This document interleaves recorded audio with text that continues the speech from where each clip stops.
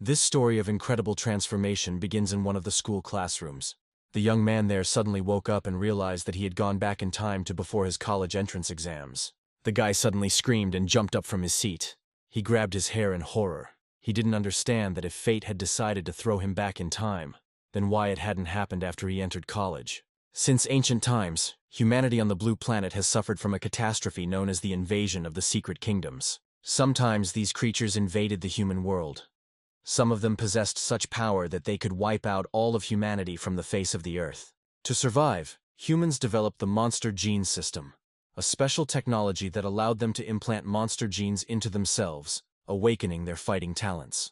Only such warriors could protect humanity, and thanks to this they received a much higher status and privileges than ordinary people. The blue planet has entered an era where power decides everything, and everything else becomes secondary. But Ethan grabbed his head, trying to comprehend what was happening, and could not believe that he was a high school student again. His classmates began to laugh at him, claiming that a loser like him should not even dream of getting into college. One of the students, Vanessa, asked him dismissively why a loser like him hadn't dropped out of school yet. Ethan looked at her with irritation, realizing that it seemed like any story about the main character being bullied couldn't be complete without a lead witch. Judging by the surroundings, the previous owner of this body really did not have a good reputation. Ethan was stunned. Everything that was happening seemed like a misunderstanding to him, and now he had to pay for the mistakes of the body's previous owner. Suddenly, the teacher announced that the students should get ready. The injection of genetic modification would begin soon. Now they needed to believe in their own strength. However, there was a hint of irritation in his tone as he glanced at Ethan, implying that he was not a diligent student. Ethan just smiled tensely, deciding that everything that was happening was some kind of joke, because it wasn't he who was lazy, but the previous owner of the body. So now that he had this life, he was going to correct his mistakes and do everything right. After some time, the students gathered in the genetic injection hall, where the solemn awakening ceremony was taking place. There were numerous test tubes of awakening serum, containing the primary genes of all known magical creatures. After the drug was administered, each student had to absorb one of the genes at random and awaken the power within themselves. The teacher then began calling the students one by one to come and receive their dose. One after another, the boys injected themselves with the serum, and although the teacher assured them that everything would be calm, soon the entire hall was filled with cries of pain. Ethan knew something similar was in store for him, but he gritted his teeth, made up his mind, and gave himself the injection. However, nothing happened. He stood with his eyes wide open, not feeling any change. The teacher approached him suspiciously and noticed that there seemed to be no change. Ethan thought that perhaps he had received the wrong serum. Then Vanessa laughed loudly, came closer and mockingly noted that he obviously had not awakened anything in himself. She poked him in the face with her finger, adding that a warrior without awakening was like a bird without wings, which meant he was finally doomed. However, the system suddenly reacted and announced that the protagonist had activated the unique gene of the infinite monster. When Vanessa noticed the hero's sudden movement, she asked with irritation what this loser was doing. Ethan tried to warn her to move away, but Vanessa, as usual, didn't listen. And the next second, the protagonist's body began to tremble, turning into a furious, monstrous beast. The flow of energy was so powerful that Vanessa, who was standing closest, was thrown across the room, and then the wave of power washed over the rest of the students. The sudden surge of energy immediately attracted the attention of the best awakened, among them Ellie. Joshua also drew attention to this. At that moment, the system informed Ethan that he had awakened an A-rank gene called Demola's Mad Flame. Ethan was stunned, trying to comprehend what was happening, wondering if he had hit the jackpot in this system. Until recently, everyone considered him a failure, but now the students realized that he may have awakened something monstrously powerful. His aura literally swept away everyone around him, especially Vanessa, who, by the way, only had a second-rank monster awaken. Ethan apologized for causing a fuss, but he had warned everyone to stay away, but no one paid attention. Soon, the loudspeaker announced that all third-year students who had completed the awakening were to report to the testing building. There they will be able to determine the type of their magical beast and the level of their combat skill. Holographic screens displayed each student's data as they were being tested. Now Joshua, the recognized best disciple of the year, was being tested. He awakened one of the best bloodlines of the third rank, the Ice Demon Dragon. Then it was Ellie's turn, who ranked first in the entire province, to awaken a rare fourth-rank bloodline, the Netherworld Sparrow. At that moment, Ethan noticed something strange. All the students had third or fourth rank genes, and his own was simply designated as a class, and then it was his turn to be tested. As he headed towards the capsule, a crowd of classmates watched him with admiring glances, certain that they were looking at a future legend. Ethan understood perfectly well that in this world, strength decides everything. He entered the capsule with the awareness of his own strength. Behind him, the crowd erupted in cheers, but what happened next shocked everyone. Only a basic description appeared on the screen. Ethan had an unknown beast gene. There was silence in the classroom. The students looked at each other, not understanding what was happening. When the confusion cleared, the boys burst into laughter, calling the main character a disgrace, ashamed of having admired him. But Ethan expected this outcome. Deep down, he knew that his fighting strength and beast gene were too unusual. His gene was not recognized by the testing system, but a special signal was activated inside, confirming the presence of the infinite monster gene. This meant that, unlike others, he was able to collect countless monster genes and strengthen himself without limit. With this thought, he swore that he would become the king of the monsters. Later that day, the awakening ceremony concluded and classes ended, but one conversation took place in the teacher's office. The teacher was surprised when Ethan announced that he wanted to take time off to study independently and prepare for the entrance exams. Ethan firmly said that he wanted to improve because he was too far behind and now had to go through special training. The teacher reminded that the only way to become a warrior is to enter a university, and that Peking University is extremely difficult to get into. But Ethan assured him that he was ready to do anything for the sake of power, because his determination was genuine. After some time, Ethan arrived at the Warrior Center. He already knew that his parents' house was mortgaged for about 600,000 yen. However, before heading to the city, he decided that he needed to increase his strength. According to the monster gene data, each gene started with 1% compatibility. But in Demola's case, the figure was 3%. The only logical explanation was that the Demola model had absorbed the energy of the genetic awakening serum. Realizing this, Ethan came to the conclusion that instead of training, he could spend money on purchasing genetic enhancers to speed up his strength growth. However, as soon as he passed through the turnstile and entered the building, he was in for a real shock. A stunning picture opened before my eyes. Warriors with awakened bloodlines were everywhere. After Demola's awakening, Ethan gained a unique sensory ability, a magnetic field of life. And along with this, he heard echoes of animal blood. All this awakened in him a thirst for battle, which he barely contained. After all, Mad Demola was considered the king of all beasts. Suddenly someone grabbed him by the shoulder from behind. It turned out that it was a warrior who advised him not to look at people with such attention. She then asked him what brought him to the Warrior Center. Ethan calmly replied that he came to buy a genetic serum. The girl decided to help, but was still surprised why he was using genetic drugs at such an early stage. Warriors typically wait until their blood reaches its development limit before using such drugs to maximize their effects. At his level, the only thing that would suit him was the basic entry-level version, which cost around 400,000 yen, and that amount horrified the guy. Luckily, the girl handed him a business card, a recommendation from an experienced warrior, which allowed him to get a decent discount. In the end, Ethan thanked her and moved on, hoping that fate would bring them together again. Now that he finally had some money in his pocket, he had his hands full. After that, he cashed out some of the money and headed to a weapons store for warriors. In his apartment, he began the process of improvement. Ethan gave himself several injections of the genetic serum and soon felt hellish pain. When the process was complete, Ethan sank to the floor, exhausted, realizing that for the first time he had truly experienced what it was like to level up. However, the result was impressive.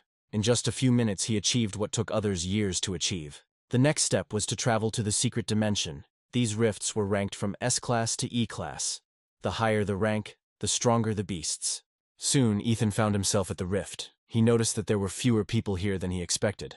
Perhaps all the valuable resources had long been removed. Realizing this, Ethan approached the checkpoint and asked for a pass to enter the rift. Without a moment's hesitation, he headed towards the shining rift. The closer he got, the more excitement grew within him. For him, this was the beginning of the path to true greatness, to becoming the king of all beasts. Ethan ran, jumped, and filled with delight, dove into the shining rift. Finding himself in the new dimension, Ethan immediately noticed that the dungeon was divided into 3 stars: Canlin, Anwei, and Taijin. Although he had seen images of secret worlds in textbooks, seeing it with his own eyes was a completely different experience. While he was admiring the scenery, a first-rank monster, the saber-toothed rabbit, crept up silently behind him. In the blink of an eye, the creature darted to attack, aiming for the protagonist's back. However, the guy sensed its presence in advance. When the monster jumped, Ethan lightning-fast grabbed it by the ears right in the air. A sinister smile flashed across his face. He found it funny that this stupid creature thought he wouldn't notice her. By activating the Life Magnetic Field ability, Ethan easily crushed the rabbit's skull. So he received his first saber-tooth rabbit magic core. Its quality turned out to be average. The cost was only a few thousand yen. Ethan realized that collecting too many low-rank cores was pointless. It would be better to hunt at least second-tier beasts. And just as he was thinking about this, a corpse-eating demon, a second-rank monster, appeared nearby. Ethan drew his sword and rushed headlong into battle. He remembered from the Encyclopedia of Monsters that the back of this creature was covered with strong armor, but the abdominal part was much weaker protected, so he aimed a precise blow right there, cutting through the lower shell and piercing the soft flesh. In response, the monster curled its worm-like body into a ring and spun around, attacking the protagonist with a spinning attack. Seeing the danger, Ethan thrust his sword into the ground and activated his martial arts technique. A powerful wave of energy shot forward and struck the monster right in the abdomen. However, the attack was not enough to kill the monster. In its rage, the corpse-eater spat out several spinning discs. The guy began to deftly dodge, demonstrating incredible reflexes, but his clothes couldn't withstand it. The fabric tore under the hail of attacks. Ethan swore, complaining that it was an expensive suit and cursing his insolent opponent. He understood that with his current level of strength, he would not be able to defeat him. Without powerful combat techniques, he could not realize even half of his potential. Then Ethan decided to use his main advantage, the power of the Mad Demola bloodline. His physical strength increased dramatically. His hands took on a bestial form, with sharp claws and skin. As the corpse-eating demon charged again, its mouth wide open, Ethan leaped straight into the monster and began tearing it apart from the inside.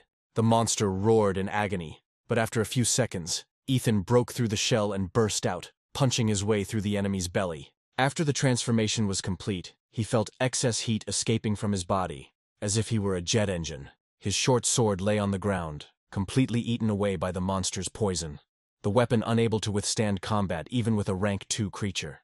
Then Ethan realized that he was incredibly hungry, probably because his body had expended too much energy during the fight. Suddenly, a tempting aroma reached him. The source of the smell turned out to be the green magic crystal of the slain monster. Giving in to temptation, Ethan threw prudence to the wind and swallowed the green core whole. It dissolved inside, and almost immediately the compatibility level rose from 7 to 7.3%. The guy was shocked. For hundreds of thousands of yen spent on genetic potions, he only received a 1% increase, and here it was 0.3% from one core. Realizing how much money he had wasted, Ethan almost burst into tears of frustration. However, he decided to turn disappointment into incentive. That night he would organize a real hunt. He activated the magnetic field of life, creating an energy pulse that allowed him to sense all living things within a large radius. After a few hours, his compatibility had risen to 9%, but the white cores had stopped producing any gains, so Ethan started selling them. After recalculation, it turned out that he earned about 200,000. Meanwhile, time was passing inexorably. There were only 9 days left until the entrance exams. At the entrance to the D-Class Rift, a team of 6 warriors discussed their plan of action to obtain the Blood Jade Flower. Captain Lin calmly pointed behind him and assured them that there was no need to worry. He had already contacted the agency to find them a new fighter. The newcomer turned out to be none other than Ethan. He introduced himself under the name Dadzla, noting that he was a 9th-level combat student. The captain noted that with the strength of a 9th-level combat disciple, the newcomer was formally unsuitable for a D-Class dungeon. Therefore, his role would be to observe, let him watch and learn. The main thing is that he doesn't disturb the others, and Ethan agreed without objection. He was happy that the responsibilities were defined in advance. It was better to have clarity before the mission began than to have unpleasant surprises during it. The team soon set off and passed through the portal. According to the tracker, the Blood Jade Flower was in an oasis. Looking around, Ethan noted that just recently he had been in a tropical forest, and now a desert stretched out around him. At that moment, the driver noticed in the rearview mirror an approaching horde of earth demonic rats. Lin ordered a fighter named Hood to deal with the problem. And then he took out several daggers. He threw them with precision towards the approaching creatures. As soon as the blades pierced the rats' bodies, powerful explosions were heard, and the monsters were blown to pieces. Ethan simply watched Hood, noting that the guy was ruthless, and that he could imbue throwing daggers with combat energy, turning them into bombs. After some time, the group arrived at their destination. They got out of the car and continued on foot. Ethan wondering why they didn't continue driving, since there was still some distance left to the oasis. The captain explained that the monsters in this area were extremely sensitive to noise, and the sound of an engine would immediately reveal their presence. As they walked, Lin assigned tasks, ordering them to throw a flashbang grenade to lure out the monster. As for Godzilla, he should just stand aside and watch. Ethan shrugged. He was fine with that. The grenade contained monster pheromones, creating the illusion that their territory had been captured. Such a trick was sure to attract the attention of the animals. And indeed, almost immediately, a second-rank earth dragon burst out of the sands, roaring with furious rage. Meanwhile, in another place where Hood had previously destroyed a horde of earth rats, a man appeared. The stranger picked up one of Hood's daggers and, with sadistic pleasure, ran his tongue along the blade. Meanwhile, the battle continued at the oasis. Captain Lin filled his sword with fighting energy and, with masterful precision, cut off the dragon's head. When he landed, the squad members ran to him, anxiously asking if he was okay. Lin sheathed his sword and replied that everything was fine, he just needed to continue the mission. However, suddenly the monster's huge paw, making its final lunge, fell upon him from above. The boys shouted, warning the captain, but it was too late. But suddenly Ethan tensed his leg muscles and jumped into the air. In mid-flight, he released all his energy, launching the hyper beam straight at the monster. The blow was so powerful that the monster didn't stand a chance. The team froze in amazement. An ordinary martial arts student was able to deal damage to a second-rank monster. They were amazed by the power of his attack. Even the captain couldn't hide his admiration, but Ethan didn't seem to pay any attention to it and simply accepted the attention with indifference. Old Man Lu then took out the soul essence from the monster's remains and called everyone to take a look. In fact, it looked like a huge fruit, and the man was surprised that this artifact was so expensive. Lin confirmed this and added that this fight was on the brink, but now they would definitely be able to find the blood jade flower. However, Hood suddenly struck him in the back, and with a treacherous grin he said that there was no point in thinking now, the captain would die anyway. Everyone was shocked. No one could believe that Hood had betrayed them. Lin, gathering his last strength, tried to strike back, but Hood instantly jumped back. He found himself next to a large man who had been previously noticed nearby. The big guy, named Huo Peng, lazily explained that Hood was simply fulfilling his purpose, to enrich himself at the expense of others. Ethan, stunned by what was happening, asked the guys if they knew this man, and the man replied that Huo Peng was known as a robber of warriors. Old Man Lu helped Captain Lin, but when he got there, he was shocked to discover that the blade that had pierced the captain's body was poisoned. At that moment, Ethan remembered Mr. Hood's explosive daggers. It seemed he had implanted data into them that transmitted information about the target's location. Hood, noticing his gaze, grinned ominously and mockingly remarked that the guy didn't seem to be so stupid. With entrance exams looming, he should be sitting in school instead of walking hand in hand with death. Hood then threw his dagger in irritation, declaring that Ethan was being too arrogant. The same one, having caught the flying blade with 2 fingers, only chuckled, considering that he was the one who was too self-confident, because real pride is climbing on him. Then Ethan realized it was time to clean up, or as he put it, take out the trash. Huo Peng grinned, thinking that this young man was quite interesting. Then he ordered Hood to bring him his head. At Huo Peng's signal, Hood instantly pulled out several daggers and threw them at the protagonist with incredible speed. However, the boy roared, and the shockwave of his roar itself destroyed the exploding daggers right in the air. At that very moment, Hood disappeared from sight. In an instant, he appeared right above Ethan. The team shouted, warning the protagonist to be careful. Ethan then raised 2 fingers to his forehead and noted that this was a good moment to try out a new move. He fired a beam that pierced the enemy's defense and pierced his chest. The group stood dumbfounded as he took out Hood with one blow, wondering if this guy was really just a rookie. Huo Peng was amazed by the protagonist's unusual genetic technique and asked suspiciously what clan he belonged to. Ethan grimly replied that he was from the Damola clan, after which he mockingly asked if Huo Peng was now going to beg for mercy. He growled, called him an upstart, and declared that even with genetic technology, he would not be able to overcome the colossal difference between them. With these words, Huo Peng activated his bloodline, the Black Tyrant Bear. As his shadow loomed over Ethan, the giant activated his combat technique. Ethan ducked down and used his beam to fire at his opponent's legs, causing Huo Peng to let out a beastly roar in pain, but still stood on his feet. Then he clenched his fists and brought it down with incredible force, and at the moment of impact Ethan was already in the air. He noted that the second-rank fighters were truly impressive. Even his scorching breath was unable to pierce and melt the enemy's bone. As Huo Peng leapt into the air again, his giant palms clasped together, and a powerful shockwave was generated from their collision. However, Ethan, anticipating this, dodged and instantly appeared behind Huopeng. Then he noticed that it was his turn. Huopeng's eyes widened as Ethan activated another technique, his hands growing in size and filling with fighting energy. A barrage of blows like a tsunami then fell upon the enemy. Huopeng was completely helpless. He could not dodge. When the dust cleared, Ethan stood over his mangled body, his opponent's body covered in numerous dents. The team members froze in horror, unable to utter a word. Huopeng, barely breathing, whispered that the protagonist's technique was emitting poisonous gas, and that such a vile warrior would definitely be punished. But Ethan looked at him with cold contempt, and his aura flared with renewed vigor. He brought down another blow on his opponent, and the battle was over. 9 days passed from that moment, and the day of the entrance exams arrived. The test took place at the Central Sports Stadium. The host welcomed everyone present, especially the students, as the annual recruitment process for the higher schools of martial arts had begun. The exams were held in a tournament format, with candidates competing in pairs and the winners advancing to the next round. The trials lasted 3 days. The first 2 were dedicated to qualifying battles, and the third was for those who managed to advance further. In the first arena there were 2 guys fighting, and in the fourth there was a guy and a girl. However, in the 6th arena the situation was different. The opponent stood alone, and the enemy never appeared. The host noted that the fight was supposed to take place between Vanessa and Ethan, but only Vanessa was in the arena. Vanessa remembered how he had disgraced her at the conference. She intended to regain her honor, but the one she wanted to destroy didn't even show up for the fight. The crowd began to murmur in discontent, and spectators whispered that this was a disgrace, that the participant was so pathetic that he was even afraid to come to the entrance exams. At that moment, the referee raised his whistle to his mouth and was about to announce that time was up, and the student from the first school of the city of An had not shown up. However, before he could finish speaking, a powerful energy suddenly rushed across the arena. People looked up and were amazed to see something rushing towards the 6th arena like a meteor.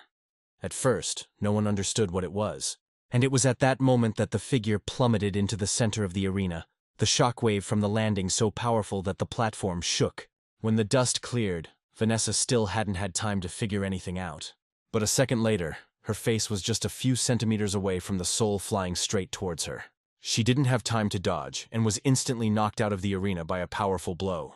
Ethan only said with displeasure that he managed to do it literally at the last second. He almost would have had to wait a whole year until the next exams. The judge, stunned by the sudden outcome, loudly announced that Ethan was the winner, and the crowd erupted in delight. Ethan grinned smugly, enjoying the attention, all thanks to Captain Lin, who had given him the blood jade fruit. After defeating Vanessa, Ethan continued his winning streak, first taking on a student from an City 4th Middle School. He then fought another participant from the same school. All 3 fights ended the same way. The crowd went wild. People chanted his name. Some even nicknamed him Van Kickman. As expected, the host solemnly announced that First High-End student Ethan had won 3 matches in a row and was now moving on to the 3rd round. A crowd immediately gathered in the audience around the main character, and journalists vied with each other to ask him which university he dreams of attending. Hearing these questions, Ethan smiled with a proud and slightly sinister grin. He confidently replied that he was targeting Huadu University. After these words, the crowd around him quickly dispersed, most considering him too self-confident. But Ethan knew that strength was everything. He could already imagine the expressions on the faces of those skeptics when he took first place. At this point, the examiners who had been observing his fights approached him and offered to remeasure his fighting level. After a quick check, one of them was struck. Just half a month ago, Ethan was listed as a 3rd-level combat disciple, and now he had reached the 9th. Then they asked him why he risked his life in such dangerous places right before the exams. He calmly replied that he did it to find himself. Ethan traveled to secret worlds where he fought and broke through his genetic barriers, and when the examiners heard about it, they froze. One of them said that he had to report this to management immediately. In the waiting room, Ethan pulled out his phone and was surprised to see how many live streams were being broadcast. Journalists interviewed parents and friends of examinees. Unfortunately, no one came for him. He remained an orphan, for whom no one cared. However, without knowing it, his homeroom teacher was cheering for him with all his might at home, clenching his fists in front of the screen. Ethan then entered the arena again. This time his opponent was Shuang from the city's 3rd middle school. He was a level 8 warrior with the bloodline of a 2nd-rank rare monster. Both of his parents were also fighters. Ethan looked at Shuang with an indifferent expression and suggested that he make the first move. Feeling that he was being mocked, Shuang flared up with rage. He activated his blood power and used a combat skill, accelerating to the limit. The attack cut through the air, heading straight for the protagonist's face. But to his amazement, just as the claw was about to touch its target, Ethan effortlessly caught his hand. He coldly remarked that Shuang's speed was not bad, but he was still far behind Huopeng. Without hesitation, Ethan delivered a palm strike to his head, the instant wave of force knocking the opponent off his feet, and he lost consciousness right there in the arena. Ethan then challenged them to ask if there were any worthy opponents here at all, or if everyone else was the same. The host announced another one-hit victory. This time Ethan knocked out the seeded player Xuan. The live broadcast exploded with comments, with viewers enthusiastically writing that, despite Xuan's menacing appearance, he was defeated in a split second. Everyone acknowledged that the main character's strength clearly exceeded that of the other participants. Joshua watched as Xuan was carried off the stage by paramedics, and he smiled because everything was going as he expected. The guy he had his eye on from the very beginning turned out to be exactly what he expected. At this time, the head of the admissions office of Huadu University ordered that information about this student be delivered to him within half an hour. After the main character's fight ended, the second stage of the qualifying battles began, and this match turned out to be even more spectacular. Ellie didn't react in any way. She only bowed slightly and calmly greeted her rival. Soon the referee gave the signal for the fight to begin. Tsai instantly appeared in front of Ellie and launched a swift kick, aiming for her neck. However, Ellie didn't make the slightest movement. She just moved her hands smoothly, and the air around her became viscous. When Tsai's foot reached the area in front of Ellie, she felt as if the kick had hit the air. Angered by her opponent's serene expression, Tsai increased her pressure. She enveloped her body in fighting energy, and waiting for the right moment to strike, finally struck her opponent's side with her palm. But as soon as her hand got just a few inches closer to Ellie's waist, the movement suddenly stopped. Realizing she was trapped, Tsai tried to pull her hand back, but the air exploded into a powerful whirlwind and prevented her from retreating. At that moment, Ellie went on the offensive, her fingers stretching out, sparkling with a jade light. Viewers watching the broadcast immediately recognized this move from the Xuanhuang martial art technique. Realizing that this was her last chance, Kai activated her blood power, the Shadow Tiger King. The examiners in the stands held their breath as they watched the proceedings. A king-level bloodline was extremely rare and difficult to control. Meanwhile, Tsai demanded that Ellie show her phoenix power, and Ellie finally spoke. She replied that it was enough. Kai, furious to the limit, screamed, asking if she really thought that someone below the level of a warrior could compete with her. Her palm strikes cut through the air, heading towards Ellie, but Ellie and her technique gradually dampened her opponent's strength. Realizing that the attack had failed, Tsai gathered the last of her energy and delivered another kick. Then Ellie activated the technique again. Her jade finger collided with Kai's furious strike, and the two powerful forces merged into a blinding explosion. The arena, specially created for the fights, could not withstand it. Everything under their feet shook, and a cloud of dust enveloped the arena. The audience held their breath, awaiting the outcome. When the dust cleared, Tsai was the first to emerge, her body covered in dirt and bruises.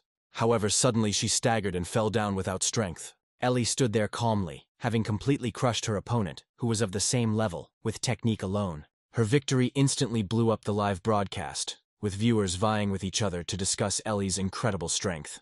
Ultimately, after several rounds of selection, 8 finalists were determined. Ethan was the first to draw lots, and he drew a card with the letter A.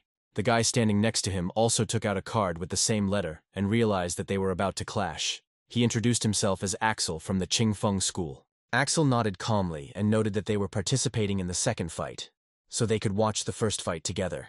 The first match was to be between Luoxi from Qingfeng Private School and Joshua from Infirst School. Even though Luoxi had mastered the awakening of his bloodline, he didn't stand a chance against Joshua. The director of the private school, Qingfeng, heard this news and cursed in irritation, noting with displeasure that their team had already lost at the very beginning. Then the hero calmly asked how Luoxi compared to Axel. He replied that Luoxi was the chairman of the martial arts union, and in terms of combat, even his two comrades together could not compare to him. Then Axel suddenly looked at the hero and admitted that, to be honest, he considered him to be his main rival in these exams. His intuition was always particularly acute, and he felt that something like a dormant volcano lurked within the protagonist. After this, Axel pointed to the arena and gestured for them to go up on stage. It was their turn. Ethan and Axel came face to face in combat. The host loudly announced the second battle of the top 8, Axel from Qingfeng Private School versus the protagonist from Infirst High School. Soon the fists of the two fighters collided with a deafening blow, their collision sending debris flying. and the sturdy platform beneath their feet exploding. A powerful shockwave hit the hall, deafening the audience and blinding them for a moment. Axel grinned evilly. His nose started to bleed, but he felt elated. He had finally found an opponent who could withstand his strength. Then he realized that the bleeding was caused by the protagonist's ability, a property of his bloodline, capable of destroying the enemy's cells. Axel noted how amazing the protagonist's technique was, and admitted that he truly was a monster not to be trifled with. Then Axel decided to respond in kind and show off the technique that had been passed down in his family for generations. He activated his family martial art, Werewolf Fist, and then linked it with the Deer Antler technique. Axel's double strike was so fast that Ethan didn't have time to dodge. His defense was broken, and the blow landed straight in the stomach. The powerful momentum sent Ethan flying backwards, clutching his stomach and spitting out blood. This was the first time Van Kickman had suffered serious damage. However, Axel didn't give him time to recover. He immediately switched to a new technique, Bear Ram. His attacks weren't just physical. He wove fighting energy into them, doubling the damage. Ethan, accustomed to weak opponents, was not prepared for such power. Axel's arms suddenly lengthened and became flexible, wrapping themselves around the protagonist. Now Ethan realized that he was only half right. He not only strengthened his body with combat energy, but also knew how to block the enemy's energy. Axel then used his monkey toss technique, throwing the protagonist into the air across the arena. He then instantly changed his move to Tiger Leap. He delivered a powerful uppercut while Ethan was in the air. He then used the Eagle Dive technique, attacking the protagonist as he was falling down.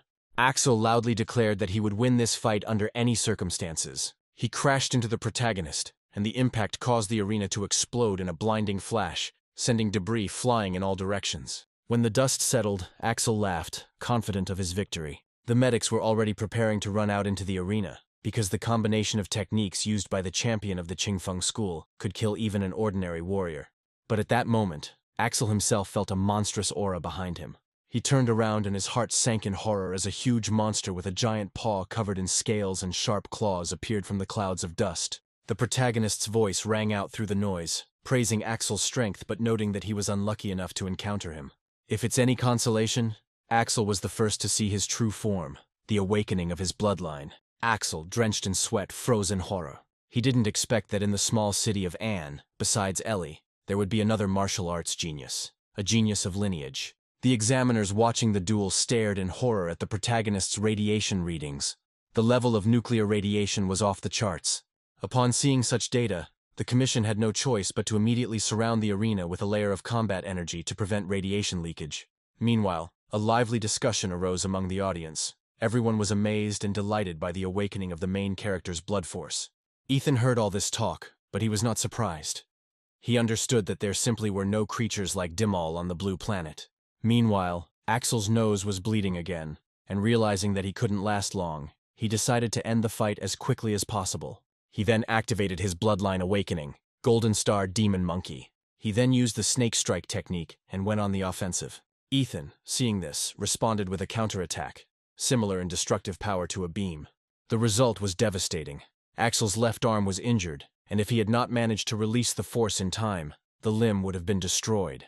Ethan noted that Axel was indeed an outstanding opponent, but his limits had already been reached, and the outcome of the fight could not be changed. The host happily announced that in the second battle of the 8 versus 4 stage, a holder of a third Royal Order bloodline had appeared. Axel tried to assess his position. A direct attack was now useless, and therefore the only chance left was maneuver. However, Ethan rushed forward and warned the guy not to get distracted. But as soon as Ethan approached, Axel abruptly retreated and activated the snake fist technique. His arm became flexible like the body of a snake. She wrapped herself around the protagonist's left arm, temporarily immobilizing it. Taking advantage of this opportunity, Axel quickly moved behind his opponent. Once there, it rose into the air and came crashing down with incredible force, but Ethan easily dodged the devastating blow. Realizing that the attack had failed, Axel jumped back sharply, but when he looked up, he saw that Ethan had been calmly watching him the whole time. At that moment, the protagonist's aura flared up with renewed vigor, and he declared that it was now his turn to attack. Raising his right leg, he instantly found himself in front of Axel and delivered another blow. But before the blow could reach its target, Axel suddenly dropped to his knees and admitted defeat. He surrendered voluntarily, which left the protagonist dumbfounded. He was ready to continue the fight, was burning with fighting spirit, and now he didn't know what to do. He sighed and exhaled a cloud of steam. noting that it was unbearably difficult to contain his power. However, according to the rules of the tournament, after one of the participants admitted defeat, the opponent was forbidden to attack. Then the host declared the main character the winner, and the crowd erupted in cheers. That same evening, the fight between the main character and Axel became the main topic of discussion on all social networks. Meanwhile, the director of the private school, Qingfeng, was literally shaking with anger. He had placed his hopes on Axel after Luoxi's defeat. But now, he was furious. He didn't hide his anger, outraged at how Axel could admit defeat after all the money he had invested in him. Then Axel calmly walked up to the director and placed his injured hand on his shoulder. When the director asked what he was doing, Axel replied that he simply couldn't withstand the protagonist's blow, and therefore gave up so as not to worsen the injury. He also promised that he would return to the school everything that it had done for him, but asked the director not to threaten him in the future, since he was clearly stronger than him. After a tense battle, the 4 strongest participants were finally determined: Ethan, Ellie, Joshua, and one more unknown participant. Meanwhile, Principal Ann of First Middle School was over the moon. He admitted that Old Man Liu had finally earned a promotion. Then the draw for the semi-finals took place, with Ethan again drawing the first slot. Ellie also received the second first slot, which meant they would meet in a duel, while Joshua had to fight the same unnamed participant. Thus, the first battle of the semi-finals became an internal duel of the Ann School. This confrontation was called the strongest in the history of entrance exams. Many fans believed that the advantage was on the side of the goddess Ellie, who possessed 2 royal fighting techniques at once. Even though Ethan's bloodline looked incredibly powerful, most believed that he too was a level 4 awakening. Some time passed, and finally the long-awaited moment arrived. The arena was prepared, and the crowd of spectators exploded with delight. Ethan and Ellie walked out onto the landing. The referee immediately gave the signal to begin the fight. As soon as the match started, a cloud of dust and steam rose around the main character, completely enveloping his figure. A thick fog covered the entire arena for a moment, hiding it from Ellie's view. As she peered ahead, she could make out a silhouette through the smoke that radiated a terrifying pressure. The girl pulled herself together and thought that she hoped this opponent would be strong enough. The spectators, blinded by the thick steam, could not make out what was happening. They saw only blurred outlines and could barely guess where Ethan was. The host commented on the proceedings with excitement, wondering how young Mrs. Liu was going to cope with Ethan, the dark horse of this exam. In reality, Ethan simply entered a state of blood awakening to release a cloud of steam and limit his opponent's vision. Besides, he knew that Ellie wouldn't make the first move, and so this situation was only to his advantage. The longer the fight went on, the greater the chance that he would be at a disadvantage, and realizing this, Ethan decided to attack first. However, the girl believed that if the enemy was the first to attack, she would be able to use her techniques to defend and counterattack. At the last moment, Ethan closed in on Ellie, summoned Demola's tail, cut through the air, and delivered a swift blow from the side. She gasped, realizing that Ethan had deceived her. In her entire life, she had never encountered an opponent who suddenly changed his technique. However, Ethan was not about to let such a lucrative opportunity pass by, and he quickly rushed after her, attacking with incredible speed and force. A moment later, he caught up with Ellie again, barely managing to regain her stance. Viewers watching the broadcast saw Ellie fall for the main character's trick and find herself at a disadvantage. Some began to condemn him for his dishonest tactics, but others, on the contrary, argued that in a real fight any means are good. But Ethan had already transformed his right hand, turning it into a beast's paw with sharp claws. A moment later, the protagonist's black claws, imbued with fighting energy, cut through the air. Luckily, Ellie managed to sense the danger. Ellie deftly flipped in the air, dodging the blow of claws filled with fighting energy. The claws passed by and exploded right behind her as she landed gracefully. However, she didn't get a chance to catch her breath, because Ethan was already there again, attacking without stopping. Ethan led the offensive, unleashing a never-ending barrage of blows on his opponent, while Ellie, defending herself, blocked one wave after another. Ellie wondered why he didn't look tired. Despite the pace, it seemed his physical strength and endurance were monstrous. She mastered 2 mysterious royal martial arts. If she had been able to use at least one of them, she might have been able to escape the onslaught of the protagonist. Ellie wouldn't have been able to hold out much longer, and would most likely have simply lost. Then she realized that there was only one thing left to do: use her trump card. The moment Ellie activated her bloodline awakening, Ethan, who had already raised his fist to strike, suddenly stepped back. Sparks began to burst from the girl's body, accompanied by the piercing cry of a bird. He saw Ellie soaring into the sky. The presenter, not hiding his delight, exclaimed that the audience could see this legendary awakening with their own eyes for the first time. After waking up, Ellie warned the protagonist that in this state, he could not fully control his power, and therefore, he should be more careful. Ethan replied with a smile that it was wonderful, meaning he could finally give it his all now, adding that he hoped Ellie wouldn't disappoint him. A strong gust of wind swept across the arena. The next moment, Ellie was behind the protagonist, so quickly that he barely realized where she was. The girl activated her martial art, Jade Finger, and in response, Ethan instantly turned around and activated his technique. Ellie's jade fingers collided with the protagonist's glowing fist, and a powerful energy reaction occurred at the point of contact. The flash blinded the spectators, and the gust of wind reverberated even in the far rows. Both fighters were thrown back by the airwave. But Ellie managed to spread her wings, and the element of wind helped her stabilize, softening the blow. However, a sudden feeling of danger pierced her. She saw that the vertebrae on Ethan's back began to move out one by one, and they immediately began to glow with a blinding blue light. This time, the radiation did not burst out, but rather gathered, concentrating in his mouth. The space around the protagonist was charged with terrifying energy. Blue lightning burst from his vertebrae, illuminating the arena with an eerie glow. Ellie froze. She realized that the attack would be monstrous. The crowd watched in bewilderment as the protagonist's magical form accumulated energy. The vertebrae in his back became the source of this destructive force, gradually transmitting it to his mouth. Each vertebra began to glow with a blue flame, and a blinding atomic glow flared up in the protagonist's mouth. And then a bright blue stream of particles erupted from his mouth, a monstrous beam of pure nuclear energy. The stream instantly covered Ellie, but the girl did not dodge, but decisively took the blow, directing the bulk of the energy to the side. She folded her wings, completely enveloping herself, and activated her hidden awakening ability. At the moment when her life was hanging by a thread, she used the phantom bird feather reflection technique. The center of this radiance was Ellie, from whom rays flew in all directions, breaking out beyond the arena. The spectators seeing this were horrified, certain that they would not survive the barrage of reflected rays. However, at that very moment, the entire arena was enveloped in golden energy, and all the rays directed outward disappeared, as if they had dissolved. This defense was created by the mayor of the city of Anhuan. He cast a stern look at the audience. He told everyone to watch carefully, because today was the day the strongest champion in the history of the city of An was to be born.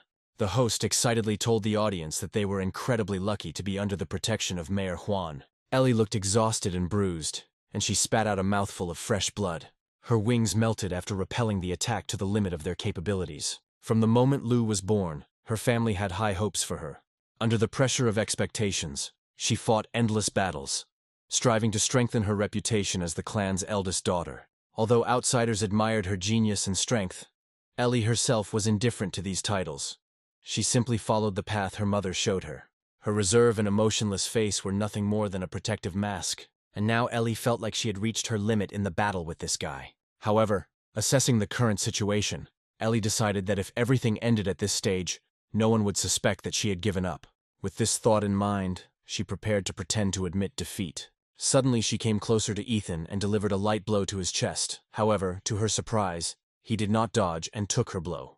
Ellie's eyes widened in confusion, wondering why he didn't duck. He turned to her calmly, noticing that she seemed to have lost her fighting spirit, and looked absent-minded from the very beginning of the fight. Ethan continued, saying that if she had just looked him straight in the eye once, she would have known he had intended to win this title fairly from the start. Then he suddenly swung his fist, filled with fighting energy, and the air around him whistled with the force of the blow. At that moment the girl froze in horror. This was not at all what she expected. In desperation, Ellie raised her hands to cover her face, but his fist still slid down and hit the lower part of her face. After this, Ethan sternly warned that if she valued her face, she should stop pretending and fight seriously. But he didn't stop there. On the contrary, he rushed forward and rained down a hail of blows on her, as if he wanted to awaken her fighting spirit by force.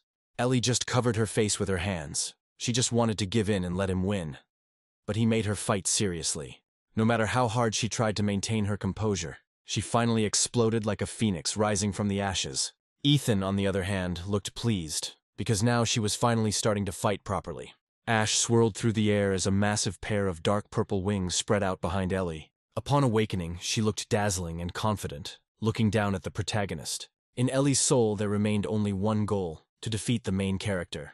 On the other hand, Ethan finally got his way, forcing his opponent to reveal her true form and fight seriously. He realized that he too had no right to hold back, and then decided to show his true form. It was the protagonist's physical technique that combined the Demola gene with the tempered body of Qigong, the nuclear light combat core. With a thunderous explosion, the energy under the protagonist's feet shot upward, throwing him into the sky and heading straight for Ellie. However, the sudden attack did not faze the girl at all. She flapped her wings, collecting air currents and turning them into a furious whirlwind. The hurricane engulfed the entire area, destroying the foundation of the arena. But Ethan didn't flinch. He dived fearlessly straight into this destructive storm. Seeing this, the girl summoned the explosive power of her blood and activated the bird's cry technique. She opened her mouth, aiming the sound directly at the protagonist. The sound waves distorted the air and rushed forward. If his legendary Demola blood had not been so pure, his internal organs would have been immediately torn apart. It seemed that Ethan was doomed, but he only grinned and, looking at his opponent, said that this time he would not back down. Then, one by one, the vertebrae in his back began to flare up, emitting a glow. Ellie felt a tremendous pressure, but she did not flinch. As before, already familiar with this attack, she decided to meet the blow head-on. The next second, a blinding blue beam cut through the sky, rushing from the girl's mouth. After using the full potential of atomic breath, the protagonist's body will not be able to trigger the reaction again for some time. Meanwhile, Ellie unleashed her strongest attack, the royal martial art Jade Finger, enhanced with the energy of the bird's blood. Two destructive forces collided, and the collision was inevitable. Meanwhile, outside the arena, the spectators held their breath as the announcer announced that the scale of this fight was beyond the fighter's control. However, Mayor Juan decided to intervene. He activated his genetic earth magic. At that very moment, 3 powerful high walls rose up from beneath her, reinforced by the mayor's fighting energy. The next moment, the stone walls collapsed and a blinding multicolored light filled everything around. As the explosion of energy engulfed the arena, dust and smoke enveloped the entire area, obscuring most of the stadium. The spectators, seeing the aftermath of this collision, realized that if the mayor had not intervened, most of them would have become victims of the blow. Although he managed to erect 3 divine earth walls to weaken the attack of the protagonist and Ellie, he did not have enough time to prepare. Meanwhile, Ellie looked extremely exhausted, sitting on the ground, and her dark purple wings were completely burned. However, despite all this, Ellie was not going to give up. She tried to gather her strength to get up and continue the fight. But as soon as she made an attempt to get up, Ethan emerged from the clouds of smoke. He calmly noted that if she did not get rid of the nuclear radiation in her body, she would remain disabled in the future. Ellie was silent, remembering that her last attack seemed to have accurately hit the enemy, but Ethan stood before her almost unharmed. Then she finally spoke, trying to understand why he was forcing her to fight seriously, because she did not want to bring the fight to such a limit. Then Ethan crouched down in front of her and looked straight into her eyes. He asked if she truly didn't want to fight, or if she simply didn't want to acknowledge her innate competitive nature. Ellie couldn't answer right away, but after thinking over his words and remembering the course of the duel, she realized that he was right. Until recently, she truly thought only about how to win, which is why she abandoned defense and put all her strength into attack. Then she wondered in surprise what had happened to her, because she had always hated fighting and wanted to give in to Ethan as soon as possible. Her train of thought was interrupted when Ethan placed his hand on her left shoulder, the unexpected touch causing her to blush. He then said that she had too many extraneous thoughts during the battle, and such distractions inevitably lead to defeat. After that, he used his energy to absorb all the nuclear radiation from Ellie's body and stood up. Ethan added that he considered her to be the strongest opponent he had ever faced. He expressed hope that if fate gave them a chance to meet again, next time she would fight at full strength from the very beginning. These words made Ellie blush even more. At that moment, for the first time, she looked at the main character with different eyes. The smoke began to clear, and all cameras moved towards the center of the arena. The judge, after waiting a pause and checking Ellie's condition, officially declared the main character the winner, thus ending the first fight of the semi-finals. In the next fight, Joshua won without much difficulty and reached the final together with Ethan. The final match, which was the highlight of the City College entrance exam, was to determine who would win the title of Best Fighter. The audience was buzzing with excitement. The showdown promised to be epic. Dark Horse Ethan against the acknowledged genius Joshua. At the referee's signal, the final fight officially began. Ethan challenged his opponent with a smile, saying that he should attack with all his might. Taking a step, he suddenly disappeared from the spot, leaving behind a multitude of ice blades. There was a loud whistle and hundreds of ice swords fell on the protagonist from all sides, but he didn't even move. Activating his explosive fist, he struck with such force that the ground beneath him shook, followed by a roar that shook everything around him. A blinding flash of nuclear energy erupted within a radius of several meters, forcing Joshua to retreat hastily. He looked at the arena, which now had a crater in it, and couldn't hide his shock. Despite all his skill, he was not able to withstand a fight with Ethan. Realizing that close combat was suicide, Joshua decided to switch to long-range attacks to wear down his opponent. Then he activated the awakening of his blood, the ice dragon's blood, and dragon scales grew from his body. Using the power of blood, he used the ice pulse technique, and in an instant, an ice storm swept through the arena. Spectators and examiners watched in amazement as the arena became completely submerged under waves of ice. Joshua himself was breathing heavily. The release of such a powerful icy force had exhausted him. But even when Ethan found himself completely frozen in the thickness of the icy impulse, Joshua was in no hurry to rejoice. At that moment, the open mouth of the protagonist appeared inside the ice, from which a bright blue glow emanated. The next moment, a blinding blue beam broke through the iceberg, heading straight for Joshua. He, in shock, widened his eyes, not believing that someone could so easily break through an ice prison of such thickness. He instantly pushed off the ground and manipulated it to create a giant ice stalactite in front of him to use as a barrier. The blue beam collided with the barrier, and a deafening explosion was heard. The melted ice instantly evaporated from the heat emanating from the hero's body. He said that his ice power had no effect on him, and slowly walked towards Joshua, leaving a trail of steam behind him. No matter how much he tried to use the power of his ice heritage, the attacks had no effect. The difference in power was colossal. However, Joshua was not going to give up, and he said that he was going to use his last skill, which he wanted to use against Ellie. Joshua then closed his eyes, completely shut off his 5 senses, and pointed his ice sword straight at the sky. The first to realize what was happening was the mayor, who thought he was witnessing a true manifestation of sword intent, a power possessed only by great masters. Meanwhile, a gust of cold wind swept across the arena, and Joshua was already in front of Ethan. Ethan raised his slightly wounded arm, but the skin began to move quickly and become covered with a familiar blue light. It was healing right before his eyes. Joshua's eyes widened in shock as he looked at the remains of his sword, not believing he had lost. But he still couldn't resist asking how great his chances of success were. Ethan responded calmly. The chances were slightly higher than becoming a successful ass-kisser. With a sigh, Joshua raised his hand and calmly declared his surrender. Thus, Ethan became the winner of the finals of the entrance exams to colleges in the city of On. The stands exploded with jubilant shouts. Joy filled not only the spectators at the stadium, but also those who followed the broadcast on all online platforms. The hero's many fans celebrated especially wildly, because this dark horse really did make it to the very end and took first place. The crowd at the stadium continued to chant the main character's name over and over again. The mayor went up on stage to the winner, and the presenter, stumbling with excitement, addressed the audience and solemnly announced the city's main prize winner. The host then asked if it was true that Ethan's strength was the result of long work and gradual progress, and if he had anything to say now. Ethan said that first of all he wants to thank his teacher, the one who did not give up on him at the most difficult moment and instilled in him determination. At this time, somewhere far away, his class teacher, watching the performance on broadcast, could not hold back his tears. Meanwhile, a man appeared in the front row and began frantically waving his arms, trying to attract the winner's attention.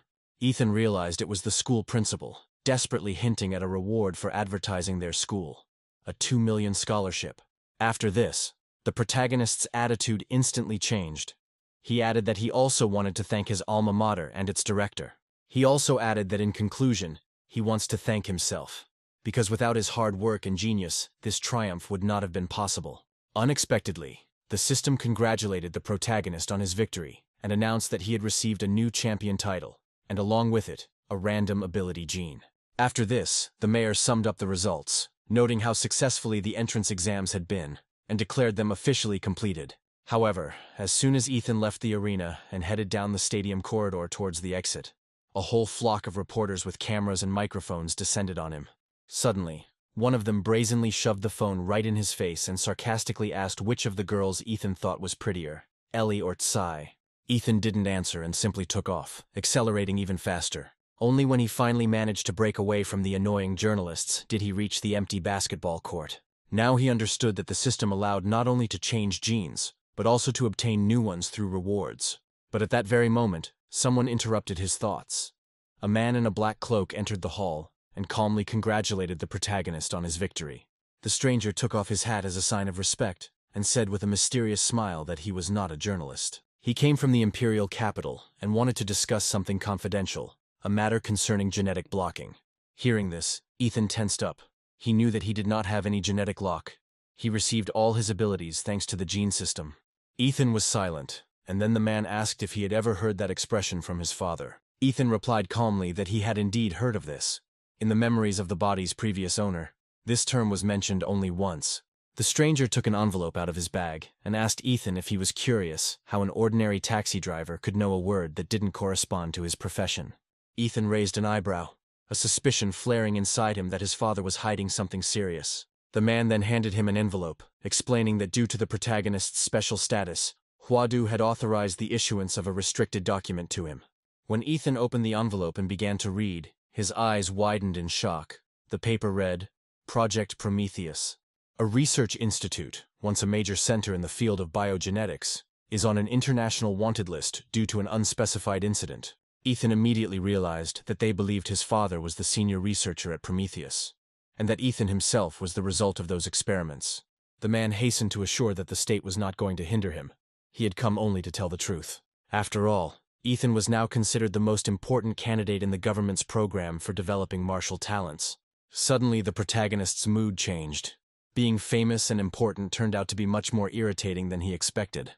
As soon as the man left, Ethan rubbed his hands with a satisfied grin. Now that he had earned a ton of money from the exams, everything was going like clockwork. But a swirling dark purple vortex appeared before him, from which came the deafening roars and howls of many monsters. Ethan stood there with his mouth wide open in astonishment. A moment later, the system produced the result. Suddenly, the D-rank humanoid Colossus gene appeared in the interface. Its blood ability is gigantification. Ethan's first impression was not too enthusiastic compared to Demola's gene. This variant seemed weak and simple. But then Ethan froze abruptly as the thought struck him that the abilities of different genes could be superimposed on each other. If his guess is correct, he could become not just the strongest of all monsters, but the true king of monsters, the first hybrid in history. Meanwhile, in another place, a man named Hank was talking on the phone with a business associate he knew. After the call, he sighed heavily and tapped his fingers on the red wooden table several times. Hank's younger brother has been missing for over 2 weeks now, and the search has yielded nothing. No body, no trace. The only thing they found at the site of the last signal was weak traces of nuclear radiation. Hank's gaze landed on the TV screen, where the recording of the main character's fight with another student was once again shown, when Ethan released his atomic ray. Closing his eyes, Hank felt his heart squeeze with grief and guilt. He had tried many times to convince his brother to give up his underground dealings, but he had not listened. The screen showed Ethan being hailed as a genius, but Hank thought that no one would live to see Ethan enter Huadu. The next morning, Ethan was planning to go to one of the secret worlds to test the new gene and verify his suspicions. However, before he could leave, he received a delivery, which turned out to be a message from Joshua. It said that according to the Huadu Research Bureau, a new crack would open in the mountains of Encity at 3 p.m. today. At 3 o'clock in the afternoon, an unprecedented number of people gathered in the mountains of the city of An, a place that almost no one had visited before. Thousands of warriors and adventurers from all over the country filled the valley. At the foot of the mountain, the protagonist met Joshua, who immediately noticed that Ethan had become stronger again. Ethan felt irritated. He didn't expect Joshua to be so insightful. Out of curiosity, Ethan asked which university Joshua had applied to. He replied that he had also chosen Huadu University. But Ethan noticed a change in his voice, but decided not to ask unnecessary questions. At that moment, the crowd around suddenly exploded with cries of delight. The secret rift opened. Suddenly, a piercing scream came from the depths of the rift. A second later, a monstrous 3-headed bird burst out of it with difficulty. This creature clearly belonged to the highest class of monsters. But the students were determined. They wanted to destroy this monster and fight their way inside. Thousands of warriors armed to the teeth rushed into battle. They let out a battle roar and jumped on the enemy. The bird, in terror, tried to climb back, but in vain. Its huge body got stuck, and after a few seconds, it was destroyed. Inside the secret world of the Red Mountains, a spectacle opened up before them. A gigantic forest with trees 100 meters high stretched out around them. Compared to these giants, the warriors looked like ants. The air was thick with the metallic smell of blood, and Ethan noticed that a large stream of animals had already gathered ahead, not far from the rift. Without hesitation, the fighters rushed forward, their roar merging with the cries of the beasts. The reason why no one rushed to search for the treasure was simple. The law that was passed obliged all warriors to fight against waves of monsters. For a warrior with great power comes great duty, so Ethan and Joshua also joined the fight. Joshua activated the power of his blood and created a stream of ice that trapped the legs of nearby monsters, preventing them from moving. Suddenly, one of the monsters tried to attack Joshua from behind, but before he could turn around, the monster was knocked down by the blow. Joshua thanked the hero for saving him, but Ethan only warned him to watch his back more carefully in the future. Then, yawning with boredom, he added that none of these creatures were worth his effort. Joshua was stunned. Ethan had destroyed so many monsters with almost no effort, while the others had to fight to the death. All this was the result of his nuclear radiation ability, a silent and terrifying force that directly affects the cells of living beings. The screams of the animals could be heard everywhere, their bodies melting as soon as they came within a few meters of Ethan. One of the fighters, struck by this picture, cursed with displeasure and asked in amazement why the battle behind them had ended so quickly. His comrade calmly replied that among those fighters was the city's best graduate, according to the results of the university entrance exams.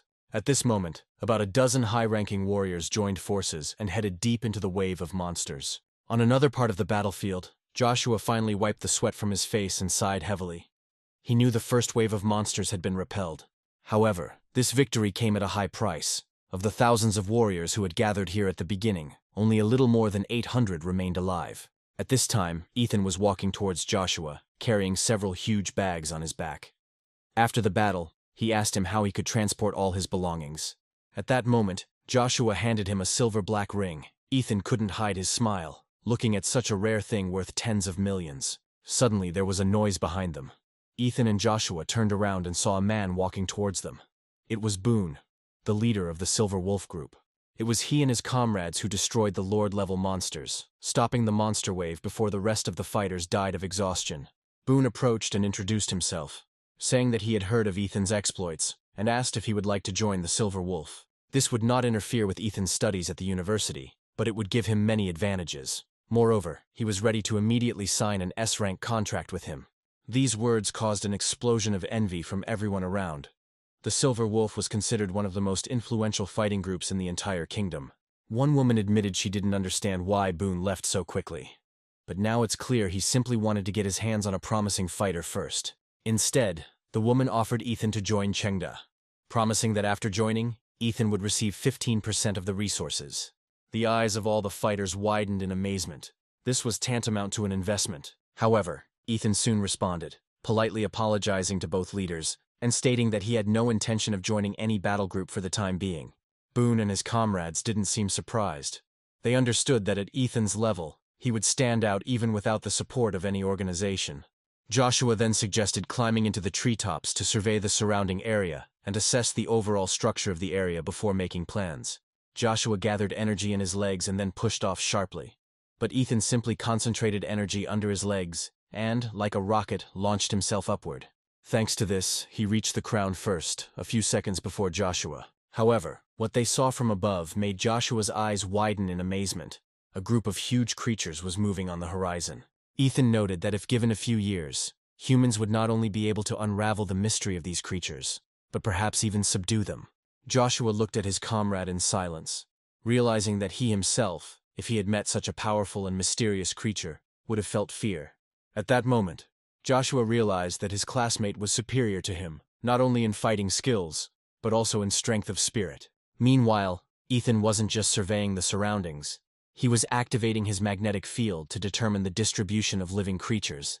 However, his field did not detect anything, but experience told him that where there is emptiness, there is a mystery. And where there is a mystery, there is, as a rule, rich prey.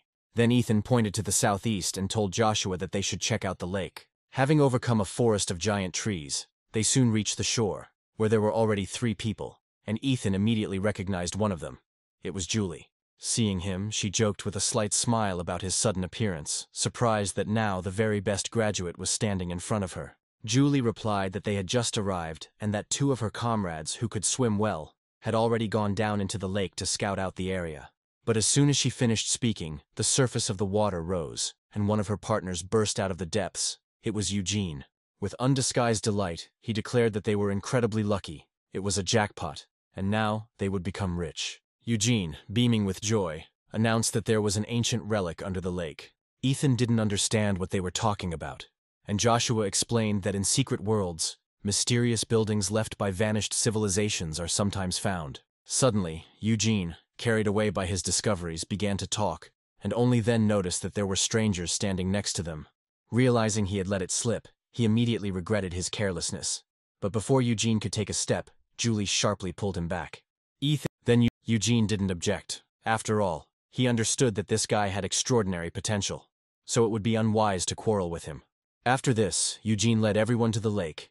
He found the previously left mark, and led everyone to a cave at the bottom of the lake, where there was a hidden underwater passage. When they emerged from the water, they found themselves in an underground cave. Coming ashore, Eugene said with puzzlement that this was strange, because their comrade Liwei was supposed to stay here. The man called him on the radio several times, but there was no answer. He began to feel anxious. Something had clearly happened. Julie then asked if they had explored the cave for monster activity, but Eugene said that no creature had appeared. This alarmed their partner, who noted that the place seemed dangerous and that Livius's disappearance was a bad sign, and suggested that they stop the research. These words irritated Eugene. He shouted that they needed to move on, otherwise they would remain low-level warriors for the rest of their lives. After this, no one dared to object.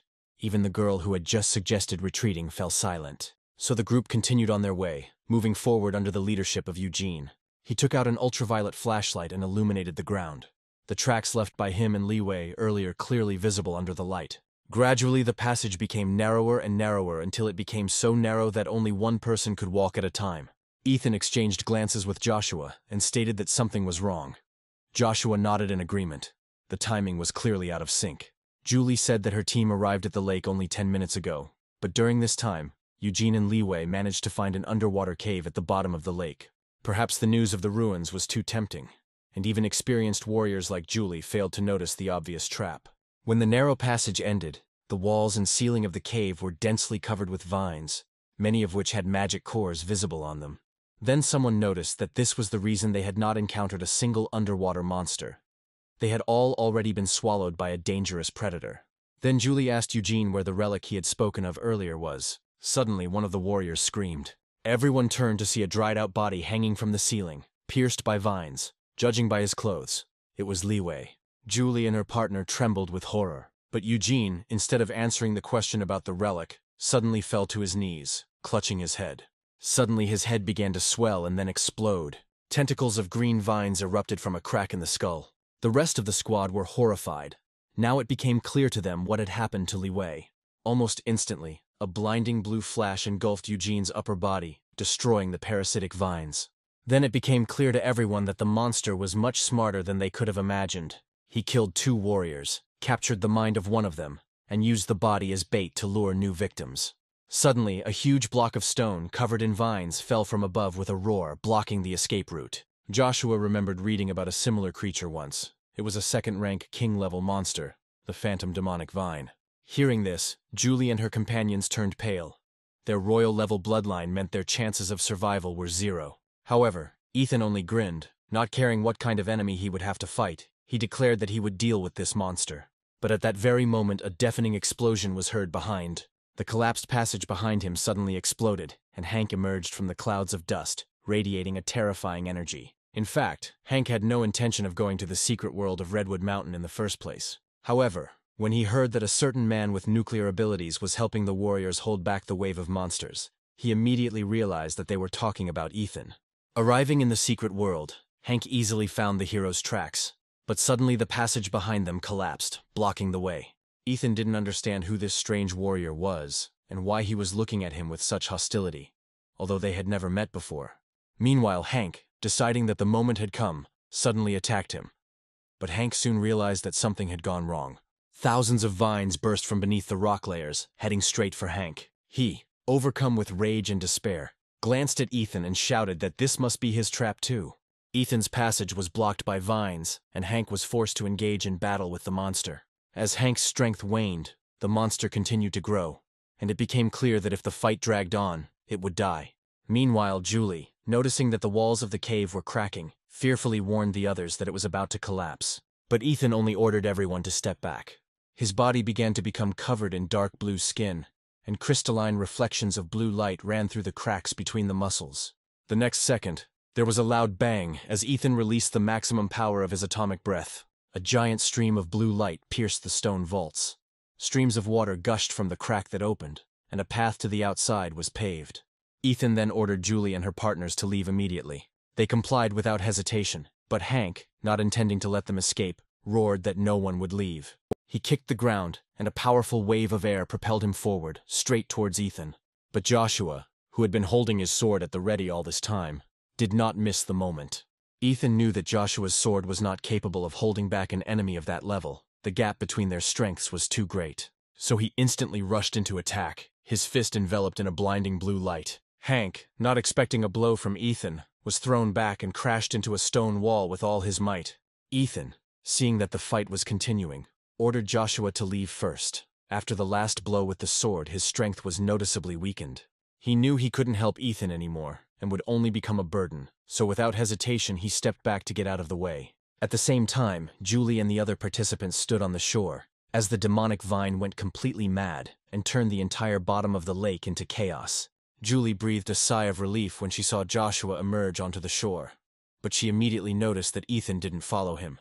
The girl asked where he was, but Joshua just silently looked into the depths of the lake, at a loss for words. Suddenly, the lake was illuminated by a blinding blue lightning flashing over the surface of the water. There was a deafening explosion and a blinding blue lightning burst from Ethan's body. Hank was immediately engulfed in a storm of electricity, his muscles charring as soon as they came into contact with the discharges. When the tension reached its limit, a naked Ethan emerged from the water, approached Joshua and asked him for clothes. Ethan explained that the explosion that occurred was caused by the warrior who brought the plasma bomb with him and died along with the Liana demon. Joshua noticed that the giant shadow and flash of lightning didn't look like a normal explosion, but Ethan insisted it was a plasma bomb. Ethan felt that he had acted too cruelly this time. Hank's body was completely destroyed, but in exchange he received the magical core of the vine. Julie and her comrades decided to leave the place. She apologized to Ethan, saying that not only did she not help, but she also dragged him into danger. But Ethan replied that there was no need for thanks, but added that if she still decided to thank him, then he would be indebted to her again. On the third day, Ethan and Joshua prepared to leave the secret world of Redwood Mountain. When they emerged from the rift, they were amazed by the changes. All the trees were cut down, and in their place a small town grew up, housing a hospital, an auction house, and even a hotel with hot springs. Sometime later, Ethan headed to the Secret World's assessment office to officially register his haul and pay the required tax. Ethan apologized, explaining that he had too many things, and if he didn't hurry, the appraiser wouldn't be able to complete the inspection before noon. The employee told him not to worry. All the specialists present were professionals in their field. Hearing this, he took out another large bag. The woman's face turned pale as Ethan continued to pull out bag after bag. After a few minutes, she couldn't stand it any longer and asked if he was finally finished. Ethan calmly replied that yes, he had finished, but only carrying the bags, and he still had a lot of elixirs left. When the Institute's staff saw the table literally drowning under a pile of rare elixirs, they were stunned. Ethan himself remained completely calm. Now that the green and white cores had ceased to have an effect, he was going to exchange them for money. But he decided to keep the 5 blue cores he got during the monster wave and 1 green vine core for himself. After leaving the magic core collection point, more than $27 million were deposited into Ethan's bank card. As Ethan was about to pick up the elixirs, a car stopped nearby. A man came out and introduced himself as Marcel, the owner of the Pinghe pharmacy. He had heard about the elixirs Ethan had found and offered to buy them. Ethan expected that his personal information was not a secret, but he didn't care, because a buyer had come along just in time. After the deal, Ethan's account balance increased, but all that money was nothing compared to the opportunity to improve his strength by at least 10%. Selling low-grade genetic potions and cheap magic cores no longer brought him any benefit. He sighed, realizing that his gene was much more picky than he, the owner, was. Then it dawned on him that there was another way to increase strength: martial arts. During the exams, he was able to defeat Ellie and the others only thanks to the power of the Demola gene, but in terms of combat prowess, he was clearly inferior to the masters. Realizing this, Ethan immediately remembered the only person who could help him obtain advanced combat techniques: Director Dan. With this thought in mind, he headed towards the first school of City without delay. In the principal's office, Dan greeted him warmly, saying that he didn't expect to see his champion back at his home school. Then Ethan took out a bottle infused with a rare ginseng elixir, a drink he had recently purchased from Marcel as a gift.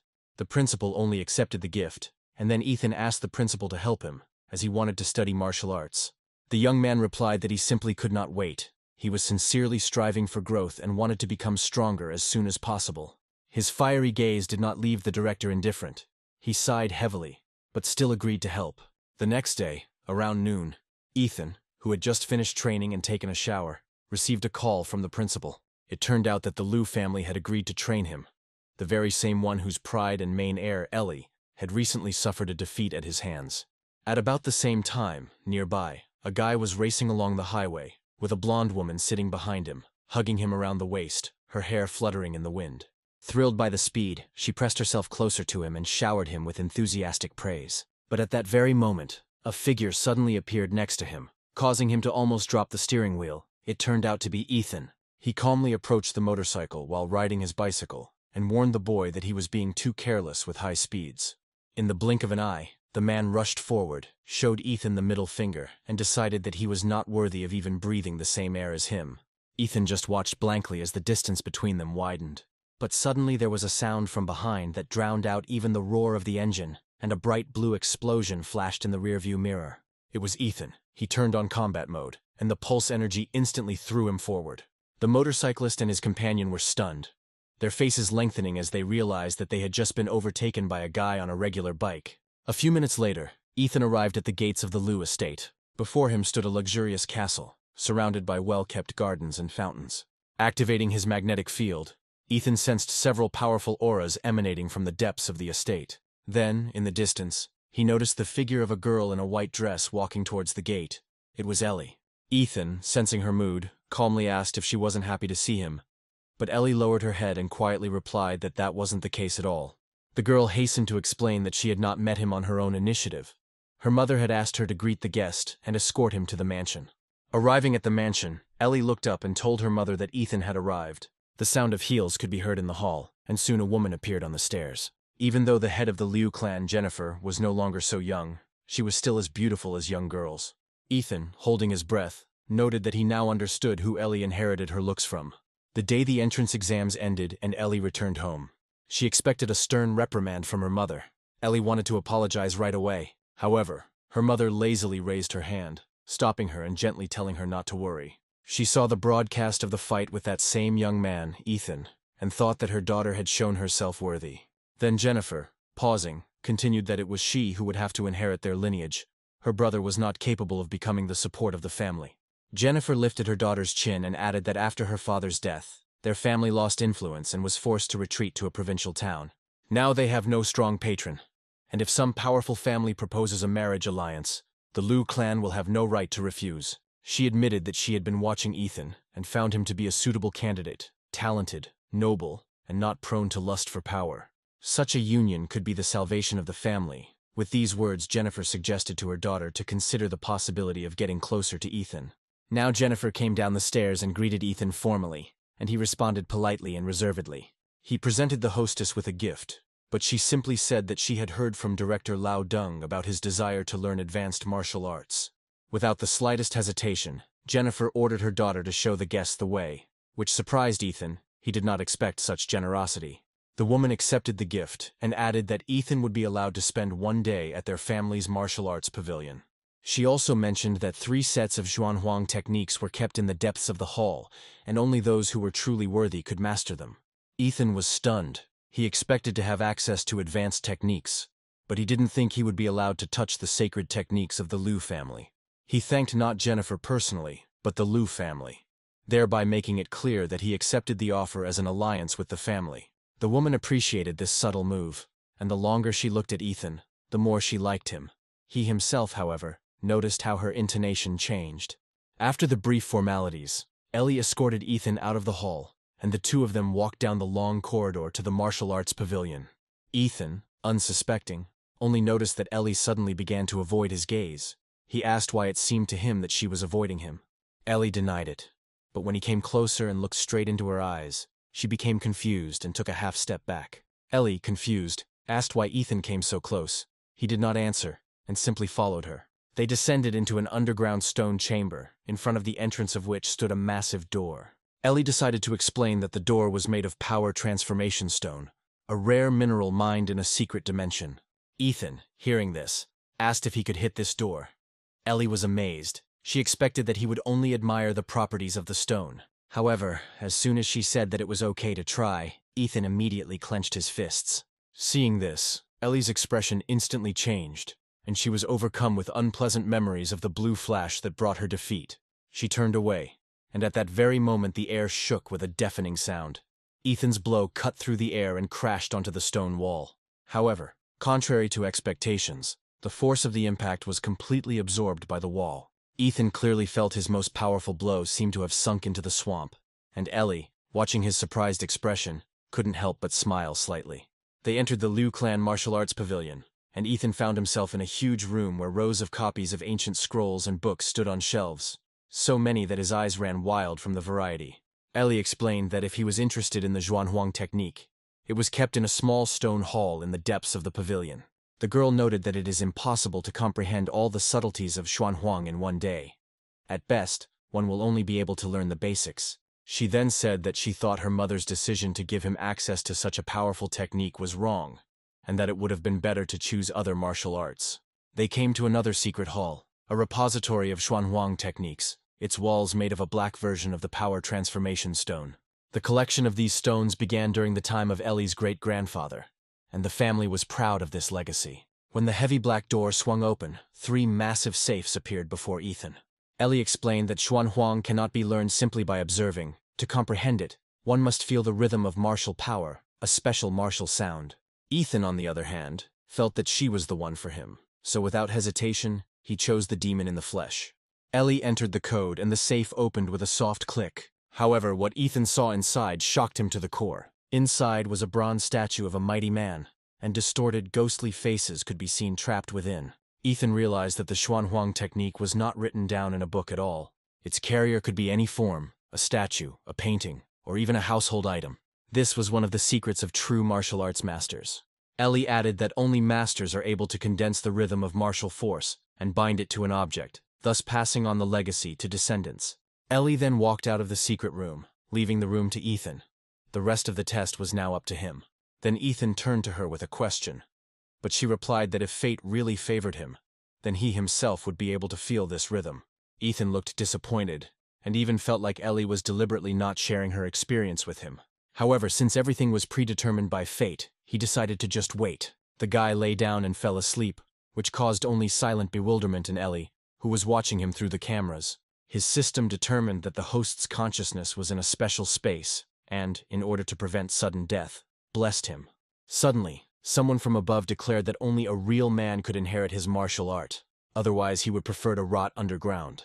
The stranger then demanded that the boy show what he was made of. He stared intently at the protagonist. He raised his head and was stunned. In front of him sat a man who looked exactly like the statue he had seen before. The man said that when that moment came, Ethan would have to guard the temple and prevent the angry Buddha from being desecrated by evil spirits. At that, he noticed that the menacing man had disappeared. The rain meant only one thing. The test had begun. A flash of lightning illuminated his face. The darkness stirred, and hundreds of demons appeared before him. Suddenly, a shadow darted out of the darkness behind the statue. Ethan slashed at it with his sword, and at that moment, golden light erupted from the blade. The creature screeched and crumbled to ash. He realized that the test could not force a fighter to fight against hundreds of spirits without weapons. There had to be some hidden help somewhere. Now he did not retreat, but on the contrary, rushed into the attack, jumping out. The same fierce man appeared behind him again, and he noted with a grin that all these hundreds of spirits were just parts of his own evil energy. The man even sighed, deciding that the next participant in the test would turn out to be as stupid as all the previous ones. However, when he was about to go down, he suddenly froze and could not believe his eyes. Hundreds of spirits could not get close to the guy. Outside, Ethan swung his sword, and every time another ghost came close, he simply struck it, and it crumbled to dust. One of the evil shadows tried to strike him with its claws, but they passed through the body. The attack was useless. It seemed that in the spirit world, the system automatically protected its owner, making Ethan invulnerable. He realized that in essence, he possessed an invincible body that nothing could harm. Meanwhile, The evil spirits, who had recently been rushing at him, were now retreating backwards. When the man realized that hundreds of spirits were powerless, he himself stepped forward and asked in amazement why martial arts did not work on him. The man called it a convenient excuse, but admitted that if the boy had managed to pacify the spirits, then he would fulfill his promise and pass on his legacy to him. An angry bodhisattva in the temple suddenly collapsed, revealing a well beneath him. The man explained that the well contained the essence of evil spirits, as well as the demon in the flesh technique. If Ethan could master it, he would gain power. But before he could finish speaking, the guy had already jumped down. The man was stunned for a moment. He admitted to himself that this was the first time he had seen such a bold and daring young man. This man was once a living hero, a man who had passed through the S-level secret dimension. He lived for the sake of the demon incarnate martial art. As the years passed, his strength and blood began to fade, and the evil spirits he held within him began to devour him from the inside, until he lost his way and control. Realizing that this was the path to the abyss, he decided to commit suicide. Before his death, he imprisoned his soul in a stone statue. If Ethan manages to pacify the evil spirit that once caused the death of the master, then he will surpass himself on the path of the demon in the flesh. Meanwhile, in the observation room, Jennifer joined her daughter. Ellie, flustered and confused, noticed the protagonist's sudden reaction. His body began to twitch convulsively on the floor, and the girl anxiously asked her mother what was happening. After Ethan fell asleep, Ellie could still see the smug smile on his face, as if he was having a pleasant dream. Jennifer explained that the art of Zhuanhuang came into their family by chance when her father, Ellie's grandfather, was already in his old age. He once tried to master it, but despite being a great master, he was rejected by the article and suffered severe injuries. Since then, no one from the Liu family has been able to successfully master this technique. The more powerful the power, the more difficult the path to obtaining it. Meanwhile, Ethan woke up. Moreover, he stretched lazily, as if he had simply slept. Ellie turned her gaze to her mother and said with a smile that it seemed like the protagonist's ordeal had gone much more smoothly than her mother had said. The boy stood up and bowed respectfully, thanking the senior master for teaching him the third martial art of Zhuanhuang. However, Ethan chuckled to himself, noting that the master was mistaken because he simply cheated. Although his stats hadn't increased by a single point, he was clearly aware that now that he had mastered the Zhuanhuang technique, his combat power had doubled. At that moment, the stone doors swung open and Jennifer rushed into the room. The woman asked if he had managed to master the technique. Ethan smiled and calmly confirmed that he had mastered it completely. Jennifer looked at him with disbelief. Even her daughter, who possessed an outstanding talent, would have spent at least a week in the rhythm space. And this guy did it with just an hour of sleep. Understanding their doubts, Ethan decided to show the result. He concentrated the energy of martial arts, gathering power in the dantian, and directed it into the body. It was an evil energy he acquired in the rhythm world. If I had to explain it, it was reminiscent of the buff system in games. Ellie's eyes widened. She even heard a ghostly howl. Perhaps these were the very evil spirits he spoke of. Unexpectedly, Jennifer looked at the protagonist with frank surprise. But now she realized that she had underestimated him after all. Ethan himself felt a little embarrassed when he caught Jennifer's gaze and asked her to behave more restrainedly, since her daughter was standing next to him. Ellie, meanwhile, noted that since he had already mastered one Zhuanhuang technique, it might be worth trying to learn the remaining two. Ethan himself, however, politely replied to Ellie that he did not need new techniques. The Zhuanhuang martial art alone would be enough for him for a long time. He then respectfully informed Jennifer that he was going to leave the estate, as he had business at home, and the woman did not object. She said she heard that Ethan had come here on a rented bike, so she asked if he could drive. After that, she called the housekeeper and told her to get the best motorcycle from Ellie's collection. Meanwhile, the motorcyclist was strolling through the estate's garden when Auntie Hong told him that his mother had invited her son-in-law to visit them. However, remembering his morning meeting with Ethan, he immediately frowned. It was because of that guy that he had scared off the blonde he liked.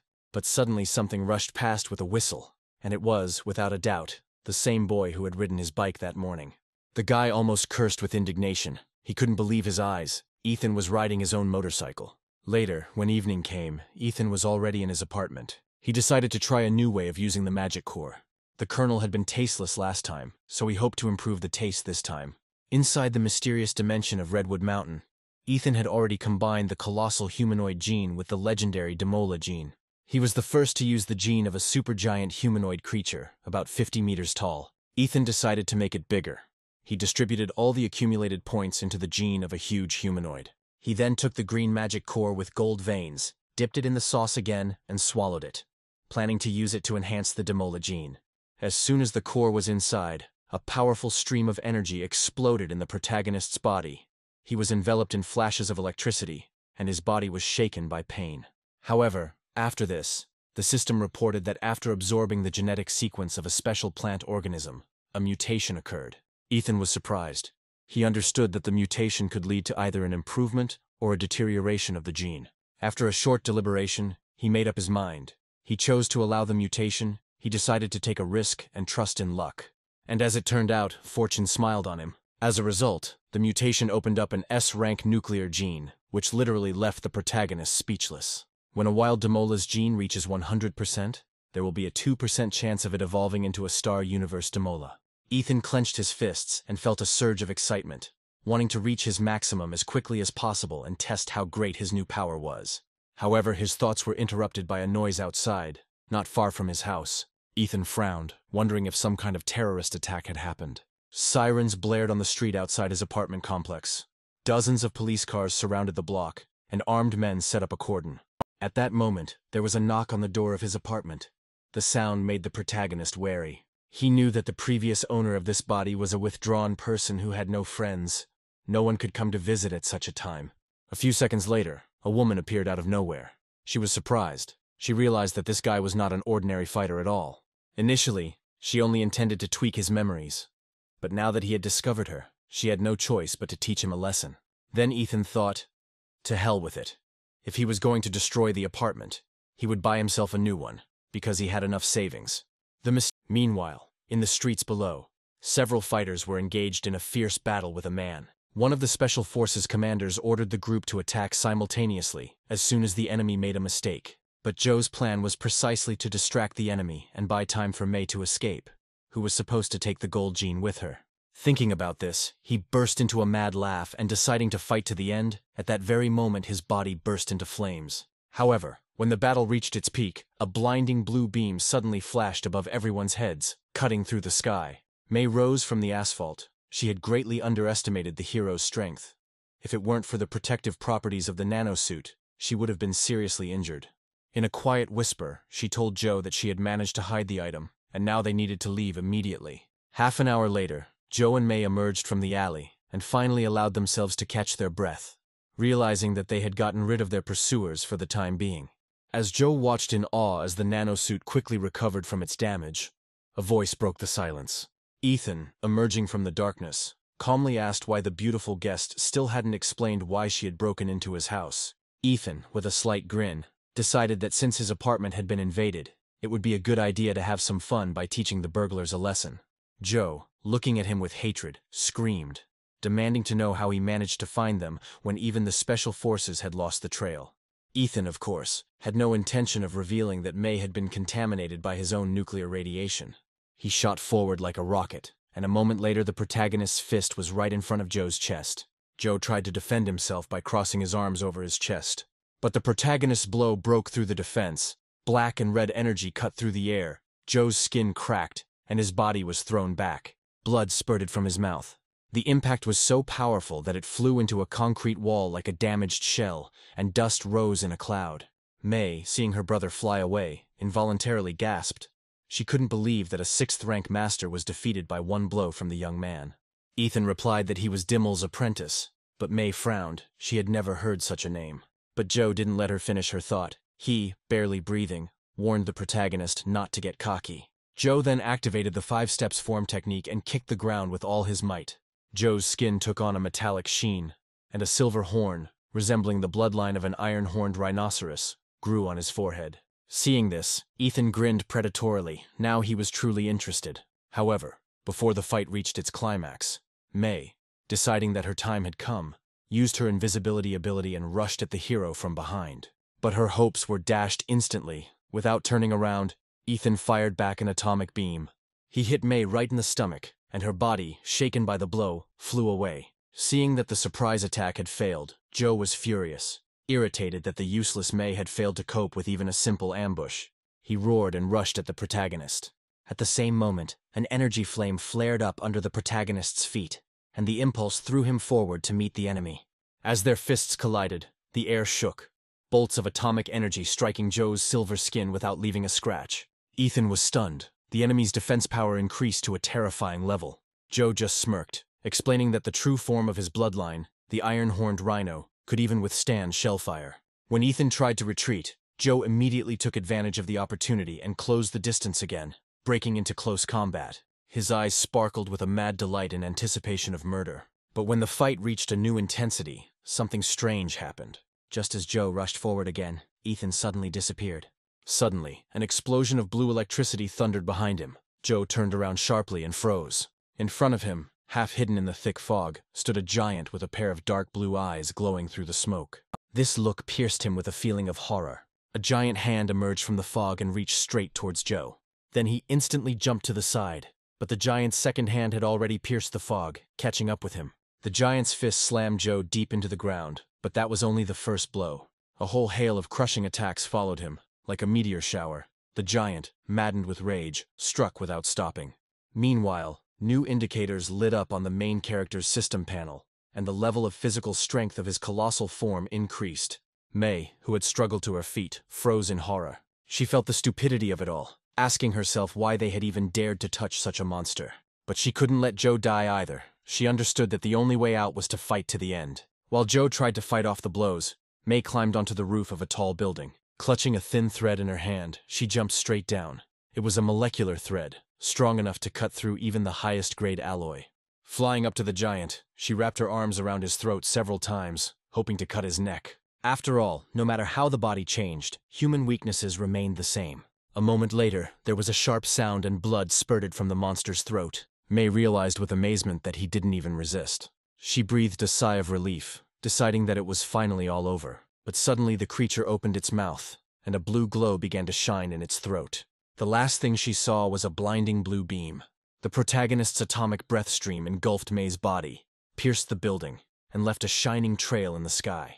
When everything died down, Ethan emerged from the giant's evaporated carcass, steam pouring from his body, covered in the remains of flesh. He looked calmly down at Joe, lying in blood.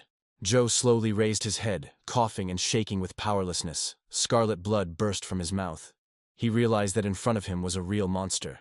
To this the hero replied that, in his opinion, everything is fair. Those who kill must be prepared to be killed too. However, Joe decided to drag him along with him, wheezing. He said that May, the same woman whom Ethan had recently killed, had hidden something in his room. Joe added that he had better run, because now they would pursue him endlessly.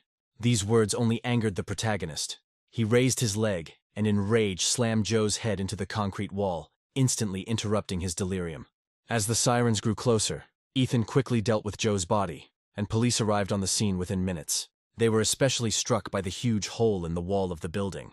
Ethan returned home soon after, and the first thing he did was text Jennifer to find out how the police investigation had gone. She replied that everything was fine for now, but advised him to remain calm and wait until classes at the university began.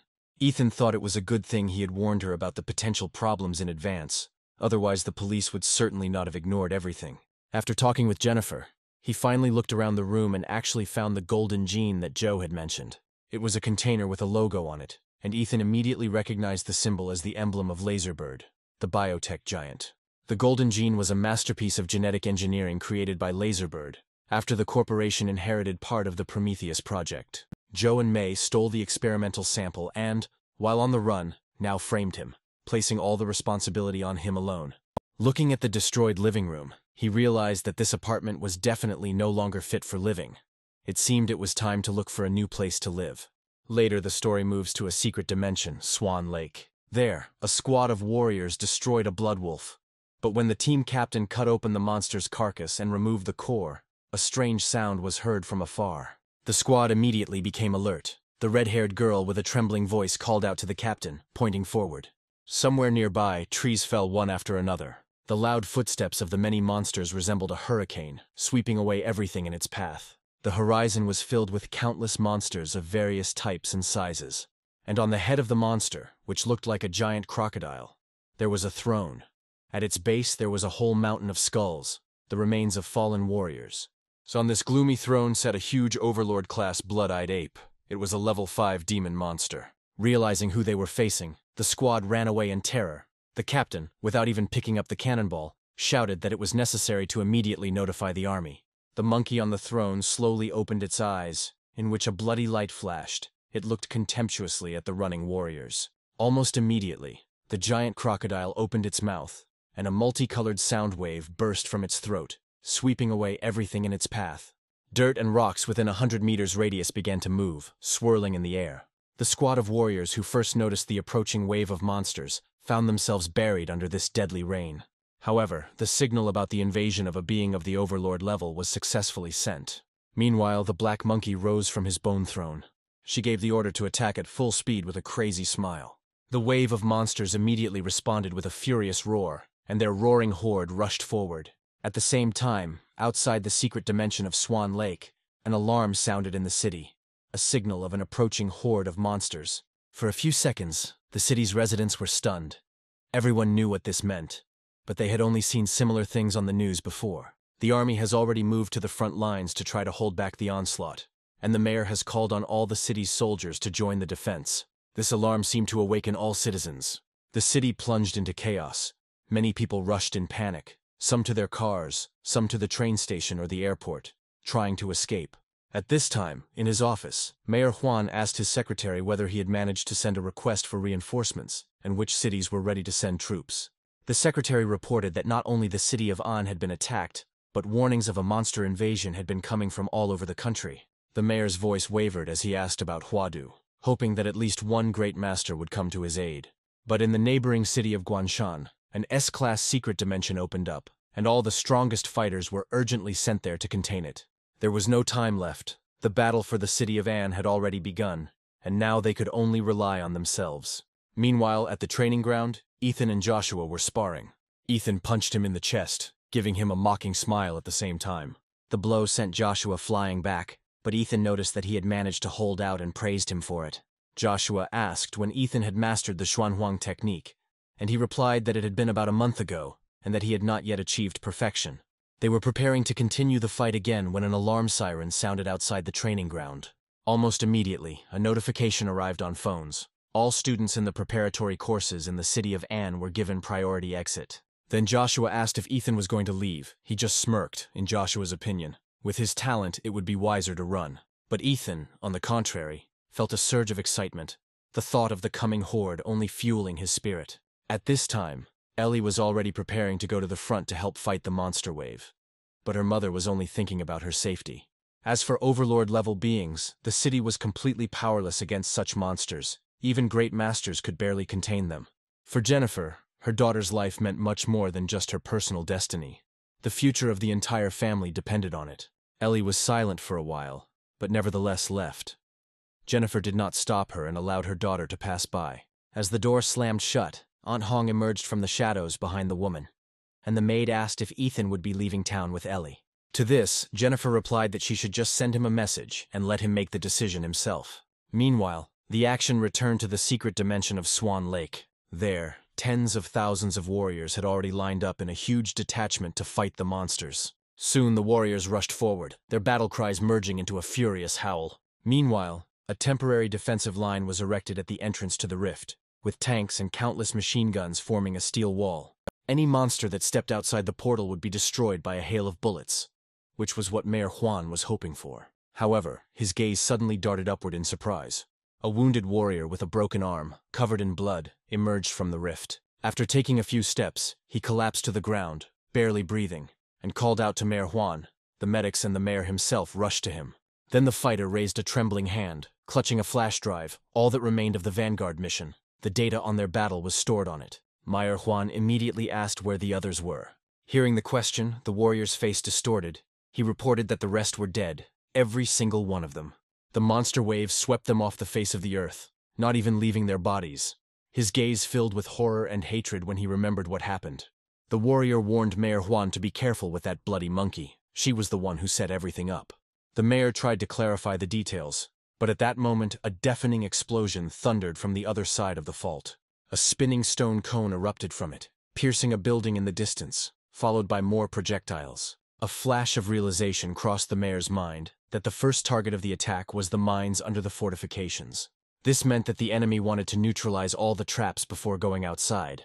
so Juan loudly gave the order to open fire on the rift. The tanks fired volleys, columns of fire shooting up into the sky, enveloping the entrance to the rift. The mayor's face remained gloomy. The monsters did not send their troops into battle, preferring to wear down their opponents with long-range attacks.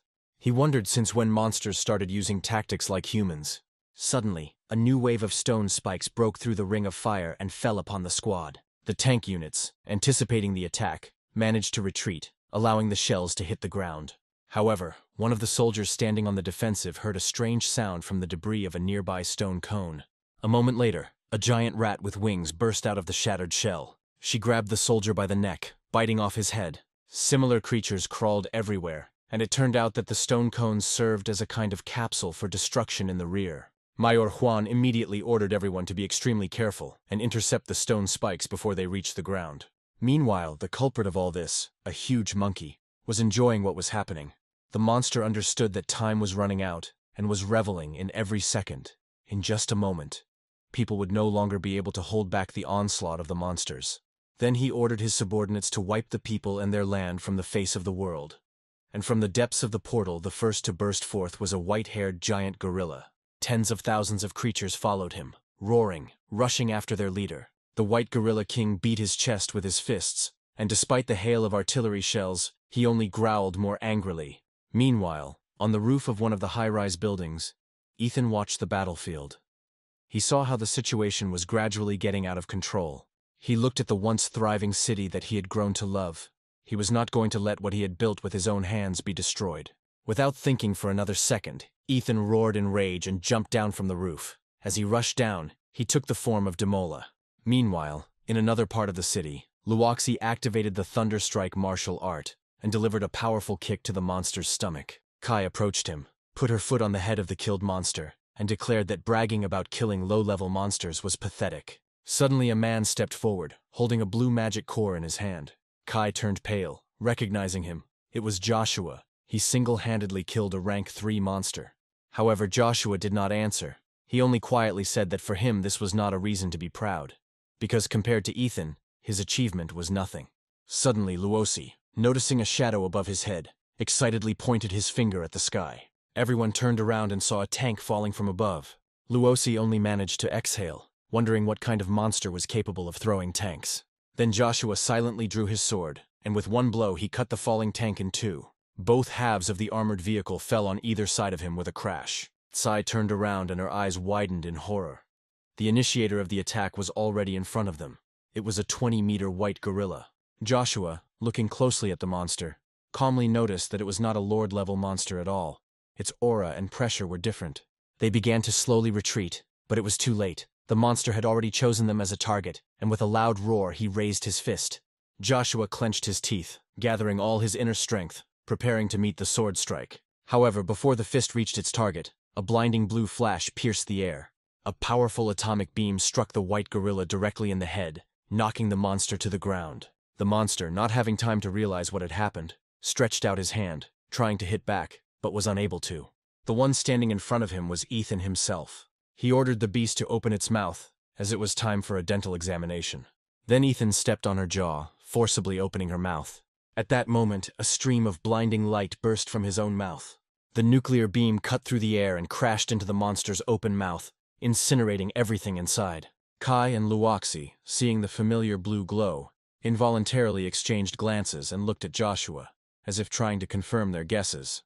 Joshua told the others not to worry. It really was Ethan, and with his appearance the city had a chance to survive the disaster. However, Ethan had no intention of staying. He knew he had to support other areas of the defense. Then he crouched slightly and pushed off powerfully from the ground. With a roar he soared into the air, flying several dozen meters. Already at the height, he quickly identified the area where the concentration of monsters was highest. Then he activated his magnetic field, and the picture instantly changed. Now he found himself in a different area, closest to the fault. The situation there was critical. Under the onslaught of monsters, fortifications were collapsing, and people were fighting a huge demonic mammoth. The soldiers, throwing aside their useless firearms, drew their swords and entered into close combat with the warriors. Everyone understood that, even if they had to die, they had to win at least a second to give the masters a chance to deliver the decisive blow. They pounced on him, clinging to his thick skin. The monster was very strong. It killed dozens of soldiers with just its tusks. Some soldiers began to lose faith in victory, but their commanders ordered them not to surrender. Although the outcome of a battle was usually decided by a confrontation between elite warriors and the strongest monsters, ordinary soldiers and people were not going to give up. They understood that if they could hold out even a little, they would give the heroes time to arrive and turn the tide of the war. Suddenly, numerous dark red magical shadows appeared on the battlefield. But they did not attack people, but on the contrary, hindered the monsters. The monsters lost their bearings, which the fighters immediately took advantage of. People were perplexed as to where these strange demonic silhouettes came from. The next second, a powerful stream of blue light struck the mammoth directly, and the giant let out a long, painful roar. As the beam faded, his colossal body collapsed to the ground, his once impenetrable skin melting away. The remaining lower-level monsters only growled hostilely, not daring to approach. Then Ethan activated a new technique. A burst of blue energy flow appeared under his feet and rushed down. A sonic explosion cut through the air, and the next moment it crashed down on the monsters, causing an explosion of such force that not a single one of them survived. Meanwhile, on other parts of the front, soldiers froze in amazement. They noticed that the animals suddenly stopped attacking their fortifications and began to gather in one direction. The woman quickly explained to the others that the reason was Ethan, the best fighter in the city. He entered the battlefield, and now all the monsters were flocking to him. Hearing this, the fighters realized that the beasts were gathering to surround and destroy the main character. One of the fighters, without thinking, rushed towards him, shouting that they couldn't let the monsters kill their best student. Meanwhile, Ethan himself activated his atomic breath again. Soon the battlefield was littered with the torn, smoking bodies of monsters that had been burned by the beam. A stream of atomic rays erupted from his mouth, piercing and cutting through all the beasts. The warriors could not hide their admiration. His strength surpassed human understanding. No ordinary fighter could carry out such large-scale attacks. Some of the fortifications, inspired by his appearance, launched a counterattack. Suddenly, a lord-level monster burst out of the rift in the secret dimension and rushed towards Ethan like a maddened bull. However, suddenly 4 giant stone walls burst out of the ground and closed in, trapping the bull-like monster inside. Mayor Huang, who currently possessed the highest combat power in An, supervised the execution of the genetic technique. He understood that his seal would not be able to stop them forever. The only way to finally end the chaos was to behead the overlord. Suddenly, the Monkey King jumped up sharply, obviously trying to escape from the stone trap. He flew towards the man who sealed them. Then Mayor Huan put his hands together and golden energy began to bubble between his palms, and he directed it straight at the monster. The next second, a golden beam burst out and evaporated the Monkey King's head. However, just as Huan was about to descend, something suddenly burst out of the rift, causing him to become wary. His gaze froze on the huge head of the crocodile, which was struggling to squeeze through the crack between dimensions. Cold sweat appeared on the mayor's forehead. It was the king of the giant mountain crocodiles, a 4th-rank creature, Lord Class. The appearance of the riding beast meant that the Lord himself no longer intended to remain in the shadows. Mayor Huan instantly dropped to the ground, pressed his palms to the soil, and released a powerful stream of energy that spread across the earth. The ground beneath his feet began to melt and move, and then, as if collapsing, it crashed down in a giant wave, rushing towards the crocodile's head protruding from the portal. However, under the influence of the crocodile's will, the center of the stone tsunami began to collapse and gather into one stone ball. When the monster finally realized the threat and tried to form stone armor to protect itself, it was too late. Using martial arts, the mayor struck. A spiral of golden energy, hard as diamond, erupted from his hand and pierced the monster's eyelid. The crocodile's eye exploded, spurting blood all around. The creature's deafening roar echoed throughout An, causing glass in buildings to crack and sharp stone peaks to emerge from the ground. Fortunately, Mayor Huan received information about the monster in advance and managed to evacuate all the fighters and remaining residents. If the creature had gotten out completely, it would have been impossible to weaken it. But since only its head was exposed, it exposed itself. As Mayor Huang approached the enraged monster, he activated his technique, causing the air around him to ignite with the speed of his kicks and punches. He relentlessly attacked the monster's weak points, and soon the giant's body was covered in cracks. However, despite numerous wounds, the monster was not going to give up. Stone spikes began to rapidly grow from his body, aimed straight at Mayor Huan, who was forced to stop his attack and go on the defensive. But the mayor was not shocked. He had already assumed that a being like the king was capable of using its own body as a deadly weapon.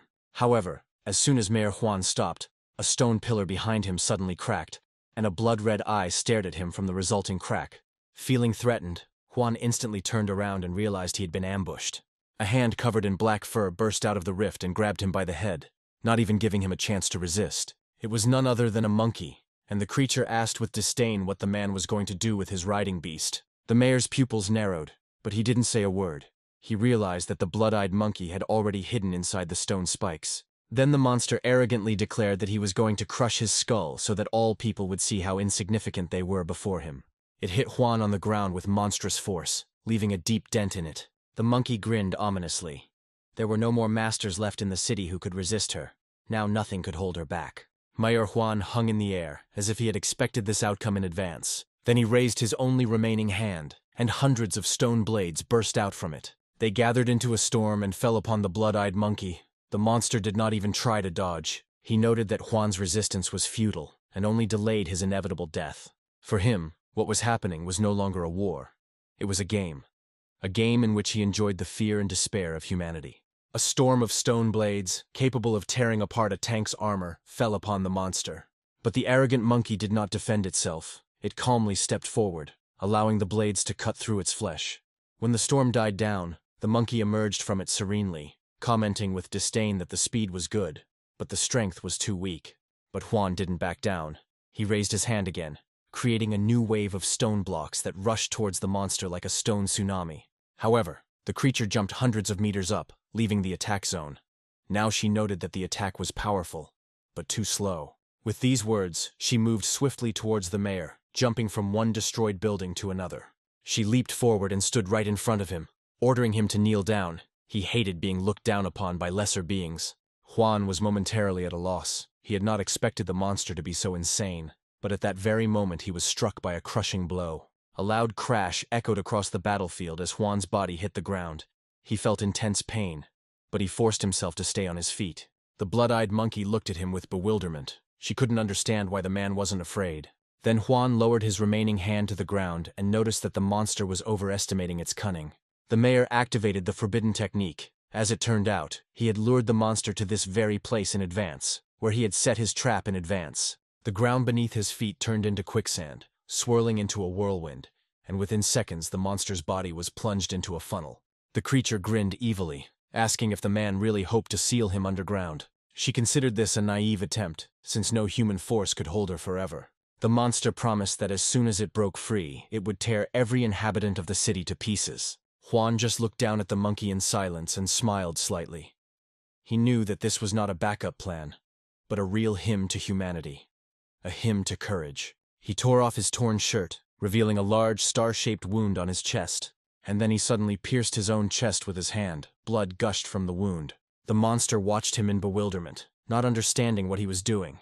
Then the mayor replied that at the beginning of the war, he had buried the city's nuclear warhead under the battlefield, and had built the detonator right into his own heart. The blood-eyed monkey growled in despair, considering his words a bluff. She did not believe that a man was capable of sacrificing himself for such a thing. But Juan kept smiling. From the very beginning of this war, he did not expect to survive. The mayor recalled the oath he took during his inauguration, when he declared that he was ready to give everything, including his own life, for the sake of the city and its residents. Realizing this, he felt calm and at peace, satisfied with what he had achieved. Juan closed his eyes as the bright light of a nuclear explosion ripped through the ground. There was a deafening explosion that shook the entire city of Anne, and a giant mushroom-shaped column of fire rose up in the center. The soldiers, warned in advance of the need to leave the affected area, stood in silence. They all raised their hands at the same time and saluted, as a sign of gratitude and pride for Mayor Juan, who sacrificed himself for the city. Joshua and the others bowed their heads in silent respect. It wasn't just an explosion, it was a grand farewell worthy of legend. As the dark mushroom cloud gradually dissipated, the entire area, several kilometers in radius, turned into a seething red magma swamp. However, it turned out that even this terrifying explosion was not enough to destroy the fifth-level monster. In the center of the skeleton's chest, where a dull orange crystal was located, a blinding golden light suddenly flashed. Scarlet threads of blood burst from the magical core and began to wrap around and restore the skeleton. A few seconds later, a body covered in living flesh formed from the debris again, and thus the blood-eyed monkey was reborn from the ashes. The monster still couldn't believe that the lowly man had almost managed to destroy him. Now she roared furiously, threatening to kill every inhabitant of the city of An, torturing people in the most terrible ways for the humiliation they had suffered. For now, the monster decided to temporarily return to the dimension of sin, where he hoped to regain his strength and then raze the city to the ground. However, at that very moment, someone behind him asked where exactly he was going to escape to. The monkey turned around and saw a warrior whose body was covered in dark scales, and blue tongues of flame were flaring behind his back. Looking at the familiar glow, the monster recognized him. He was one of the greatest human geniuses who had become the most serious obstacle to the invasion. Then Ethan instantly rushed forward. He was very sorry that he was late. His fist, filled with destructive energy, slammed straight into the monster. However, to his horror, the monster remained unharmed. The monster's blood-red eyes flashed, and instead of running away, the monster decided to attack. But the hero replied that if the monster had decided to flee, the miniature nuclear bomb that Ethan was preparing might not have reached him. But since it itself was eager for death, let it get what it wants.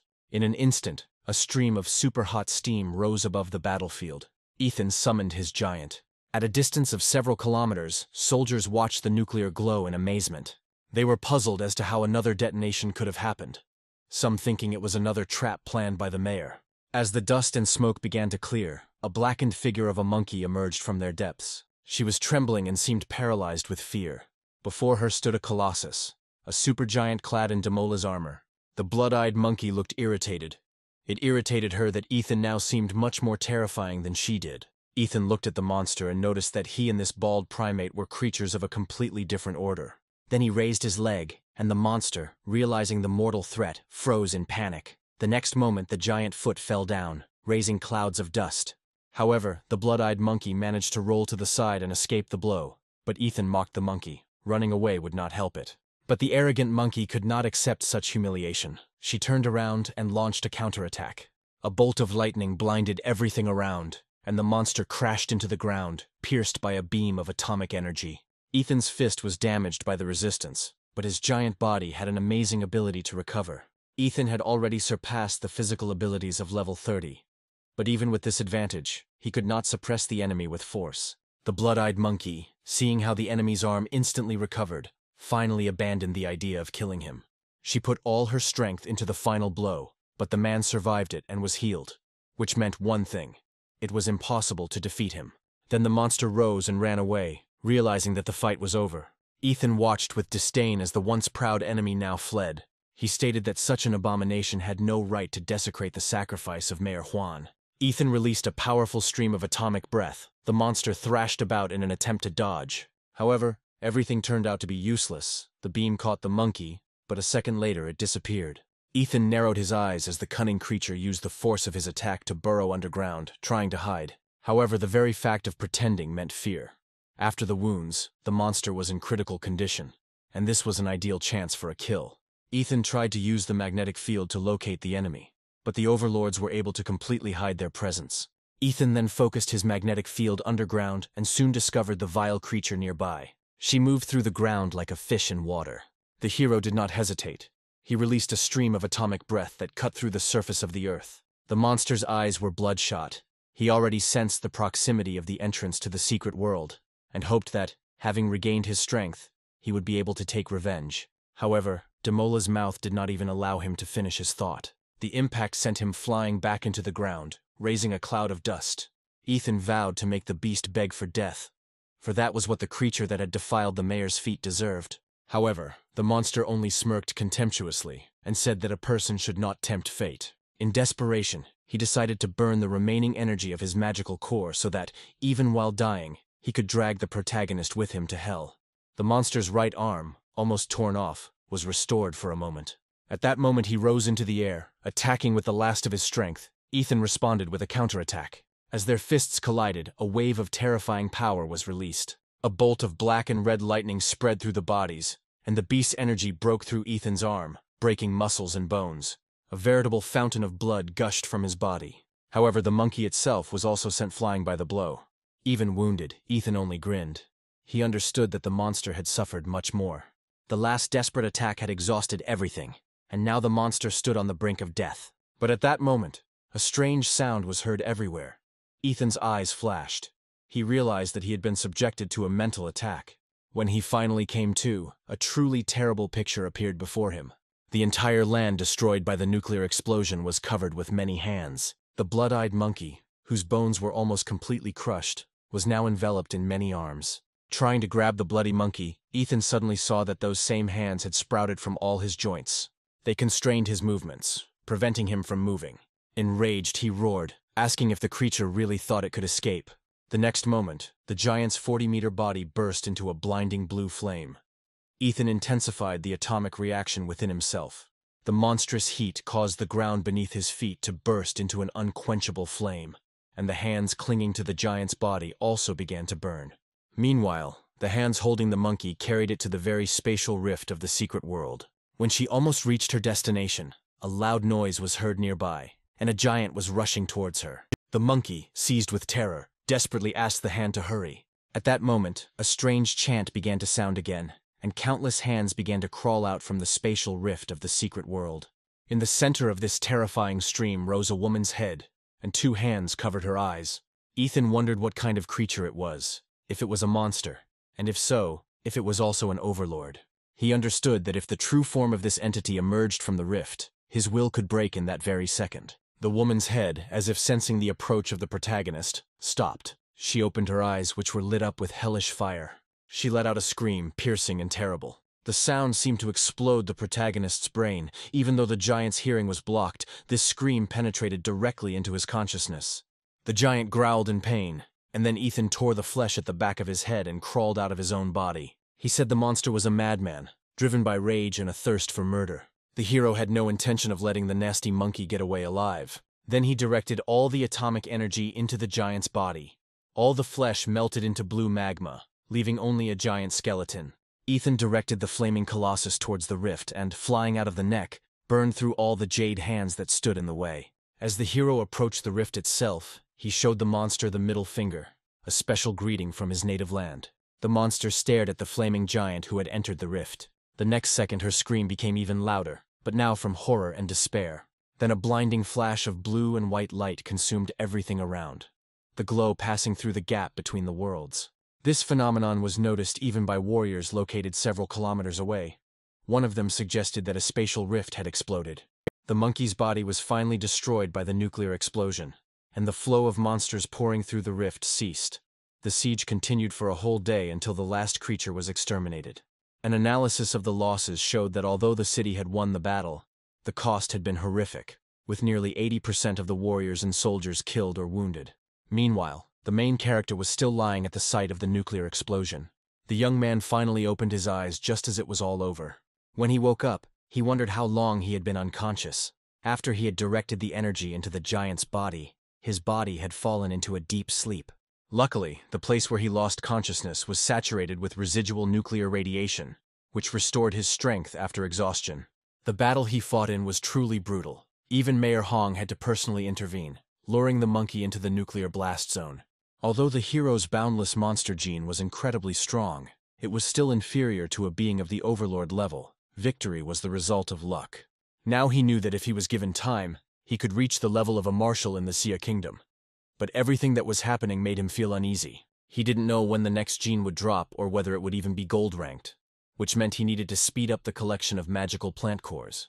Standing on the devastated plain, he looked into the distance at the city that had recently experienced the nightmare of war, and made plans for the future. A month passed after the monster invasion. The city was gradually recovering, and a bronze statue of Mayor Huan was erected in the center. Ethan followed the news and learned of the extent of the destruction in other cities. 18 cities were attacked, 12 of which were destroyed. Communication with the outside world from the capital was completely lost, so 30 warriors and 5 great masters from the national organization were sent there. Felix, the kingdom's strongest defender, was on duty at the outer perimeter of the rift, but after 12 hours, no one had emerged from the city. Then Felix personally entered Guanshan. Only 8 hours later he returned, seriously wounded, but alive, and brought with him only 2 surviving masters. For the first time, Ethan truly understood how desperate humanity's situation had become, and he realized that he could wait no longer. After turning off the news, Ethan dialed the number of the only person who could get the artifacts he needed. Jennifer guessed that Ethan might want to learn the remaining 2 Zhuanhuang martial arts styles belonging to the Liu family. Ethan, a little confused, explained that this was not the issue at all. He just wanted to ask for help in finding high-quality magic cores. Jennifer, hearing his request, did not refuse, but only asked what he could offer in return. Then, Ethan announced that the university was holding freshman trials, and he could team up with Ellie to help her take first place. But Jennifer thought he was too self-confident. Even though Ethan had surpassed her in the competition, he was far from being the genius of the country. However, he only chuckled and reminded her that Jennifer herself had chosen him as the person capable of reviving the Liu clan. In the end, Jennifer agreed to help Ethan, but only this time. After this, the hero went to the Central City Hospital to visit Joshua. This madman had taken 4 combat stimulants in one day. When Ethan arrived on his motorcycle, he was immediately surrounded by a crowd of fans, asking for an autograph and trying to add him as a friend. When he entered the room where Joshua and Luosi were lying, he couldn't help but laugh. His classmate was now completely wrapped in bandages. At that moment, his roommate next to him spoke up, addressing the hero. Ethan asked in surprise who it was. Then Luosi smiled awkwardly and reminded him that they had met before. He was his first opponent in the match. Ethan tried to remember the fight, but suddenly froze, noticing something unexpected. At first glance, it seemed that Luosi had gotten off easier than Joshua, but he did not immediately realize that Joshua's leg had been torn off. Although Luoxi seemed inexperienced, he was undoubtedly a true warrior who lost his leg while defending Ansidi, which was truly admirable. At that moment, the phone in the protagonist's pocket rang. He looked at the screen, saw an unfamiliar number, and, deciding it was spam, hung up. However, 10 seconds later the phone rang again. It was the director of school number 1 in City Dan.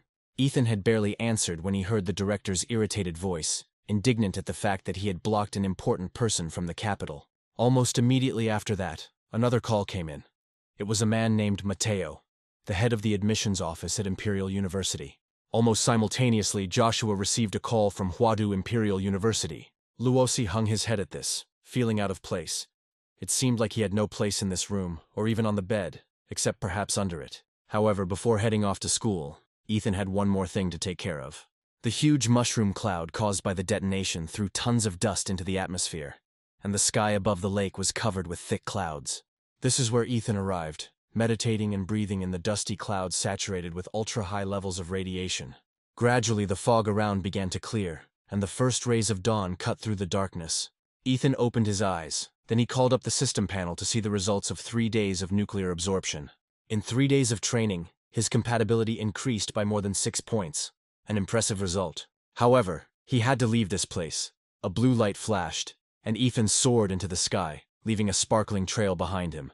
Meanwhile, an announcement was made at the city's high-speed railway station about the imminent departure of a train to the western station. There were only 5 minutes left before departure, but despite the limited time, Joshua remained calm. At that moment, he suddenly heard a piercing sound. Joshua instantly realized that it was Ethan. When Ethan landed with a spectacular explosion, everyone except Joshua was in shock. The warriors around looked at the young man with respect and curiosity. He was the pride of the city of On, although the aura emanating from him was oppressive. Even high-level fighters rarely possessed such powerful energy as this young genius. Joshua just chuckled, noticing that his friend had become stronger again. He had already gotten used to the protagonist's rapid growth. Ethan himself, looking at his hometown, felt a slight melancholy. He was about to leave the only place where he lived after moving to this world. He said goodbye to the city of Anne and, together with Joshua, headed to the platform where the Imperial University train was already waiting. Once inside, Ethan was curious about the strength of the top students from other regions, and asked Joshua what he knew about them. He confirmed that there were indeed many strong ones among them, and that the convoy was accompanied by at least 5 Black Tortoise warriors. Ethan realized that there were indeed strong fighters among the passengers, but only 5 could withstand even 3 blows. Suddenly, a loud alarm level 1 announcement was heard throughout the entire train. The train was under attack from an unknown enemy. The management and teachers were already investigating the situation, and the remaining students were ordered to immediately leave the carriages and not engage in combat. At first, there was silence on the train, but after a few seconds it turned to noise and chaos. Joshua turned to Ethan, wanting to hear his opinion. After 3 days of training, he only wanted to take a little nap, but fate decreed otherwise. He sighed, stood up and declared that they needed to figure out what was going on themselves. They soon came across a terrified newcomer named Chuck. His body covered in blood, shouting that the enemy had already captured the first 3 cars. The attackers possessed a special spatial ability that pulled people into an independent dimension so that the battle would not damage the outside world. The teachers who were protecting the students were killed or seriously injured, and he was pulled out of that space so he could warn others. Suddenly, one freshman, Ian, demanded that Chuck prove his words. Otherwise, how can one believe that he was the only one to survive, despite the story about the death of the others? Many agreed with his reasoning, and in the end, almost no one believed Chuck. Jan walked past him and headed towards the front carriage, followed by the other students, who were going to see for themselves what was going on there. Chuck was distraught as people walked past him, not believing his warnings, but his eyes lit up when he realized it was Ethan in front of him. After checking with his magnetic field that he was okay, he nodded, confirming his identity. Chuck explained that a girl named Ellie had shown him a photo of Ethan and asked him to tell him not to go into the front cars under any circumstances. Ethan was stunned and asked if she had said anything else. Chuck then confirmed that that was all, but added that Ellie had been seriously injured while trying to protect him. He admitted that he was unable to convince the others who were rushing forward, but he vowed to fulfill Ellie's last will and save the hero at any cost. Suddenly Ethan slapped him on the back of the head, irritably asking what kind of nonsense he was talking about. Ellie was alive, and this guy was already talking about her dying wish. Then Joshua asked the main character if he was still going to go to the front carriage. He answered without hesitation that he would go. He had promised her mother. At that moment, Chuck suddenly stood in front of Ethan and Joshua, blocking their path. Ethan was amazed that someone as awkward as Chuck could get into university, and then gave Joshua permission to go ahead. He, being the best swordsman, instantly drew his sword and easily released a wave of energy. Chuck frowned, not expecting that they would resolve the dispute by force. He wondered how Ellie could have gotten involved with these rough types, but he immediately realized he had made a mistake when Ethan's fist hit him in the stomach. Ethan apologized to him, and acknowledging that Chuck had acted out of good intentions, gave him some chai essence pills. After that, he and Joshua hurried on. Ellie was wounded, and there was no time to waste. The door leading to the third carriage was covered in a misty, shimmering purple glow, as if another world began behind it. Then Ethan picked up the duffel bag to check if the isolated space was really there. He threw it into the light, but didn't hear a sound. It seemed like the bag simply disappeared into the silence. His magnetic field also couldn't penetrate this curtain. Meanwhile, several students had already entered there earlier and, apparently, did not return. Then Ethan remarked that this would be interesting and told Joshua that he would go first, after which he dove into the purple mist without hesitation. Joshua, of course, immediately followed him, seeing his comrade's reproachful look. He found himself alone, standing on a brightly lit path that stretched into infinity. However, once on the other side, Ethan realized that Joshua was missing. Ethan walked forward, and as he moved, the surrounding environment gradually became brighter. Reaching the end, Ethan stepped outside and was stunned to see the gray sky and the destroyed buildings all around, as if a disaster had recently occurred there. Its magnetic field disappeared, or more accurately, was blocked. Then he decided to act the old-fashioned way, to take a higher position to assess the situation. He then concentrated his fighting energy, folded his palms to form a sphere, and filled it with atomic energy. He then threw an energy ball into the clouds, causing a powerful explosion. Light and heat breaking through the gray mist, illuminating the city. As the flash of light illuminated the surroundings, the first-year students hiding there looked up and stared in amazement at the blinding explosion. Everyone was curious, wondering what kind of expert could have made such a wildly impressive appearance. Meanwhile, in one of the buildings, pale Ellie, looking at the blue flash outside the window, already realized that Ethan had entered the city. However, she could not leave the shelter. Her wounds did not allow her to. Ethan himself looked at the city and realized that he had attracted the attention of not only his comrades, but also his enemies. Almost immediately, he heard the sounds of footsteps nearby. At some point, a strange figure in black clothes and a white pig's head mask appeared behind him. The stranger had a long knife in his hand. Ethan was in front of his opponent in an instant and punched him right in the mask, intending to blow his head off. But at that very moment, the stranger thrust forward his long knife. It pierced the hero's stomach, completely ignoring the protection of his combat aura and the durability of his demonic skin. To Ethan's surprise, even the atomic fist, which could melt steel, only enveloped the enemy's head in blue flames, but did not burn it. The man in the pig mask gripped the handle of the knife and tried to cut Ethan's stomach, but the blade became stuck in the rapidly healing muscles. He tried to back away, but Ethan grabbed the rusty chain wrapped around his enemy's arm and yanked it sharply, pulling him towards him. Ethan grinned and wondered what kind of creature this was in front of him, before grabbing the creature's mask with both hands and pulling the pig's snout apart. The next moment, a blue beam burst from the protagonist's mouth and shot straight into the pig's face. Holding the mask in his hands, Ethan told himself that he always kept his promises. At that moment, he noticed something inside the mask and pulled out a green pendant.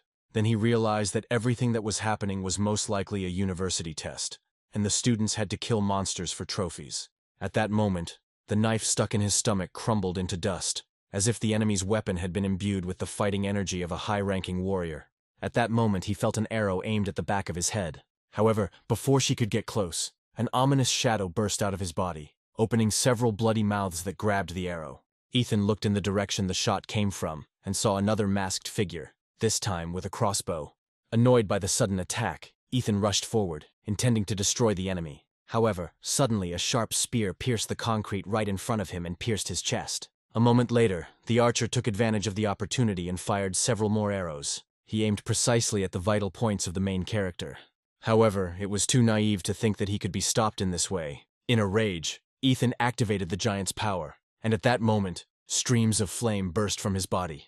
The gunslinger stared in horror as the giant fist fell towards him like a meteor. The protagonist's explosive strike blew the entire building into a cloud of dust and debris, along with the enemies standing underneath it. Most of the first years watched from afar, stunned as the entire building suddenly collapsed. Soon Ethan emerged from the clouds of dust, holding a spear in his hand. He wanted to see the one who almost pierced him like a kebab. And just at that moment the culprit himself appeared before him. This time the enemy wore a rabbit mask, and in his hands he held a new spear. Squatting down, the man in the mask tensed the muscles of his legs, inflating his calves like balloons. Then, gathering all the strength in his body, he jumped forward, aiming the spear straight at the main character. He tried to parry the blow with a powerful kick, but it spun in the air and changed its trajectory. Ethan was amazed. Apparently the mysterious rabbit was skilled in martial arts. When the spear had almost reached him, the hero felt the familiar sensation of cold. With the help of the ice dragon's power, a huge ice wall instantly appeared, blocking the attacker's path. The man with the spear looked around in confusion when he suddenly felt an attack from above. It was Joshua himself. He was going to help his ally. The rabbit managed to dodge Joshua's blow, and numerous shards of ice flew up from the ground, and the rabbit jumped out of the icy encirclement. In the air, he counterattacked the young man with a spear. In the next fight, Joshua activated his ice powers and froze the spear in the rabbit's hand, leaving him at a distinct disadvantage. Then Joshua took advantage of the moment and hit him in the chest with an open palm. Although the enemy was thrown back, he still managed to partially block the attack with a frozen spear. The rabbit tried to quickly retreat, but suddenly huge hands emerged from the shadows and grabbed him. Joshua finally caught the cunning opponent who had been avoiding him for so long. This was followed by another powerful explosion of energy that illuminated the gray clouds, this time destroying several buildings. At the same time, in another corner of the city, two students were wondering why it had become so quiet after such a spectacular appearance. The one who burst in here was overconfident, clearly a student from a small town who was lucky enough to get into the university. The girl noted that top students from big cities simply cannot compare with them. The resources they received from childhood for developing martial arts were completely incomparable. And at that moment their conversation was interrupted by a sudden powerful blue beam that illuminated the entire city. The two first-year students looked at each other, both not understanding what it was. Perhaps it was an electromagnetic cannon, but how could something like that be in the city? In another corner of the city, the guys who were actively tracking down camouflaged enemies also froze, watching the bright beam. Ian turned to his friend, Owen, and asked his opinion about what had happened. He noted that the attack method did not resemble the masked style. Most likely, it was a beginner's technique. Ian clarified that, apart from the first-year students from the capital, it was unlikely that anyone else possessed such incredible strength. He suggested going to check the situation personally, since they had already collected pendants of rats, dogs, monkeys, and horses. If the masked ones were distributed among the 12 signs of the Chinese zodiac, only 5 pendants remained: pig, rabbit, chicken, tiger, and dragon. As for the dragon, it is undoubtedly an absolute monster, a creature capable of killing anyone with a single touch. This was clearly a boss that could not be fought, and one could only try to avoid encountering him. As for the remaining pendants, they could undoubtedly be found on the mysterious first-year student in the place where the blue rays flashed. Owen informed Ian that the game had entered the final round, and if they wanted to win, they would have to snatch victory from the other contestants. Seeing the rabbit pendant in the protagonist's hands, Joshua felt a little confused and asked what kind of item it was. Ethan explained that before his arrival, his friend had already killed the man in the pig mask. If he guessed correctly, the test would involve collecting all the pendants. Joshua then asked if they were going to actively hunt for masked people. The hero confirmed this. He added that on the rooftop another mysterious character had recently shot an arrow at him, and this was obviously another enemy. However, since Ethan was hit by the arrow, he could follow its path.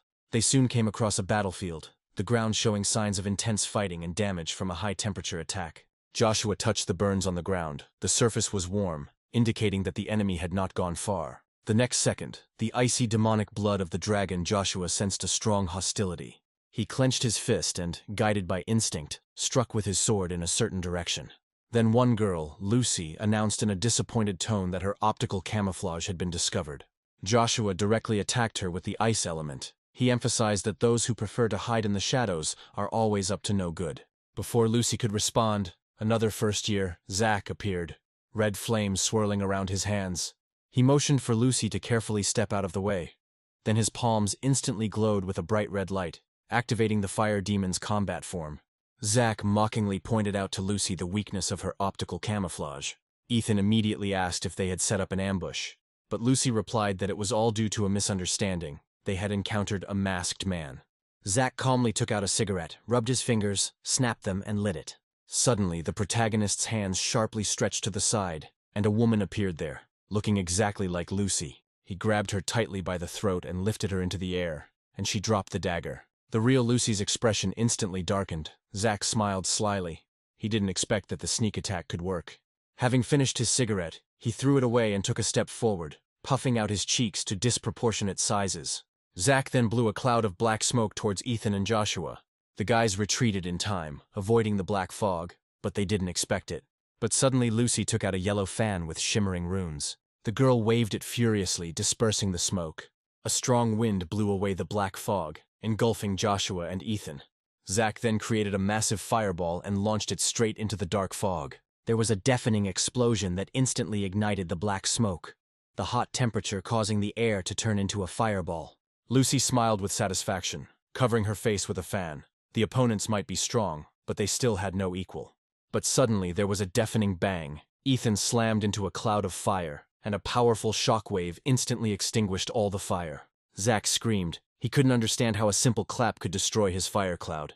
Zach's expression instantly turned to confusion when he saw a fist inches from his face. There was a deafening bang and Zach's right cheek was crushed by a powerful blow. He was thrown back and rolled through the air like a rag doll. Lucy didn't expect Ethan's speed and strength to be so terrifying. She was about to run when she suddenly felt cold under her feet. Lucy immediately realized that she had forgotten about Joshua, who had frozen her feet. The girl understood that even with Zach she couldn't defeat Ethan, let alone fight with Joshua. She swung the magical wind fan with all her might, creating several blades. Eventually, they broke the ice under her feet. At that moment, her light body was lifted by the wind. But before she could run, Ethan grabbed her fragile ankle. Lucy turned around in horror, realizing that she was now really in trouble. The next moment, the hero threw her to the ground, creating a small crater, and her fan fell out of her hands. Ethan raised his fist, and the moment Lucy saw it, she instantly had the energy to break free from the guy's grip. A strange cloud of energy appeared at the site of the fall, and numerous clones of Lucy ran out of it, scattering in all directions. However, watching the desperate attempt to escape, Ethan only smiled madly. He activated the martial art N, and red shadows burst out from his body. The shadows turned into numerous magical beasts, which quickly surrounded and attacked all of Lucy's clones. And Ethan just laughed like a mad jester. Lucy was completely at his mercy. She could neither fight nor run. So she gave in, and obediently handed over the sheep and chicken pendants. She gave away her allies and revealed that Zach owned the snake and tiger pendants. Then she provided information about Owen and Ian. Lucy, realizing that she had no chance of winning, decided to use the situation to sow chaos and allow the sides to fight among themselves. She offered Ethan and Joshua to take her to Owen and Ian, but the hero refused, which did not surprise her. After all, they were just rivals.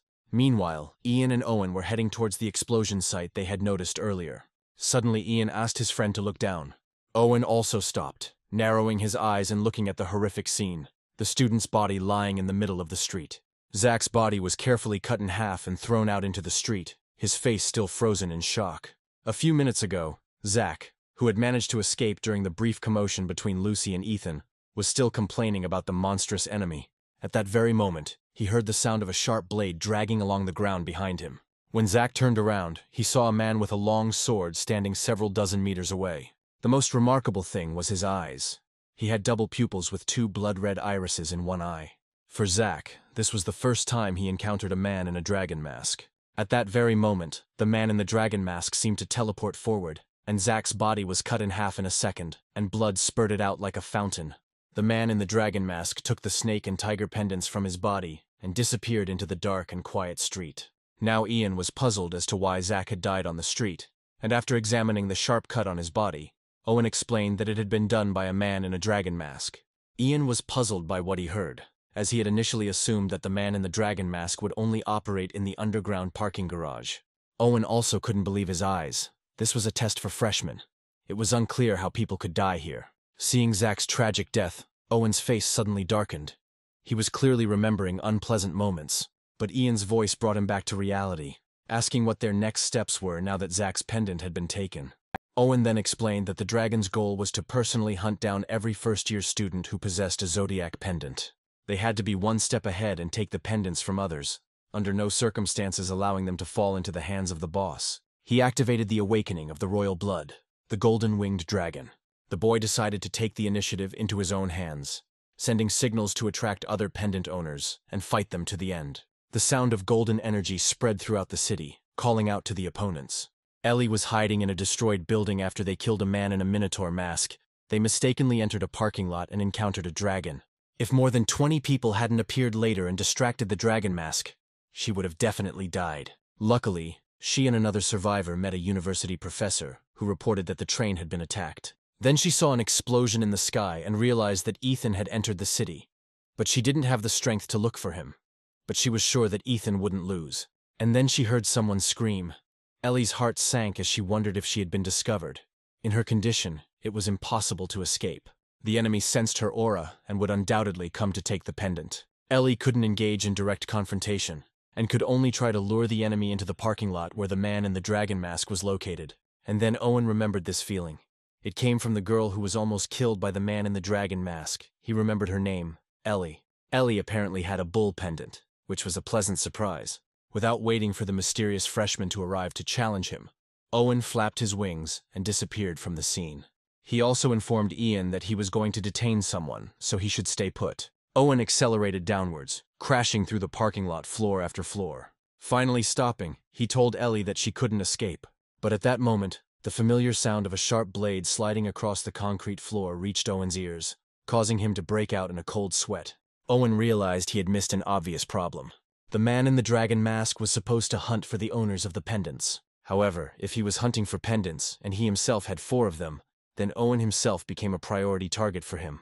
At the moment when the dragon's blood-red double pupils glowed brightly, Owen felt a shift in space. He wanted to run away, but he couldn't. If his guess is correct, the dragon has a special sphere of action that is activated by eye contact. As soon as the dragon looked at him, Owen found himself drawn into her field, and now he could only leave it by eliminating the dragon himself. The dragon instantly rushed forward, delivering several blows with his sword. Owen instantly raised his wings in front of him like a shield, taking the blow. But at that very moment the dragon was already behind him with his sword raised for the next blow.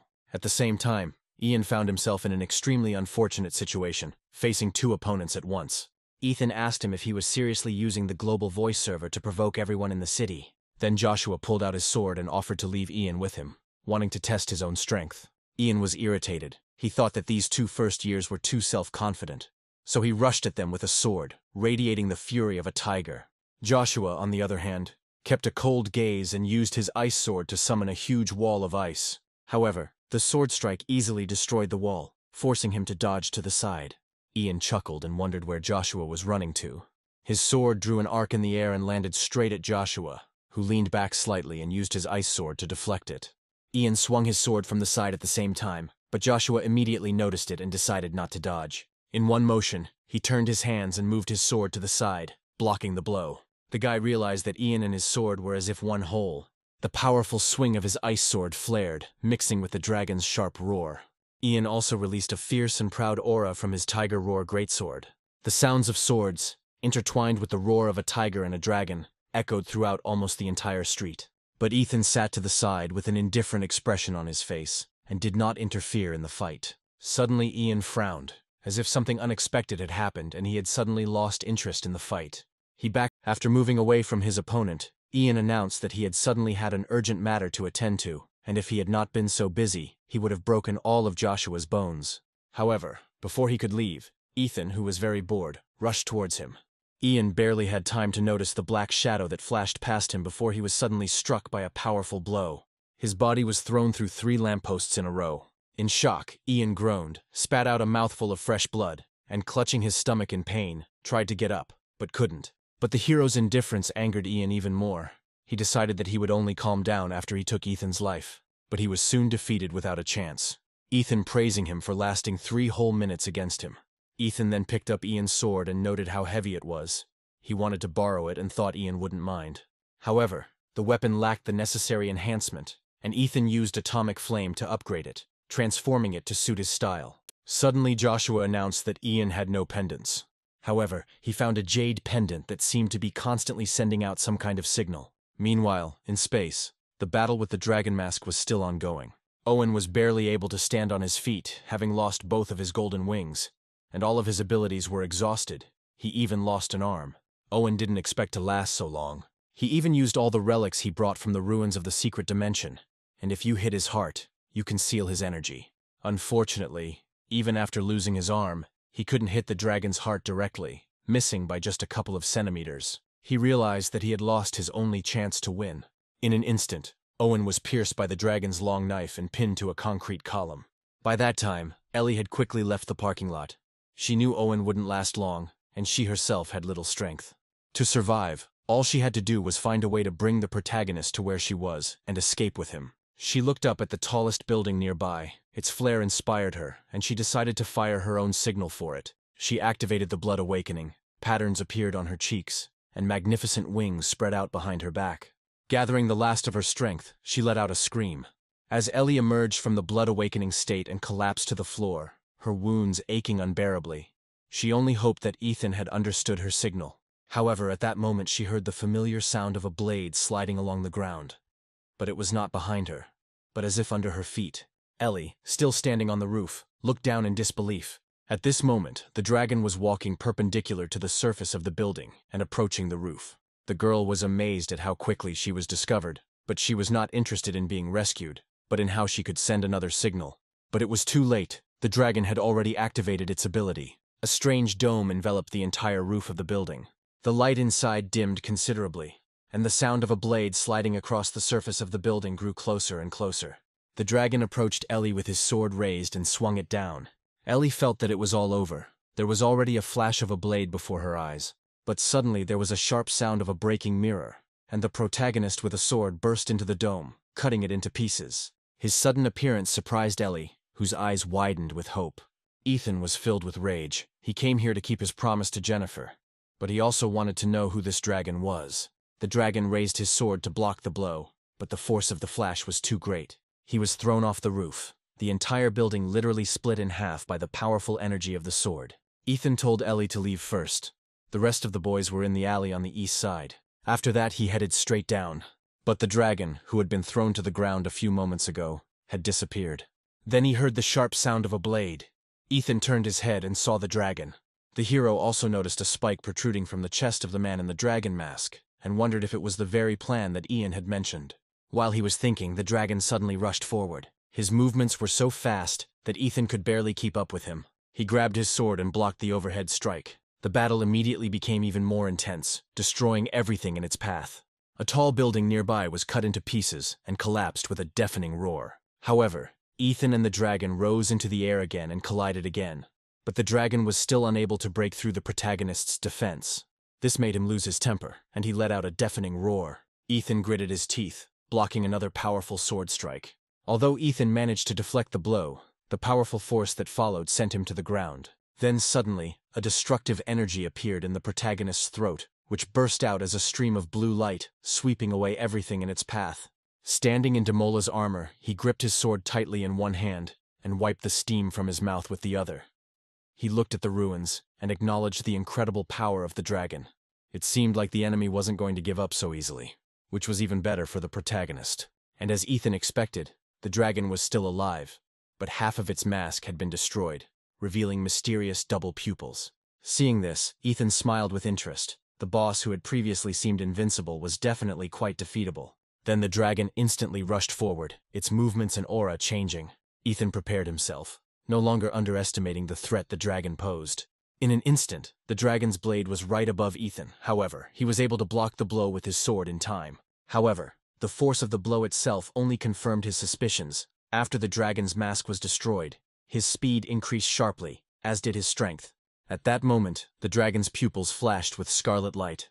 The protagonist's two-handed sword could not withstand such a powerful blow and broke with a loud crack. The sudden breakdown caught Ethan completely off guard. But at that very moment the dragon sped up and instantly appeared behind him, its sword intending to pierce his throat and decapitate him. But Ethan reacted on pure instinct, clenching his jaw and catching the blade in his teeth. He looked at the dragon with a smug grin, believing that he had finally caught it. The next moment, Ethan's powerful uppercut landed right on his jaw. The mask on his face had completely collapsed, revealing a strange face with no mouth or nose, only eyes. Without giving the dragon even the slightest chance to recover, Ethan grabbed his wrist and prepared his fist.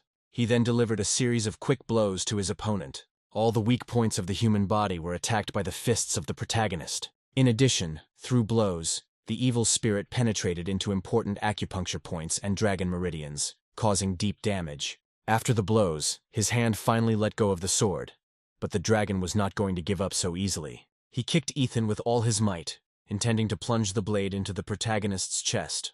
But Ethan expected this, and easily dodged. He grinned, already realizing that the dragon was not one to simply give in even under such pressure.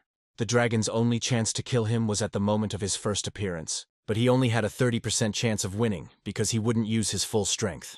Ethan let out a cry, wishing death upon his opponent, then swung his fan wildly. He raised a powerful whirlwind that caught the dragon. The magic fan, filled with evil spirit, turned out to be even more powerful than in Lucy's hands. Dark red blades of wind cut through the dragon's body, and the suction force lifted it tens of meters into the air. Then the hero jumped forward, turned into a blinding blue meteor, and found himself in front of the dragon. The hero's first blow caused a deafening explosion. The powerful atomic energy destroyed nearby buildings and shattered glass, and the dragon itself was thrown back by the smoke of the explosion. With the help of his skill, Ethan caught up with the dragon. He dealt one blow after another, as if he could not get enough. Eventually, the monster was thrown against the wall of the building, leaving a huge dent in it from the powerful impact. Ethan was even disappointed because he made him believe in his power. But in the end, the dragon turned out to be an ordinary worm. But the monster still tried to hold on. He raised his sword with the last of his strength, still threatening the hero with death. But Ethan walked up to the dragon, took his sword, and without hesitation, with one swift movement, decapitated him. The dragon's magical double pupils instantly dimmed, and its head fell to the ground. Eventually, Ethan collected all the dragon pendants except for the bull pendant, which was in Ellie's possession, and the game was finally coming to an end. Ian didn't expect Ethan to actually bring the dragon to such a state. Ellie breathed a sigh of relief when she saw the main character safe and sound. However, she was unhappy with his unauthorized behavior. He should not have gone alone against the man in the dragon mask. But Joshua didn't agree with her, because the others would only get in Ethan's way. Ellie remained silent, realizing that Joshua was right. She herself was so wounded that she could not use fighting techniques. Ethan noticed that she was lost in thought, and suddenly waved his hand in front of her face, and Ellie immediately came to her senses. Ethan asked for the bull pendant, and she quickly took it out and handed it to him. He then took all the pendants in his hands and began to arrange them in the order of the 12 signs as Joshua had advised, but nothing happened. The group frowned and began to think about which step could have gone wrong. Ellie also suggested a solution, but in the end, the situation did not change. Finally, Ian explained that the dragon pendant wasn't meant to be one of the masked hunters. It was meant to be a hunter of pendant holders. When Yen said this, he also removed the dragon pendant from its location. At the same time, the entire space of the city began to tremble violently. The gray mist that filled the sky swirled with a golden glow in the center. It glowed brightly and illuminated the entire dead city. Ethan sensed something and raised his head to look directly at the center of the vortex. What he saw made his eyes widen in shock. A huge platinum pupil appeared inside the vortex, looking straight at them. The world seemed to turn upside down, and Ethan seemed to be falling from the ground toward an eye in the sky. It was like falling into a dark abyss. Then suddenly he opened his eyes again and found himself still sitting on the seat of the university train, as if everything that had happened had been just a dream. However, judging by the reactions of those around him, this was not entirely true. One first-year student recalled how he was killed by a man in a dragon mask. Almost everyone in the carriage was still trembling with anxiety when a sudden announcement was made calling for everyone to remain calm. They were told that they had simply been drawn into an illusory dream created by a magical artifact called the Eye of the Mirage. It was also announced that in this challenge, the team of the main character, Joshua and Ellie from the city of Anne, collected all the pendants and took first place. Ethan's reward was the opportunity to select a new gene, and he then realized that fulfilling specific conditions opened up such opportunities. The new gene belonged to a D-class, level 13 vampire. His blood abilities were infecting corpses, manipulating blood, and an immortal body. Ethan almost lost his cool when he saw this gene. It looked like he had pulled out a super rare gold card. At this moment, Owen was watching Ethan, but Ian looked very tense. He was afraid that his friend might show disrespect to Ethan. However, Owen asked the hero if he really defeated the man in the dragon mask. To this, Ethan explained that he had not simply defeated the enemy, but had killed him. Owen, who had personally fought the dragon, took a deep breath. He then stated that he planned to start a new club at the university and hoped that Ethan would join, appointing him president. For years they had been completely controlled by local students, and he asked Ethan to join in to break that tradition. The entire carriage froze, and all the first-year students watched the scene with bated breath. They believed that this would be the beginning of a legendary organization. However, Ethan refused. He was not interested in competing with the student council or creating an organization. He preferred to be alone. In response, Owen simply smiled and handed him his business card, adding that he would always be glad to cooperate with him. The train continued its journey without any delays, and by the time it safely arrived at the station, night had already fallen. Then Ethan looked out the window and was amazed. He found himself in the city of Huadu. Neon lights were everywhere. Skyscrapers towered all over the city. After the train stopped, Ethan and the rest of the freshmen headed towards the station exit. The worker asked the children to follow them to the campus exit. When the boys came out onto the helipad, they were very amazed by what they saw. There was a flying machine parked there. Its design was very futuristic. The boys were told to board the transport in order and were assigned seats according to the ones they occupied on the train. At that moment, Ethan noticed Ellie nearby. He hurried towards her and touched her lightly, and this made Ellie flinch and get angry. This left the protagonist a little confused, but he just wanted to know why they were using an aircraft even though they were already in the city. Hearing this, Ellie visibly relaxed and sighed quietly, wondering why her mother had married her off to a country boy like him. She then explained that Huadu University is located in the sky. As the plane rose above the dark clouds, Ethan was finally able to see the prestigious university as an aerial city. As the vehicle approached, the security network automatically recognized it and opened the entrance, allowing unhindered entry into the city. Suddenly, Ethan felt that his vital magnetic field was disrupted, and he could only detect an area within a 100-meter radius around him.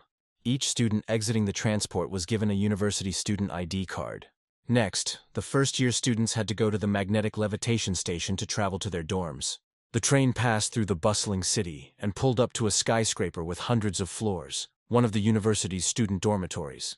Ethan loudly remarked that they had arrived at the highest city in the world, and everyone looked at him strangely, wondering where he was from. Ethan soon learned that Joshua's dorm was in B7 on the 45th floor, and his was in A3 on the 42nd. He said goodbye to Joshua and entered his 100-square-meter room. The conditions for students at the university were a real dream for the main character. He was amazed by the exquisite interior and the jacuzzi. It was like staying in a 5-star hotel. He had never experienced such a level of comfort in his life, and he intended to enjoy it to the fullest. But first, he needed to fully develop the Rakuta vampire gene.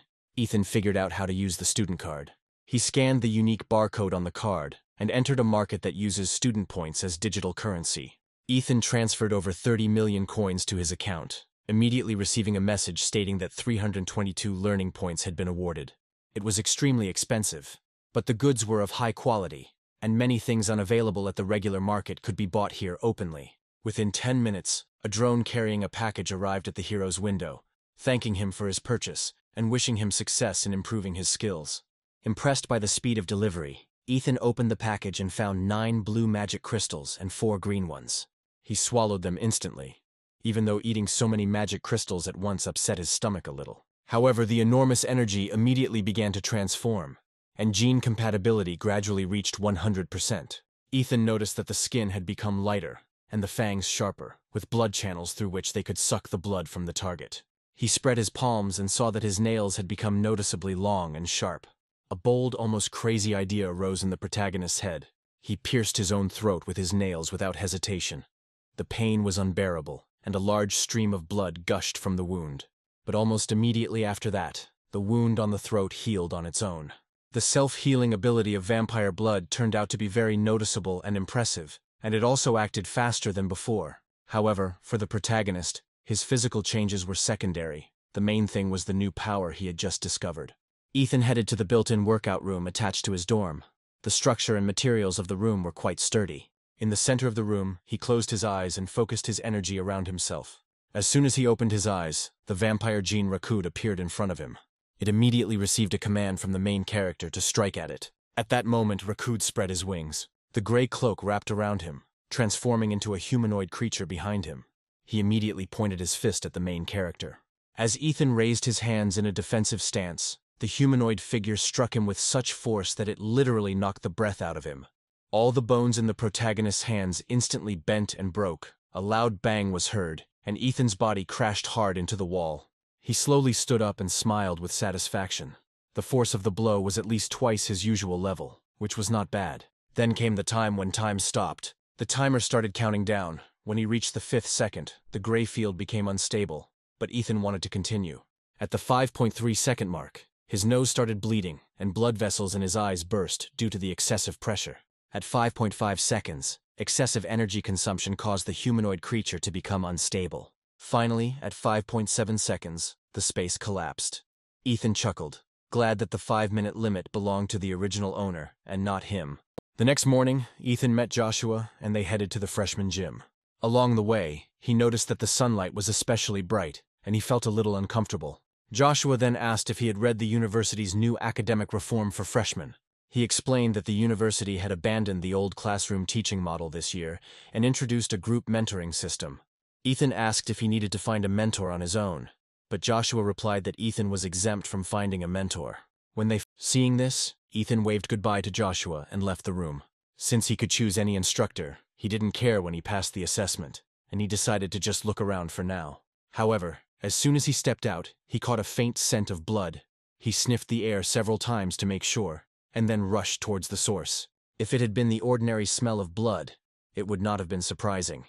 But this smell contained a hidden threat that awakened the evil spirit within him. He followed the scent and finally discovered the source of the smell. In front of him stood a little girl, squatting and eating something. Ethan couldn't believe that such a sweet girl was the source of such an ominous aura. He thought that he was probably wrong. At this moment, the girl suddenly turned towards him and asked if he had practiced the devil-in-the-flesh technique. Ethan was perplexed and asked a counter-question himself, wanting to understand where this little stranger learned about technology. She replied that it was she who helped little Hu perfect this martial technique, and then Ethan remembered the man from the temple. The girl explained that he had been her student more than 90 years ago, but Ethan thought she was joking. The brat was still wet behind the ears. For warriors practicing certain advanced martial techniques, it was not impossible to adjust their bone structure to the size of a child. When the girl noticed the protagonist's expression, she asked if he believed her. Ethan skeptically admitted that he didn't believe it, because believing it was as absurd as declaring himself Emperor of Qin. But at that moment, goosebumps ran across his body. Ethan felt an icy cold, as if his neck had been placed on a guillotine. Suddenly, it was as if he had been instantly beheaded before he could even understand what had happened. The purity of the girl's murderous intent was so strong that Ethan froze in horror. This instantly put him on high alert. Just as he was about to unconsciously use Crimson Calamity to stop time, a lollipop was suddenly shoved into his mouth. The girl apologized. She might have gone a bit overboard and regretted that she could only leave the house for 1 or 2 hours a week. But Ethan ignored her deceptively sweet appearance and looked deeply into her eyes, determined to finally find out who she was. The girl finally introduced herself as Grace, a very powerful master who, when the current university president was a child, brought him to tears. Ethan suddenly dropped to his knees, surprising Grace, and realized that becoming her apprentice had been a great investment. With complete seriousness, he loudly declared that he had wandered for half his life and never met a suitable master. But now he was sure that he had met him. Grace was shocked and didn't know what to respond to such a frank statement. Meanwhile, in the gym, No one expected that 5 deans of Huadu University would become mentors for the freshmen. The students tried to detect approval on their faces, but did not receive it. These freshmen were unaware that all Zodiac competitions were being broadcast live to all the university faculty. Ethan was the only freshman to receive a perfect score on every test criterion, but that didn't impress the deans. The real surprise was that Ethan managed to kill the dragon, as no first year had ever survived an encounter with one. The masked dragon was a model created by a supercomputer based on Felix's data when he entered university decades ago. Although the supercomputer could not fully reproduce the power of the divine double pupils, Felix remained the strongest master in Xia history. However, the protagonist's ability to destroy a model trained by such a master was sufficient proof of his incredible talent. However, at that moment, one of the instructors informed the deans that Ethan had already become a student of Grace, a former professor at Huadu University. The deans couldn't believe their ears. Horror was reflected on their faces. Meanwhile, Ethan unceremoniously grabbed Grace, refusing to let her go until she acknowledged him as her student. However, Grace did not fall for his tricks. She was not looking for students, and besides, she had already been suspended from the university. Hearing this, Ethan played his trump card. He promised that he would find a way to return Grace's freedom within 2 years if she accepted him as a student. The cheeky young man couldn't hide his sly smile when Grace's eyes suddenly lit up with delight. However, before it was officially announced to the entire university, 5 deans arrived to secretly prevent this union. One of them recalled Grace's promise not to interact with students given her current mental state. However, Grace, already accustomed to these deans, agreed to go home, but took the new student with her. She asked the protagonist's name and told him to follow her. Ethan ended up following her to the research institute. Grace led him deep into the institute. There they found a secret elevator leading to an underground facility. But Ethan wanted to understand why his mentor lived so far from campus. Grace explained that she had some issues that sometimes caused her to harm others, and that was why the university placed her here. The hero then suggested that he had become Grace's first student, but she considered him strange, as a normal person would have been scared long ago. In response, Ethan laughed nervously, since he didn't even think about the fact that the mentor could accidentally kill him. When the elevator reached the bottom level, a narrow passage, designed for one person, appeared in front of them, and at the end, there was a metal door. At this point, there were only 11 seconds left on the electronic scoreboard. Taking advantage of the last seconds, Grace rushed to the door, leaving the protagonist perplexed. He tried to understand why she was in such a hurry. The door opened automatically whenever Grace left, and if she did not return within the allotted time, an alarm would alert the president's office. Then Ethan managed to follow Grace literally a millisecond before the door closed. The door behind them closed automatically, activating a complex mechanism and permanently locking the room. At the same moment, a special electromagnetic field was activated inside the room. Ethan immediately felt that it had become extremely difficult to gather energy outside of his body, which meant that his techniques inside the room were significantly weakened. To prevent Grace from escaping, the president and his aides created this chamber, which turned out to be unexpectedly large and divided into 3 floors. The top floor contained a living room and bedroom, the second floor was equipped for entertainment, and the bottom was a training ground. The entire space was rigged with magnetic suppressors to prevent the energy from concentrating in case Grace decided to break out. Despite being in isolation, Grace was effectively living in a luxury suite with all the amenities. Meanwhile, in the university president's office, Ivan was calmly reviewing the materials of the recent meeting. The president received a call informing him that Grace had accepted the protagonist as a student, but Ivan decided to let Ethan stay. He reminded his interlocutor of the goal of the current university reform. They sought to cultivate talent capable of taking on the future of the entire nation. Ivan was then informed that freshman Ethan had followed Grace to a safe room, and that everything was stable for now. However, according to the analysis report, Grace is at risk of losing control if kept with another person for long periods of time. Ivan thought that warriors of a special rank were either those sentenced to death or masters who were unable to control their strength. In times of peace, the state usually restricts their freedom, but in a serious crisis, they are sent to the front lines as defense forces. In the current climate of international competition, the younger generation really needs to grow up quickly. Meanwhile, the story returns to the isolation chamber, to the training ground on the 3rd underground floor. Grace explained that she hadn't trained anyone for over 10 years, but in any case, they should start with sparring to test the protagonist's strength. First of all, Ethan wanted to know if his mentor was going to lower his martial arts level in order to fight him. As he took a fighting stance, the hero remembered the illusion of the guillotine and hoped that he would not experience it again. As soon as he said he was ready, Grace instantly rushed forward and appeared in front of him. Her hand was already aimed squarely at his throat, and Ethan's eyes widened, unsure if this was really a sparring match. He could have analyzed at least 5 dodge schemes in that brief moment, but he was hit by each one before he could move. Ethan then realized that the only option was to meet the attack head-on by activating his combat body. He covered his throat with one hand and gathered energy with the other to attack the mentor in front of him. Grace suddenly smiled, noticing that he had used his blood awakening wisely, accelerating, defending, and counterattacking at the same time. But unfortunately for him, Grace was still faster, her arm wrapping around the protagonist's. Then she suddenly jumped on his back and pulled him back sharply. A piercing scream echoed through the hall as the protagonist's wrists, elbows, and shoulders all dislocated simultaneously. Grace then let go and did a huge jump back as he returned to his normal form. Completely ignoring the wounds, he looked at the mentor with a smile. She really did not hold back. The awakening of his blood only provoked her. It had been a long time since she had tasted blood, and now her eyes glowed even brighter. Ethan realized that he wouldn't be able to catch up with his mentor using purely physical techniques, so he decided to use a slightly unfair martial art. He used his trump card, the power of a colossal titan, and suddenly a blinding blue energy exploded around him, engulfing the entire court. Ethan was glad that he had fully upgraded the giant humanoid gene the day before. At this time, Grace assumed a fighting stance.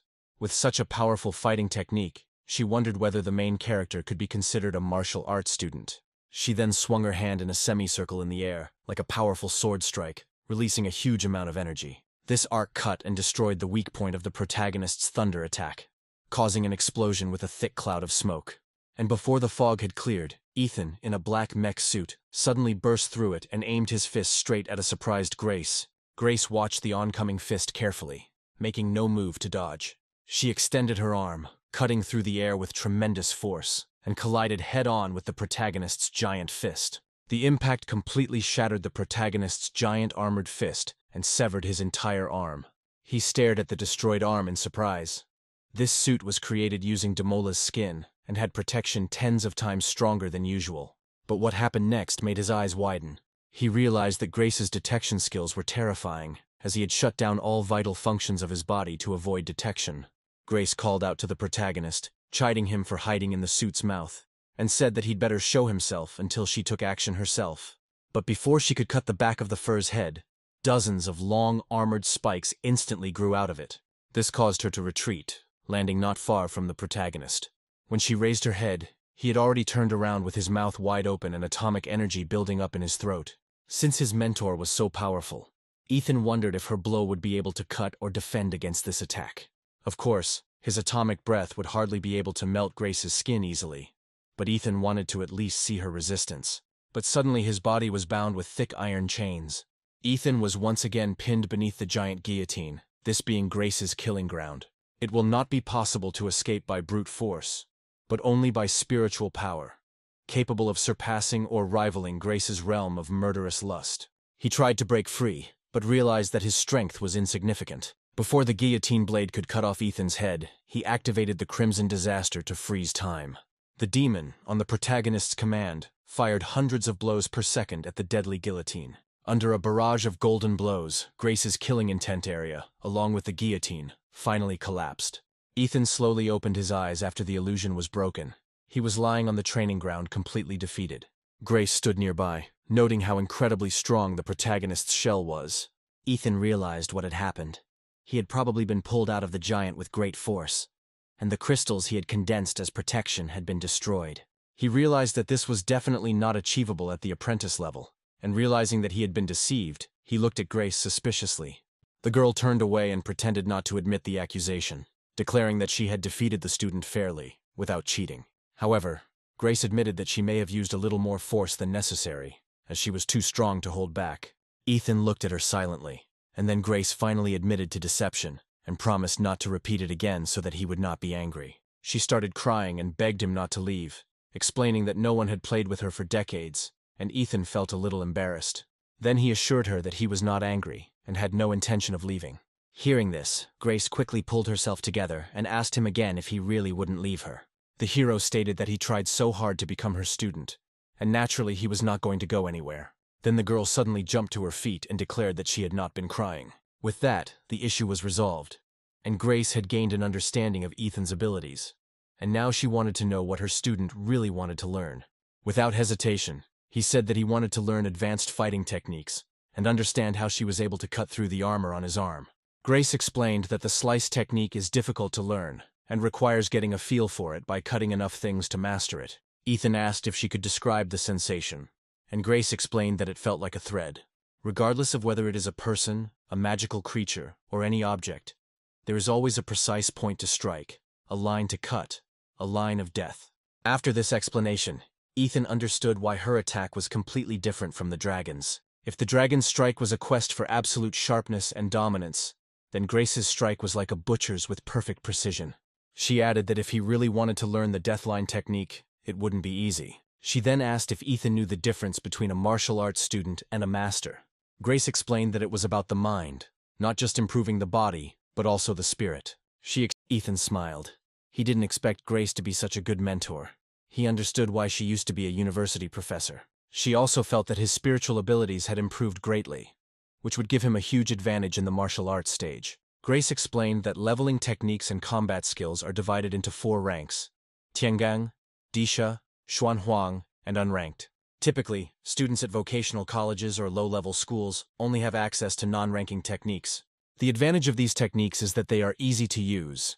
Anyone with enough combat ki, energy, and combat potential can break through. More than 80% of all martial artists use exactly these methods, but Huaduwu students start with at least Xuanhuang level methods.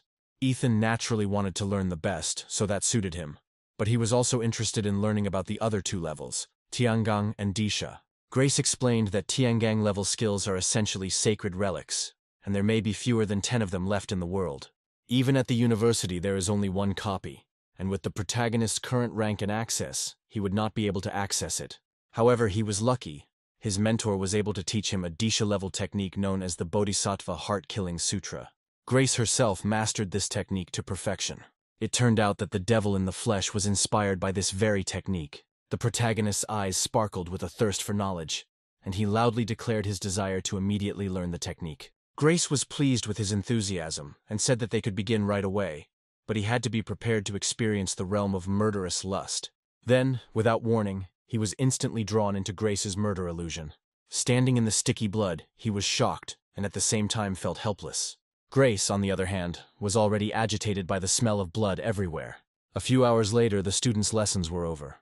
Joshua was returning to his room by then. Suddenly, he noticed the main character in the distance. However, as he approached to say hello and ask about the first day, as he had heard from rumors, he felt a cold sensation on his neck. It felt like a huge sword was being held to the back of his head. This terrifying feeling made him instinctively draw his ice sword. It took Ethan a moment to recover, and he apologized to Joshua. But Joshua himself was still recovering from what he had seen when Ethan explained that he had tensed up a little, and that it had been a reflex reaction. Although Ethan appeared clean, Joshua still caught the strong scent of blood, as if his friend were standing on a sea of corpses. A few hours ago, in the illusory world, Grace tested the protagonist. She created countless zombies to attack the hero. He was forbidden to use any martial arts abilities or techniques, only his sword.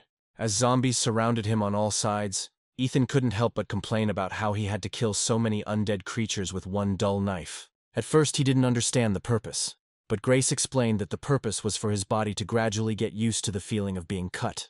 Ethan, who at first did not understand the meaning of the restrictions, finally understood the task. He gripped the long knife tightly and began to cut down the countless zombies. He became so immersed in the process of killing that Grace, who was watching him silently, was amazed. Practicing the technique in the illusory world was dangerous, and most students would not be able to master it.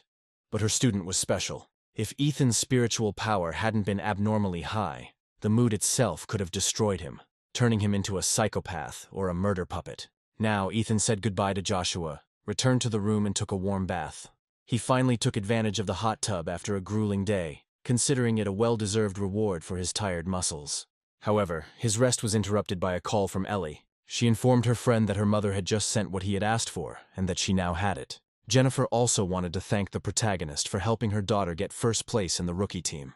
When Ellie heard about Ethan's plan to come over, she became nervous and immediately objected that there was no need to come because she could forward everything to him. Ethan agreed with this, then asked about her mentor, and Ellie named Dean Bai, Ethan didn't want to ruin her mood by telling her how he had turned down 5 deans at once, including her mentor. This semester has been eventful for Hwadu University students, with Owen creating the Dragon Blood Society at the beginning of the semester. Then, as expected, after the local recruits completed their summer special training camp, they encountered society. Tensions gradually increased, and members of the society began to participate in martial arts competitions with local students in the capital. As for Ethan, who was the center of attention at the beginning of the school year, no one remembered him anymore. He disappeared from sight for 3 months. Meanwhile, the story moves to the dungeon of the research institute. Grace stood on Ethan's shoulders. Each time she put her feet down, she transferred the pure energy she had condensed into his body. This energy was infused with Grace's knowledge from the sutra, helping Ethan strengthen his newly achieved master level. Grace continued to tease him, saying that he couldn't even do 1,000 push-ups. But Ethan, not wanting to give in, gathered his strength and picked up the pace. Realizing that he was still full of fighting spirit, Grace no longer simply placed her feet on the protagonist's back, but jumped on it. The hero screamed in pain, but still endured the torment. Finally, after 10,000 push-ups, Grace jumped off the main character's back. Suddenly he exploded with a deafening sound, and a thick, misty stream of blood erupted from his body. The protagonist's old muscles were torn, and in their place a layer of new skin quickly grew, which gradually became hard. These new muscles were clearly charged with enormous energy. When his shirt came off, Grace jokingly called the protagonist a pervert, but immediately covered her eyes with her hands. Ignoring his mentor's reaction, Ethan headed for the exit, ready to leave. The 3 months spent together were over, and it was time to see the sun. With tears in her eyes, Grace asked if he would come back. Then Ethan said he would come back. The mentor was terrible at video games, so she needed to train more before he returned. After saying goodbye, Ethan went outside, stopping for a moment to admire the city and bask in the warm sun. Walking through the streets, he felt like he was in another world. The whole experience seemed like it had happened an eternity ago, but he wasn't just out for a stroll. At the university, an important part of students' semester assessments were off-campus assignments, which covered a wide range of activities. Ethan headed to the Student Activity Center, where such assignments were handed out. At the entrance, Joshua, dressed in a white shirt, had been waiting for his old friend for some time. Ethan immediately asked Joshua about his progress. Like Ethan, he also reached the level of a martial master, but he did it 2 months ago. This was Joshua's first meeting with his friend in 3 months, and at first glance, there were no changes in the protagonist's aura or physical condition. However, this was precisely what was most frightening. With the help of the mentor's resources, Joshua felt his strength rapidly increase. But as for his monster friend, he couldn't even imagine how much the protagonist's strength had grown. Joshua continued to look around, waiting for another comrade, when a girl appeared behind him. Ellie apologized to 2 friends for being late. Then Ethan, raising his eyebrows, wondered what else she might have forgotten or not had time to do. 3 months had passed, but Ellie's face still blushed at the sight of Ethan, and at the memory of her mother's instructions about how couples should behave. Ethan reminded the shy girl that they hadn't seen each other for 3 months, but she didn't even say hi to him. Ellie, taken aback by such a naive reaction, turned around in confusion and declared that she hated the protagonist. The 3 of them then entered the Student Activity Center. Inside, in the lobby on the 1st floor, there was a huge screen that displayed information about the most popular assignments and students. Joshua and Ellie had already completed 3 tasks, which was considered over the quota, and they came there to help Ethan meet his quota. Ellie chose 3 missions that were suitable for their team. For a team of 3 first years, level 2 missions are rarely approved. Luckily for the 3 of them, they had a privilege card that Grace had given to Ethan. To be honest, Ethan really wanted to try level 4 or 5 missions, but given the pressure from his comrades, he declined. As for the 3 tasks, Ethan noted that they were both rewarding and risky, so there was no point in thinking about them for too long. Ethan believed that if you always grew up in hothouse conditions, you would never become a warrior, so he chose the 3rd task. With this decision, the 3 boys headed to the reception area. But as soon as they handed in their choice of tasks, the reception staff almost went berserk. They couldn't understand how first-year students dared to choose this task, and Ethan had to show the map to calm the staff member down. But she still didn't believe in the protagonist's honesty and called the center's director to check on him. A minute later she respectfully returned the map and wished them luck, but Ethan still reprimanded her for being abrupt. As he left the activity center, he told his comrades to prepare their gear while he went to pick up a few things before heading out. Ethan headed to the College of Mechanics and Magical Engineering. His identity was confirmed and he was granted access. He met with the dean of the School of Mechanics and Magical Technology and asked for a reward for his first place in the pendant competition. Ethan came to get a special grade alloy weapon, a great solution instead of choosing Dish's moveset. Conventional materials couldn't withstand his aggressive fighting style, so he chose a special alloy of meteorite gold. Ethan couldn't wait to try out the new weapon. The saber was about 1.2 meters long, with a wide, flat blade. The back of the blade was covered with a serrated pattern, increasing the weight and striking power, making each swing incredibly powerful. The handle was made of meteorite gold, which allowed energy to be freely directed into the blade. Each swing was accompanied by the whistling of the wind and a blinding light, causing awe among the observers. Everything about the saber was perfect. The weight was perfect. It fit comfortably in the hand. Ethan then met his comrades at the school gate, and about an hour later they arrived in Lingshu County. To keep the mission secret, the boys looked like ordinary students on practical training. Upon arrival, Ethan expanded his magnetic field for tracking, but limited the radius to 100 meters.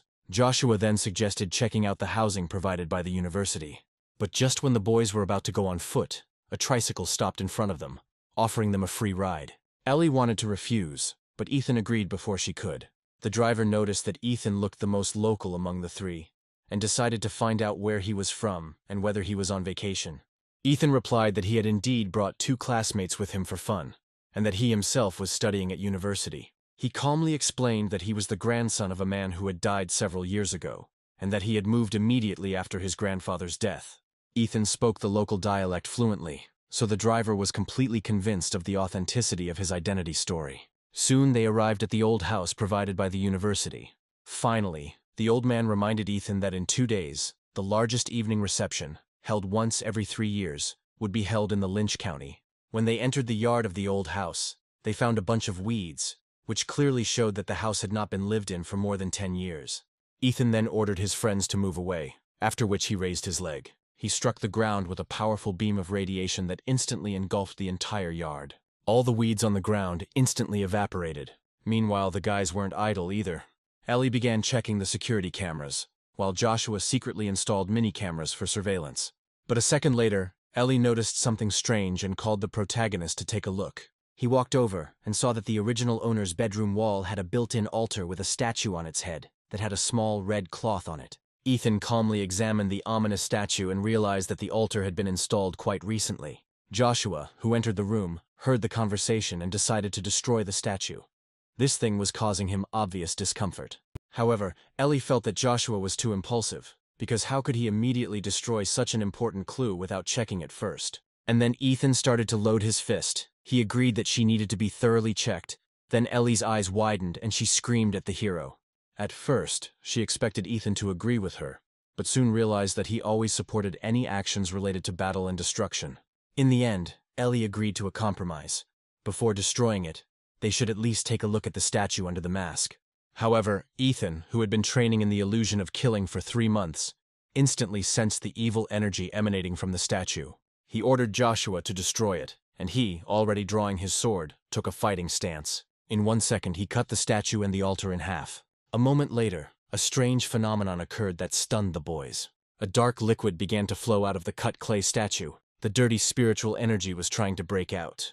However, a spiritual golden hand suddenly leaped out from Ethan's body and tightly grabbed the invisible spiritual body. The boys saw a twisted mass of flesh and dark blood in a clay statue, writhing as if alive. Joshua waved his hand and instantly froze the mass. A chill ran down Ellie's spine. She didn't understand what it was. Then Ethan patted her on the shoulder and injected energy, instantly lowering it and eliminating the anxiety and fear. She came to her senses, and when the hero asked her how she was feeling, she replied that everything was fine, although she was slightly confused by what she had just felt. Apparently, the anomaly in Lingshu County was related to this strange clay statue, and they had taken an important step in the right direction. Ethan told the boys to stay in the house and watch the dirty spirit body for any changes, as he had a task to attend to. He marked the old man with a radiation marker, and if the time was right, it was time to catch him himself. Meanwhile, a tricycle arrived at the temple in Lingshu County, and as soon as the temple doors opened, a young monk came out from inside. He greeted the old man and informed him that the abbot was waiting for him inside. The old man was delighted and nodded in agreement. The young monk led him through many corridors. Finally, they arrived at their destination. On the left and right were golden bodhisattvas, and in front of them was a gate with amulets. The young monk approached the door, bowed, and informed the abbot that the donor had reached the standard of blessing. He also said that he had something else he wanted to announce. At that moment, a soothing voice was heard, questioning the old man's intentions, asking why he had come so suddenly. At that very moment, the young monk's pupils narrowed and his face took on an ugly expression as he sensed the presence of a stranger. In an instant, the monk turned into a terrifying lizard with scales and claws. The old man who was standing nearby immediately knelt down and exclaimed several times that it was God in front of him. Then Ethan suddenly jumped down from above and stepped on the monster's forehead, turning its head into meat mush. Luckily, all the dirt and splashes didn't stain his clothes, as he was inside the protective field. The old man was so frightened that he began to stutter, not understanding how the young man he had met just 2 hours ago had appeared in front of him. Ethan didn't even pay attention to the old man, because 2 bodhisattva statues suddenly came to life in front of him, their eyes glowing red. Both statues attacked at the same time, but he didn't even raise his hand. The humanoid giant behind him raised its muscular arms and took the entire attack. Meanwhile, the statues began to tremble slightly, because a much greater force was resisting them. In the end, they simply gave up trying and used their remaining 3 arms to attack the protagonist together. Then he rubbed the space ring on his finger, which glowed with a cold light. A moment later, he drew his blade, Starfall, and swung it through the air. Ethan cut down 6 weapons with one swing, and they shattered when they collided with the meteorite blade. However, Ethan knew that the battle was not over yet. The next second, a powerful laser beam shot out of the statue's eyes. However, Ethan was faster. He quickly closed the distance, jumped high and decapitated the statues with one swing of his sword. However, their eyes continued to emit scarlet lasers. Before the old man could react, one of the beams cut him in half. The 2 enormous statues fell to the ground with a deafening crash, revealing sparking cables and mechanical structures within. Obviously, these bodhisattvas were not living beings at all. Ethan knew this from the very beginning, since his magnetic field did not register anything from them. However, he was more concerned about how such a high-tech device ended up in a backward little village. He headed towards the massive door, assuming that the answers to his questions might be hidden behind it. Being an uninvited guest, he decided not to knock politely and ordered the humanoid to break down the door. However, the impact left only a dent. Then the giant's golden fists hit the crimson door with incredible speed, like a meteor shower. Eventually, the old door was reduced to a pile of rubble, and Ethan walked calmly through the gate. Inside, he was surprised to discover a huge underground palace. But the most impressive thing was the giant golden Buddha located in the center. But Ethan remained unperturbed. He carelessly asked why the owner was still hiding like a cowardly mouse, although the guest was already here. A moment later, a monk emerged from behind the large golden Buddha and asked why Ethan was there, as the temple had no claims against him. Coming closer to Buddha, the monk once again asked the hero for an answer. However, Ethan only rubbed the space ring on his finger and pulled out the Starfall blade. He cut the old monk in half, and blood gushed out in all directions. But almost immediately another monk appeared and reproached the protagonist for a serious sin. Tired of their smug moralizing, Ethan ordered them to be quiet. However, at that moment the ground beneath his feet collapsed. Some force pulled him down into a huge space beneath the underground palace. Upon landing, he looked around and realized that this was, in fact, a sewer system, and his attention was drawn to the 18 doors in the walls.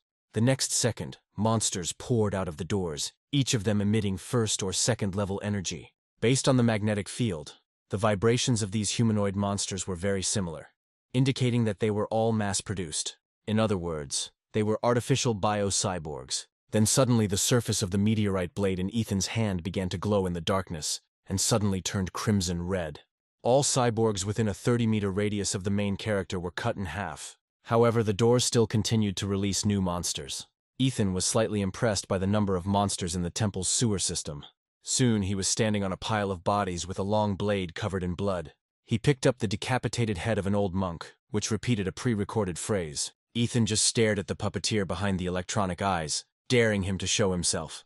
In response, an evil laugh echoed throughout the entire underground space. Behind the protagonist, a buzzing sound of mechanisms inside the Buddha's body was heard, and soon the giant statue began to move. Hot steam rose from the cracks in the Buddha's head. Then the shoulders behind the Buddha opened up, revealing built-in rocket boosters.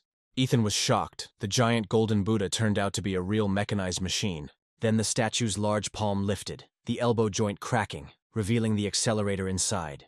With a deafening crash, Buddha's palm fell right on the spot where Ethan stood. But Ethan wasn't going to give up just like that. He was already preparing to activate his skill. At that moment, the statue's palm seemed to begin to smoke. Buddha's built-in AI system detected the rapid increase in energy and activated a protective layer to prevent damage. A black armored giant suddenly appeared in front of them, as tall as Buddha himself. In an instant, a huge fist struck the Buddha in the face, opening the steel frame of the statue. Then Ethan grabbed the Buddha's head with his powerful hands. He stated that they were not finished yet. The hero pressed her down and hit her with his knee, which had bone spikes protruding from it. The Buddha, his face ruined, swayed and leaned back. However, the spheres on his body then released a laser rain to prevent Ethan from attacking further. However, the laser strike left several marks on the protagonist's black armor. Buddha realized that all his attacks were useless, but he did not give up and activated all his lasers. In an instant, a shot of unprecedented force, more like an explosion, was fired from his body. Buddha was sure that this blow would definitely hurt Ethan somehow. But this time he was wrong. When the smoke cleared, the burnt giant was still standing. Buddha tried to strike again. However, several hard bone spikes shot up from the ground and pierced him in midair. Ethan then walked up to Buddha and released his atomic breath into his chest. For the protagonist, it was just a game, and he mockingly apologized for further destruction. The Buddha, seriously damaged, could no longer support itself on the electromagnetic shield, and was finally burned. Ethan emerged from the giant and, as his body quickly evaporated, landed on the lotus seat where Buddha had once sat. There was a large passage down there, and Ethan could already guess that a typical mad scientist researcher was behind it all. Meanwhile, half an hour ago, at the research institute, a researcher tried to calm the doctor down. He assured him that Ethan would not be able to break through a structure built using the latest materials and designs. However, he soon saw on the screen how the Crimson Gate was broken by Ethan in some unexpected way. The man assured the doctor that they still had an army of cyborgs, but a moment later, they saw Ethan easily destroy them. The man with glasses took a deep breath and reminded the doctor that they still had a trump card. The Mecha Buddha's combat capabilities were specifically designed to destroy large Lord-level monsters. But after a few minutes they were silent again, watching Ethan tear it apart with his bare hands. However, even under these conditions, the man was about to say again that they had a way out, but the doctor shouted at him to shut up. Dr. Phillips suggested that the guards above should give them a few minutes to escape. Once they are safe, they activate the base's self-destruct program to prevent the information from leaking out. Philip was a former Level 3 researcher at Prometheus, who was secretly recruited by Laserbird after the organization's closure. The organization took advantage of the locals' faith and began genetically modifying them, turning them into test subjects. However, just as the researchers were about to rush to the exit, a beam of blue light cut through the ceiling. Ethan watched them from above, arms folded. He chuckled, wondering where the so-called abbot was going to run to. 2 armed guards rushed into the laboratory as soon as the assistant gave the order. But before they could take aim, Ethan had already rushed into the attack. He was in front of the doctor in the blink of an eye, killing the guards. Although the doctor was scared to death, he calmly asked what Ethan wanted, offering to discuss the situation. However, in his right pocket he kept a button that could activate the base's emergency self-destruction program. But Ethan instantly grabbed the doctor's right hand and crushed it, disarming him. The doctor screamed in pain, but Ethan closed his mouth tightly. After that, he lifted his body into the air. Only when the doctor was almost suffocated did Ethan let go of him, throwing him to the ground. He coldly demanded to know everything they had been doing in the area. He wanted to find out if Dr. Philip was responsible for the murder of 3 young martial artists from the university. The hero also asked what kind of experiments were carried out in the underground laboratory. However, Philip had no intention of answering, because the leak of company secrets meant death for him, and if it was inevitable, he decided to hasten its outcome. He opened his mouth, activating the poison capsule hidden in his teeth. A chemical smell filled the air and he began foaming at the mouth. Soon, Dr. Philip's heart stopped, triggering a self-destruct system, and the laboratory was instantly filled with alarms. But the protagonist decided that death was too simple a luxury for the doctor. And then he suddenly bared his sharp fangs and plunged his index finger into the doctor's aorta, injecting the vampire virus. The thing is that vampires can turn people or corpses into stillborns. But his virus, enhanced by his titanium and vampiric abilities, created beings that retain the memories and talents of their past lives. They had strong self-healing powers, were not afraid of the sun, and were completely submissive to it. Once Dr. Philip's heart started working again, the base's self-destruct program was stopped.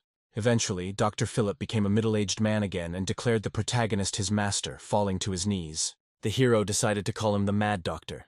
His body and mind now belonged entirely to Ethan.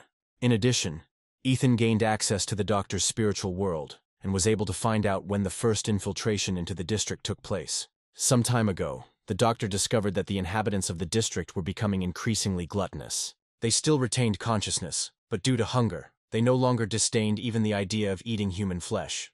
And the strangest thing was that no one even noticed this anomaly. As it turned out, they themselves did not understand that experiments were being conducted on them. The doctor recruited 20 people for an experiment and discovered disturbances in their cognitive functions. They ate raw meat, slept for 2 or 3 days straight, and worshipped a clay statue daily. He began to think when these abnormal changes began, a numerical code was carved on his wrist. Having deciphered it, the doctor realized that it was the code for a file that he had entered into a document on his computer. Only then did he realize that the numerical code had been left by him even before the penetration began. Dr. Philip felt an unprecedented humiliation when he realized that he had been used as a lab rat. The purpose of the files was to inform him about cannibalism, hypersomnia, and idols, all of which came from the divine nation. The underground lab was Laserbird's secret base, but the cult quietly infiltrated and took control. Like the city's inhabitants, the residents' cognitive functions were rewritten and turned into puppets. Apparently 3 masters had already fallen victim to cannibalism, and apparently Joshua, Ellie, and Ethan himself were next on the list. It was the 8th year since the Laserbird had taken over Lingshu County, and the underground laboratory had been completely built. The doctor discovered that the outbreak of anomalies began in February. The first signs were recorded in March, and research began. The doctor realized that the anomaly developed in 4 stages: cannibalism, hypersomnia, idolatry, and mass sleepwalking. The consumption of human flesh reflected the initial impact of the will on the mind. Hypersomnia was a deeper modification of consciousness. The worship of idols meant that the mind and body were deeply infected, almost incurable. Mass sleepwalking meant that man had already become food for this will. The doctor initially considered their illegal experiments rather dark, but compared to the cult, they seemed almost civilized. He identified the agent used by the cult to pollute minds and drain life force, a fruit taken from the ruins of a secret world. Opening his eyes, Ethan exited the mental connection. According to the doctor's calculations, the demonic fruit will ripen in 2 nights, on the day of the grand concert. It was no coincidence that the grandfather on the tricycle invited him.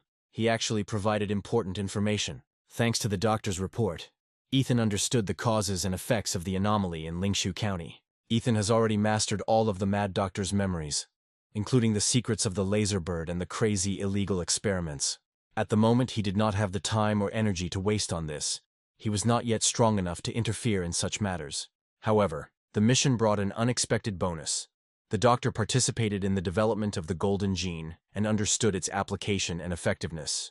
According to the university's requirements, students who uncover the truth can complete the mission. But Ethan decided to continue.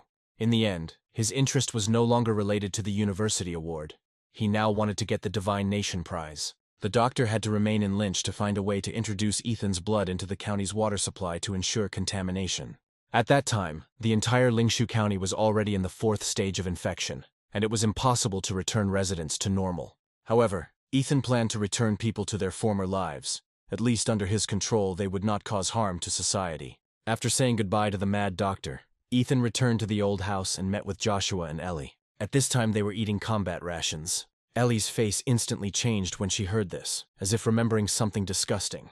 Apparently, they also conducted their own investigation and discovered that all the inhabitants of the city ate human flesh. The hero then spoke about his recent trip to the temple, and it was obvious that a powerful biotech organization had also been affected by the anomaly. At this point, the mission had already exceeded level 3 difficulty, and Ellie suggested calling the university for help, but Ethan was against it. He tried to reassure them, explaining that the mission had only become more difficult, but they were not in danger, so there was nothing to worry about. Ethan suggested holding their position until nightfall, at which point they were faced with eating raw meat and worshipping statues. However, there remained one last anomaly: mass sleepwalking, which might fully manifest itself at night in this city. Meanwhile, elsewhere in Magic City, at the Laserbird headquarters, the board had just held a meeting. Realizing the seriousness of the situation, they sent a special team to Lingshu County to investigate the situation. The scene returned to Lingshu County, to the central water intake station. There was a sudden explosion, after which the Mad Doctor became noticeably weaker and was forced to remove and throw away his heart. He then sent a message to his master, notifying him that Laserbird had just activated the bomb in his body, But Ethan received the message and assured him not to worry and to continue with the plan. At this time, a train arrived at the railway station and 5 passengers got off. A plump man nicknamed Catfish surveyed the surrounding area, understanding why the company had chosen this secluded area as a secret location. Another woman, nicknamed Ares, said the company had already determined that the dragonfish was not connected to the temple base. She wondered who their opponent would be, because the company had too many enemies. The other passengers also got off the train, a young woman nicknamed Bluebird, and next to her a young man, Golden Snake. Then their captain, Black Lion, showed up. A firm believer that true professionals should blend in perfectly with their surroundings. He gave the order to the team to act. First, they had to destroy all experimental equipment and materials. Golden Serpent and Bluebird, posing as a young couple, were responsible for reconnaissance, while he, Sam, and Ares were investigating in the underground laboratory. Soon, the Golden Serpent and the Bluebird hid in the shadows of the city to quickly gather all the available information. However, during reconnaissance, they sensed that something was wrong with the city's inhabitants. The Bluebird checked the living room but found nothing unusual. However, upon entering the bedroom, she came across an altar built into the wall and could not contain her curiosity. She walked up, lifted the red cloth from the clay statue's head, and immediately fell into a trance. Meanwhile, the Golden Serpent stood in the living room, listening to Captain Black Lion's report over the radio, but the connection suddenly broke off. The snake looked out the window and saw that the streets were suddenly filled with residents moving in their direction. Apparently, mass sleepwalking was set in motion. Realizing that they had been noticed, the Golden Serpent was about to warn the Bluebird. But suddenly a dagger with anesthetic plunged straight into his stomach. He quickly dropped to his knees, filled with fear, and realized that his partner was also under control. Before he lost consciousness, he noticed that the clay statue on the altar by the bed had the same glowing eyes as the Bluebird. Recently, the Golden Serpent personally witnessed a group of statues brought out of secret ruins that were believed to be the gods of a destroyed civilization. Meanwhile, Ethan stood on top of the clock tower, watching the city. Perhaps due to the enormous size of the night moon, its magnetic field was easily dampened. However, he could smell the pungent blood of the people gathered to the southeast of his position. Since mass sleepwalking was a form of will eating, he was interested in how the process of eating would take place. When the anesthetic wore off, the Golden Serpent opened his eyes and discovered that he was tied to a column. Next to him was Bluebird, also tied up, still unconscious. The frightened Golden Serpent tried to escape, but the city's inhabitants behaved so strangely that it was unclear whether they were still human. Then he tried to wake up his partner, but she didn't answer. The Golden Serpent tried to explain the situation rationally, but the residents did not listen to him at all. These people became simply monsters in human skin, perhaps even more terrible than real monsters. Suddenly the bell rang, as if announcing the arrival of some power. The Golden Serpent looked up to the sky and saw a huge moon very close to the earth, which seemed about to touch the surface. The zombified residents also noticed this. They began to climb on top of each other, forming a ladder. Quite quickly, this human column reached an incredible height. The columns with the Golden Serpent and the Bluebird were raised along with them. Meanwhile, the Black Lion suddenly lost contact with the Golden Serpent and the Bluebird, which meant that something had gone wrong. It was probably related to whoever destroyed the underground laboratory. Whatever the reason, there was a good chance something serious had happened in the city, so they had to act quickly and leave. As soon as the 3 team members left the temple, they felt something strange. They looked up at the sky, noticing that a huge full moon had appeared there. The next moment, Ares asked the others to look down. There was a ray of moonlight that was descending from the moon somewhere down. Even the Black Lion was shocked and realized that destroying the underground laboratory was not as easy as the company thought. Perhaps this explained why the Golden Serpent and the Bluebird lost contact. So the boys ran to the place where the beam hit. However, as they approached their destination, they unexpectedly encountered another group. The Black Lion quickly threw a dagger filled with powerful energy. Then Ellie summoned a large blue umbrella. It served as her shield. It pushed away the dagger aimed at them. Black Lion didn't expect that a simple martial artist could create such a weapon. After this, the girl put away her umbrella. She looked at the guy with glasses and asked who he was and why he was attacking them. The Black Lion, however, upon seeing Ellie's clothes, realized that it was not a local resident in front of him, but those who had destroyed the underground laboratory. At that moment, Sam and Ares immediately rushed into battle as soon as the Black Lion gave the order to destroy the opponents in 3 seconds. Then Joshua pulled out an ice sword and took a determined stance next to Ellie. Sam approached Ellie and stuck out his tongue like a psycho. Although it was a pity to kill her, he was ready to do it and enjoy her body. Then Ellie, disgusted, blocked Sam's attack and pushed him back. Joshua, in turn, summoned a huge ice peak, but the black lion suddenly intercepted the attack and smashed it with one movement of his hand. Then Joshua realized that such attacks were ineffective against the enemy. He then threw out several smoke bombs. They were not going to fight the opponents head-on, realizing that they were high-level masters. But suddenly the black lion quietly crept up to them with daggers, holding them to the necks of Ellie and Joshua. But before he could strike, he heard a strange sound behind him. Suddenly a sword fell from the sky and landed on the spot where he had just stood. The black lion was a little surprised and asked curiously if this guy was in league with them. When Ethan stated decisively that he intended to kill him, the black lion only chuckled, considering it absurd. He used the assassination technique, phantom clones, turning his body into 12 copies that rushed at the protagonist. He responded instantly using his time-freezing ability. Ethan smiled with understanding. The master's body, strengthened by energy, could withstand even tank shells, but even it could be destroyed. The phantom clones were of sufficient quality that it was initially difficult to determine where the real body was, but with a 5-second time freeze, Ethan had enough time to find the real black lion. Using his vampire blood-manipulating abilities, Ethan turned the blood on his fingertips into blood arrows. Now the king of assassins, the black lion, was completely helpless. One bloody arrow hit him right in the forehead. The king of assassins died very quickly. Ethan then calmly grabbed the black lion's body, stuck his fingers into its throat and began to suck out its blood. Best done while the corpse was still warm. With each passing second, his aura rose to a new level, and the black lion looked more and more like a withered mummy. Despite the energy loss from absorbing the black lion's blood, Ethan's physical base allowed him to reach the 8th stage. Sam and Ares were stunned by the captain's sudden death. Judging by the energy fluctuations, it became clear that Ethan had increased his level by drinking blood. But before they could escape, something even more terrible happened. Ethan used the demon trapped in the flesh to summon a bloody demonic puppet. When the puppet emerged from the blood, Sam and Ares were horrified. The demonic shadow looked exactly like their captain, who had been transformed into a human corpse. Then Ares, with a serious expression on her face, threw away the child she was holding in her arms. The child instantly began to glow with an ominous energy, and his body began to swell. In an instant he turned into a huge monster. After she ordered the monster to hold back the enemies, Oven and Sam disappeared. Ethan then ordered Joshua and Ellie to coordinate with the demonic shadow and fight the monster. Ethan himself was going to catch up with these two masters and deal with them.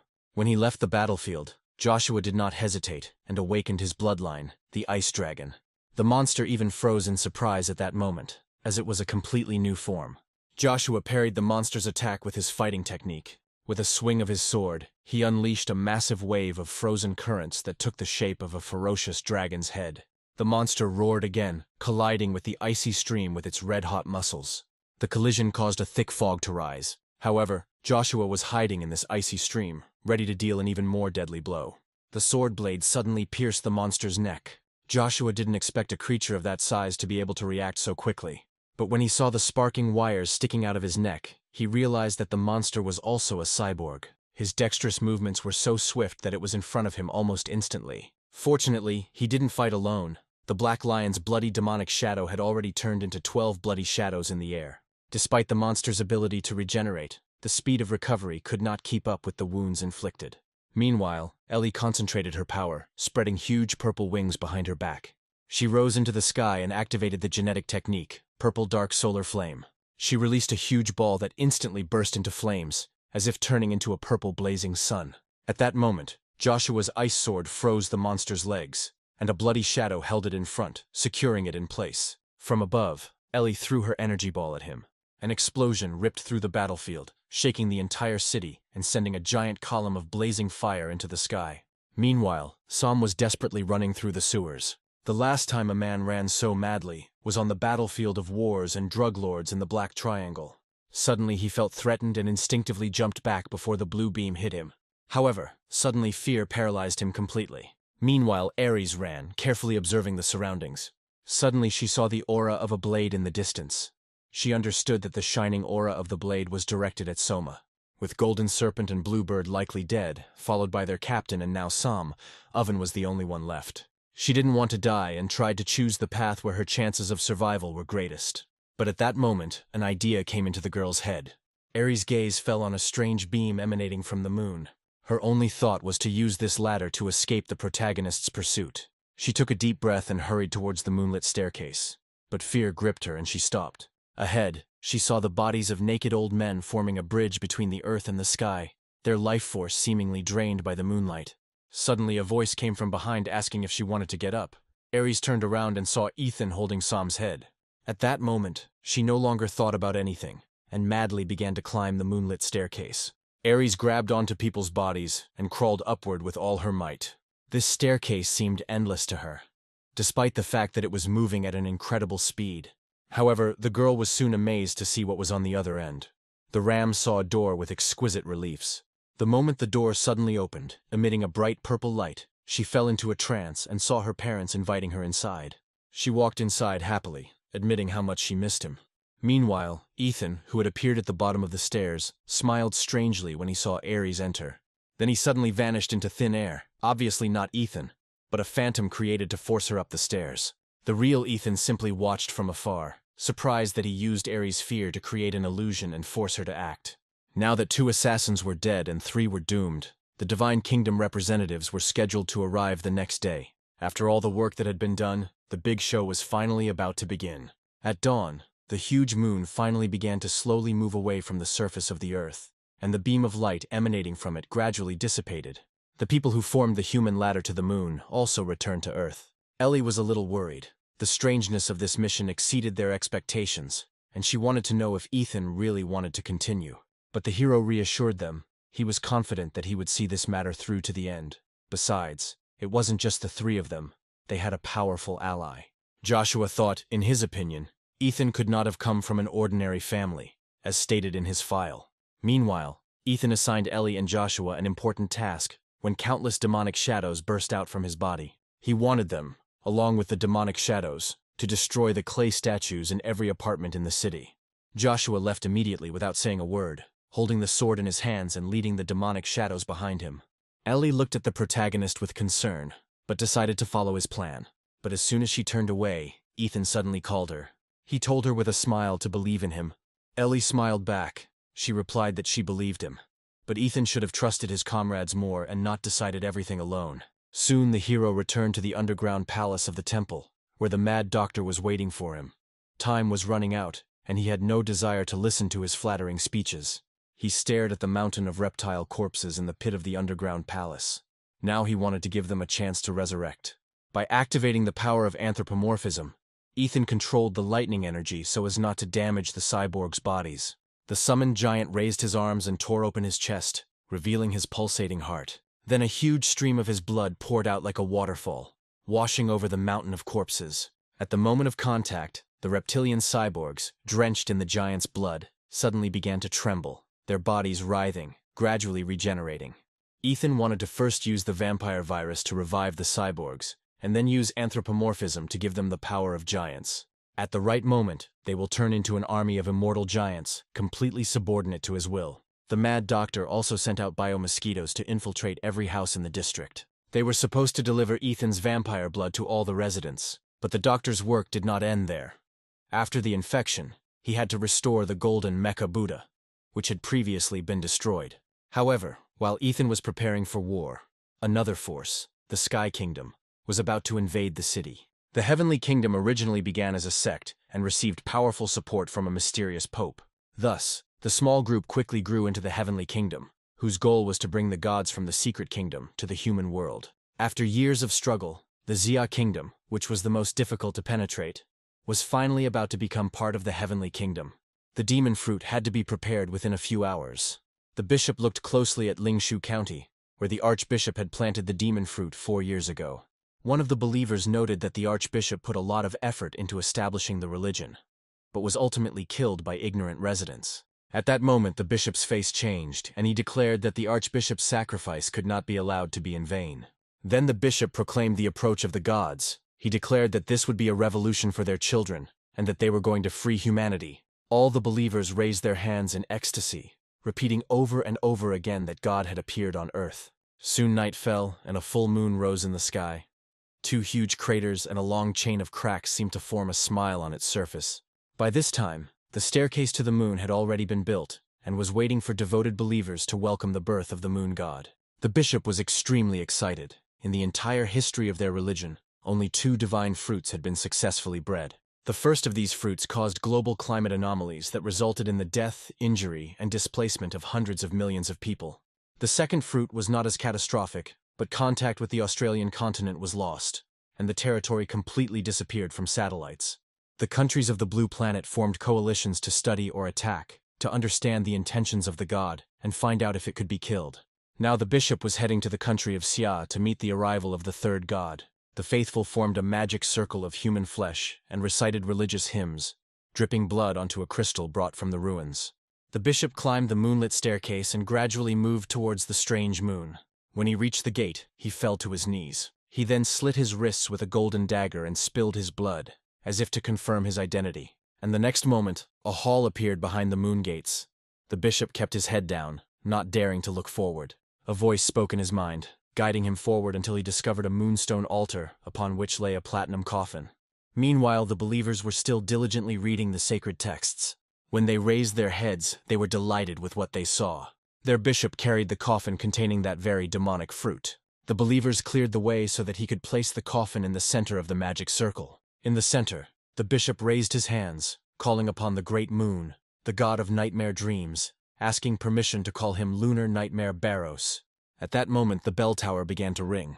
Throughout the district, a white spirit emanated from the bodies of all the inhabitants. Tens of thousands of spirits gathered in a white wave and headed towards the platinum coffin. But suddenly there was a loud roar. The entire stream of spirits suddenly turned blue. This meant that their faith in the moon Nightmare Baros was shattered. The bishop could only watch helplessly as the spirits were destroyed by the roar. After this, the blue spirits entered the platinum coffin where their god was being raised. The believers still could not believe what was happening, because these corrupted spirits could infect the divine fruit. At that moment, Ethan made his move and instantly appeared behind the bishop, teasing him. At that moment, the bishop felt 3 strange foci in his body. These lines formed the outline of his internal organs. Before the bishop could do anything, the protagonist's sword passed through the key points. At that moment, Ethan became the devil incarnate. The sound of the church bell rang suddenly as the bishop fell to the ground. He, already dying, turned to the Lunar Nightmare Baros, who now had a bloody hue. But this pathetic scene aroused contempt in the protagonist. Even with 3 artifacts, the bishop could not withstand a single blow. Then suddenly, someone praised the protagonist for his incredible hit and invited him to join the church. He turned his head slightly and saw another bishop in a crimson robe nearby. It was the current supreme leader of the Xia cult, Lingqi. The person he had just killed was an archbishop. Ethan must understand that being a member of a religion is an extremely risky business. He realized that his subordinate was simply pretending to be his boss. The hero's eyes narrowed, realizing that the dead fool was just a setup, so he decided to immediately attack the real leader of the cult. However, seeing this reaction, Lingqi noted that since the place was sacred for the meeting of the gods, Ethan could not come and go as he wished. Suddenly, Ethan felt his body suddenly stop, his attempt to fly thwarted by an invisible force that bound him tightly. Ethan, who possessed powerful mental powers, felt that it was telekinetic energy, and then, from behind the main character, a humanoid demon appeared, tearing apart Lingqi's massive telekinetic arm. Lingqi's pupils narrowed and shock flashed across his face when he saw the figure behind Ethan. It is obvious that Ethan was also trained in the divine arts. The hero cursed under his breath. The only reason he wanted to move away was to avoid fighting next to that damned coffin. Suddenly, a roaring dragon of flesh burst out of it and flew straight at Lingqi. He only told Ethan that such creatures could not harm him. The explosion from their collision shook the ground and Lingqi was thrown away. The dragon rushed forward with unstoppable force, pulling Lingqi through countless buildings at blinding speed. When the monk came to, his crimson robes were in tatters, and blood was gushing from his numerous wounds. However, the very next second the wounds began to heal. Lingqi chuckled, believing that Ethan could not harm him, since he was blessed by the gods. As expected, these cultists were almost impossible to kill, which presented a serious problem. Suddenly, the rest of the fanatical cultists began to gather around him, chanting incantations in chorus. Lingqi just chuckled, having almost forgotten about them for a moment. As a final test of loyalty to the church, each sectarian took up a dagger. Then they instantly plunged it into their throats, without hesitation cutting their own throats. Ethan only watched them mockingly, believing that this was the only thing these madmen were capable of. The logic of the cultists was incomprehensible. However, he waited patiently to see what trick they would try next. In the blink of an eye, a cold wave of spiritual energy reached Ethan's face, and he felt it immediately. Suddenly, a bloody hand burst from the chest of one believer. When the creature had completely crawled out, the hero saw its true form. It was a monster, a three-eyed goat. It looked like the very embodiment of Satan. But the hero only grinned. For him, this was an ordinary foreign demon. He laughed, noting that the fanatics used their entire bodies as conduits to summon demons, 50 of them in total. It seemed they wanted to clutter the battlefield with mass conscription. But Ethan had his own mass army too. As he threw his head back, a roar echoed throughout the area, lightning from his skill exploding throughout the city. The demons screeched in rage, their cries echoing throughout the city. The clash was brutal, but the demons were no match for the protagonist's gigantic spirits. They instantly tore them to pieces. The other archbishop was shocked as he watched the battle. The archbishop was instantly killed, and now an army of giants suddenly appeared on the battlefield. Moreover, Ethan had disappeared from his sight, so the archbishop quickly used his spirit vision to find him. However, his expression twisted in horror when he noticed Ethan heading towards the divine coffin. Realizing that Ethan's target was the divine fruit, he rushed over to try and stop it, but was immediately intercepted by Joshua and Ellie. The archbishop frowned, realizing that his opponents had clearly prepared, and he wondered if they had known the church's entire plan in advance. Meanwhile, the hero reached the divine coffin. Even from a distance, he felt the icy cold that could freeze the soul. This presence radiated an unbearable hostility. He understood it. He had actually entered the presence of a so-called god. The system panel flashed in front of Ethan, announcing the receipt of special energy. The hero realized that he had never considered the Sky Kingdom worthy of attention. These fanatics were weaklings, cannon fodder at best. He decided to open the lid himself if God did not appear on his own. But the next moment his eyes widened in surprise. The coffin was empty. There was nothing inside. This being declared itself a god, but still lurked in the shadows. Ethan noted that the roars of the giants and demons had disappeared, and it seemed as if the entire world had suddenly become silent, leaving only the main character. Then a voice came from the void. He turned and saw the bishop he had recently defeated, who told him not to forget his true nature. Ethan narrowed his eyes. The familiar sensation meant he was hypnotized, but he didn't know when it happened. Lynchy told him in a cold and mocking voice that it happened when he fell asleep. In the real world, the archbishop successfully summoned a huge demon using it. He wondered how things were going with the archbishop. Using his spirit vision, the archbishop focused again on Ethan at the coffin, and almost immediately sensed that something was seriously wrong. He was clearly under divine punishment for insulting God. What was even worse, however, was that he could no longer detect the spiritual presence of the archbishop. Having no choice, the archbishop decided to get to the divine fruit as quickly as possible. Joshua's face turned pale with rage, cursing through clenched teeth as he watched the archbishop walk straight towards Ethan. While being held back by the monster, Joshua used the forbidden bloodfire technique, instantly releasing a powerful stream of ice. The demon that had previously suppressed them suddenly lost its advantage. But freezing such a giant required almost all of Joshua's energy. However, he ordered Ellie not to hesitate. Their lives were insignificant compared to Ethan's.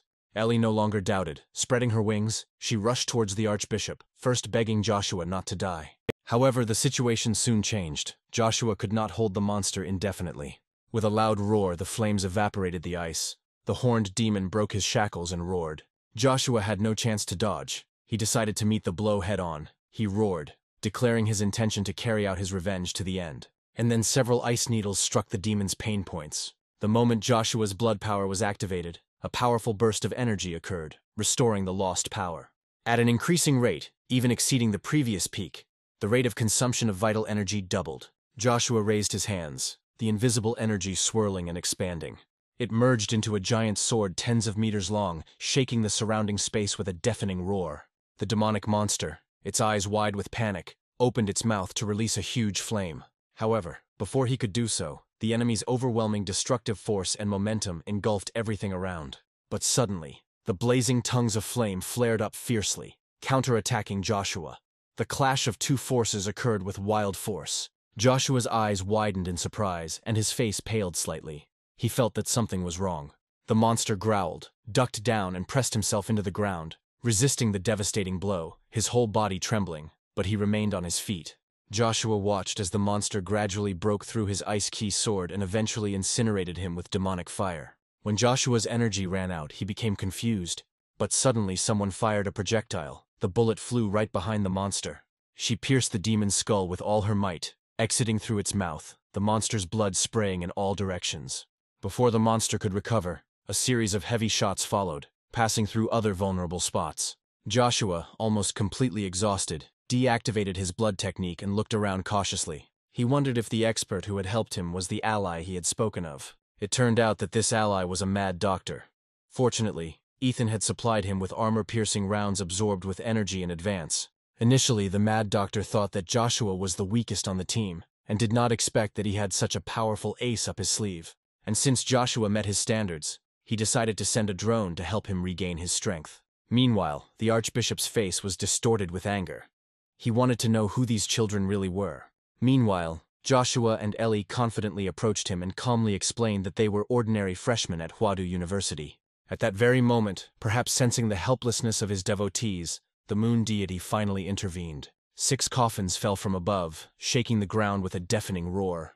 Apparently, these were the servants of the deity, summoned to confront Joshua and Ellie. Ellie was a little shocked. She recognized several familiar faces. 3 of them were the missing university students. Meanwhile, the Archbishop joyfully announced that his god was blessing him. The mad doctor started to worry. His orders were to protect them, especially Ellie, who was the main object of protection. At this point, the mad doctor realized why Ethan had not sent a huge army as reinforcements earlier. But now the situation had changed. Having no choice, the mad doctor ordered the giants to join the fight, and soon they formed a circle around Ellie and Joshua. Ellie's sharp gaze swept over the surroundings, and confirming that the giants were their allies, she realized that they had been sent to detain the undead. Without a moment's hesitation, she spread her wings, taking advantage of the moment to change direction and rush towards Ethan. Seeing this, the Archbishop immediately ordered the soldiers to stop her on her way to the divine fruit. The 6 undead warriors instantly concentrated their energy and released it upward. But on the orders of the mad doctor, the giants became a human shield. Countless broken limbs and arms of giants flew into the sky. But Ellie avoided all the blows. She was already just a few meters ahead of Ethan. However, at that moment she was pierced by a weapon fired by the Archbishop. Ellie's strength began to gradually fade, and she almost collapsed to the ground. However, as soon as her body was a few meters away from the impact, her wings spread again and she soared into the air again. She was so close to her goal that she simply couldn't give up. The Archbishop froze in horror. All his efforts to stop Ellie were in vain. Eventually, Ellie reached the protagonist and hugged him tightly, pressing her head against his shoulder. Without wasting any time, she spread her wings and rose into the sky, holding Ethan in her uninjured arm. However, her injured arm, wrapped in bloody thorns, throbbed painfully as blood was sucked out of it. At that moment, she also noticed that the ground was covered with the bodies of giants. All of them were killed, but none of the 6 warriors were injured. Ellie decided not to stay any longer and was preparing to run away. And then suddenly a voice came into her head, advising her to leave Ethan behind. She had already done all she could, but it was not enough, and the voice assured her that he would not blame her. For a moment, Ellie wondered who this mysterious voice belonged to, but then replied that she would never leave it, taking a deep breath after ordering the moon deity to stand back. At that moment, a sudden psychic attack fell upon her. Her head ached from the suffering of the souls consumed by the moon deity, which was unbearable. But Ellie still did not let go of Ethan. Even as her consciousness began to fade, she cared only about protecting him. Soon, completely exhausted, she collapsed along with Ethan. 6 divine warriors were already waiting for her on Earth. Then their necks began to lengthen at an alarming speed, turning into lunar spears aimed at Ellie in the air. She held the protagonist in her arms and closed her eyes slightly. However, her fall and the moon spears were stopped. Everything seemed to freeze in the moment. Ellie opened her eyes slightly, hearing the protagonist's voice. He apologized for waking up a little later than he should have. However, looking at the protagonist, completely exhausted, Ellie finally closed her eyes in relief. She whispered that it was not too late. Ethan then advised her to have a good rest while he dealt with the remaining problems. Meanwhile, on the ground, the Archbishop cursed in rage, seeing that Ethan had broken free from the god's illusion. But he reassured himself that it didn't matter, as Ethan wouldn't be able to handle 6 of the moon deity's apostles at once. Soon, Ellie suddenly disappeared in the protagonist's arms, sent to a safe space to rest. And then suddenly a giant leg appeared from the sky. In an instant, the Archbishop and his warriors were crushed. Ethan chuckled, looking at the scattered bodies at his feet, as if they were trash not worth his attention. At this time, Lingqi was in agony, trembling after many deaths. He didn't know how many times he was killed. Each time he felt a different but equally unbearable pain. And although his will was much stronger than that of an ordinary person, he was on the verge of a mental breakdown due to the endless murders of the main character. After endless torture and murder, Lingqi could no longer bear it and broke out of the illusion. He apologized to the moon deity, explaining that he had no choice, and then the lunar deity only told him to lie down in the coffin. Time was running out, and he could only complete the vessel with the help of Lingqi's weak, mortal body. In the distance, Ethan destroyed all remaining moon god power on the battlefield in a matter of moments, including the 6 apostles. Now all the cultists were destroyed, only one remained. At that moment, Ethan suddenly felt something and looked up at the moon. A figure in a silvery white robe stood in the sky, the moonlight falling on him, enveloping him in a silvery glow. Although Ethan couldn't directly sense the being in the sky, he could tell from its aura that it was incredibly powerful. This was the source of all the anomalies in Lingshu County, the moon god, or rather moon demon, Barossa. Invisible steps appeared beneath Baros's feet as he stepped into the void and made his way toward Ethan. The cityscape around him vanished and was replaced by an endless void. Judging by the grayish-white ground beneath his feet, it was the moon. However, it could not have been the real moon, because he did not feel the extreme cold of space or the lack of oxygen. Ethan assumed that this whole space was similar to Grace's space. It was different from the illusion in that it affected the soul, but the damage caused was real. So inside the space, the protagonist's invincible golden body without the system panel was useless. Baros then admitted that he actually admired the prankster very much. Ethan was the most outstanding person he had ever seen. Moreover, his compatibility with Baros was over 96%, making him the perfect half to complete the human vessel. Ethan looked at Baros skeptically, because his plan to steal Baros's vessel had already been completed.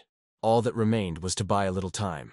Baros continued, stating that he was willing to grant Ethan the right to retain consciousness after using his body for his own completion.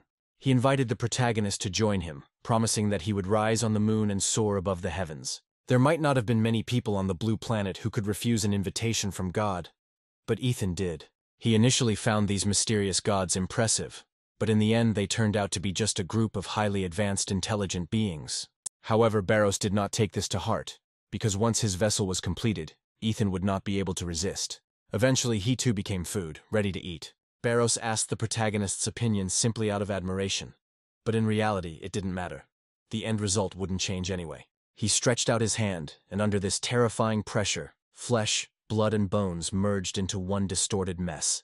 Then Baros, with a powerful movement, tore apart the protagonist's gigantic body. The protagonist was simply thrown out of his humanoid body and found himself face to face with a deity. The next moment, Ethan found his limbs frozen in place. Baros's hand approached the protagonist's forehead. He looked at it like food ready to be consumed. For the first time, surprise flashed across the moon god's face. He didn't understand why he couldn't sense Ethan's consciousness. Puzzled, he repeated the process twice more, but to no avail. He noted that he finally realized he could not touch the protagonist's soul. Even if the protagonist's body couldn't compare to Baros on the spiritual plane, he had the support of the system panel. Against a divine being like Baros, Ethan had foreseen this and knew his body might not cope, so he used extreme vampire gene restoration and left half of the body with the Mad Doctor. This ensured that after the destruction of the main body, his consciousness would awaken in the other half. A second later, it descended directly onto Baros, cutting through the star space and destroying the entire lunar space in the blink of an eye. An unknown man with turquoise tousled hair looked down at Baros. It was the head of the Jia main division, the Azure Dragon, Azure, who had come to duel. Ethan's smile widened. Having already reported on the cursed Lingshu County, he hadn't planned to defeat Baros from the start, but only to capture the vessel. Baros was somewhat puzzled by the fact that his body was indeed human, meaning that human potential clearly needed to be enhanced. However, Azure only wondered if Baros was truly an abomination, since the purity of his body was low and mixed. When the first humanoid monster spawned descended to Earth, Azure was already a grandmaster and participated in the battle with the creature. Baros, who had shown no emotion, became angry for the first time. In any case, Ethan, whose body he recognized as his own, should not have suffered. So, with one easy movement, Baros threw the main character's body aside, throwing him out of the battlefield. Azure was a little puzzled, as it seemed like the monster actually valued the young man's life. He decided that once he had suppressed Baros, he would find Ethan and interrogate him. He remembered that one man mentioned his name before he left. As soon as the battle began, Azure summoned his true form as the Azure Dragon and charged forward. Meanwhile, the hero found himself in a remote mountain forest, far from the battlefield. Ethan woke up shortly after being thrown out by Baros. He felt dizzy, trying to figure out where he was. He immediately activated the flow of qi and expanded his vital magnetic field to the maximum. But he was unable to locate Lingshu County. He looked at the system panel when a terrible thought crept into his head.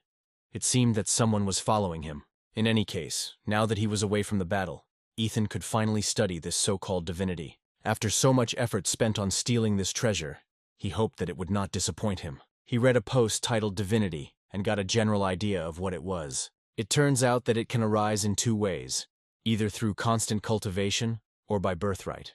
The system even hinted that the Moon and Illusion gene is best compatible with the Rakudum vampire gene. Therefore, Ethan decided to develop the vampire gene. After absorbing all 5 divinity points, evolution was launched. The upgraded version of the vampire gene was strong, but Ethan didn't expect it to be so incredibly powerful.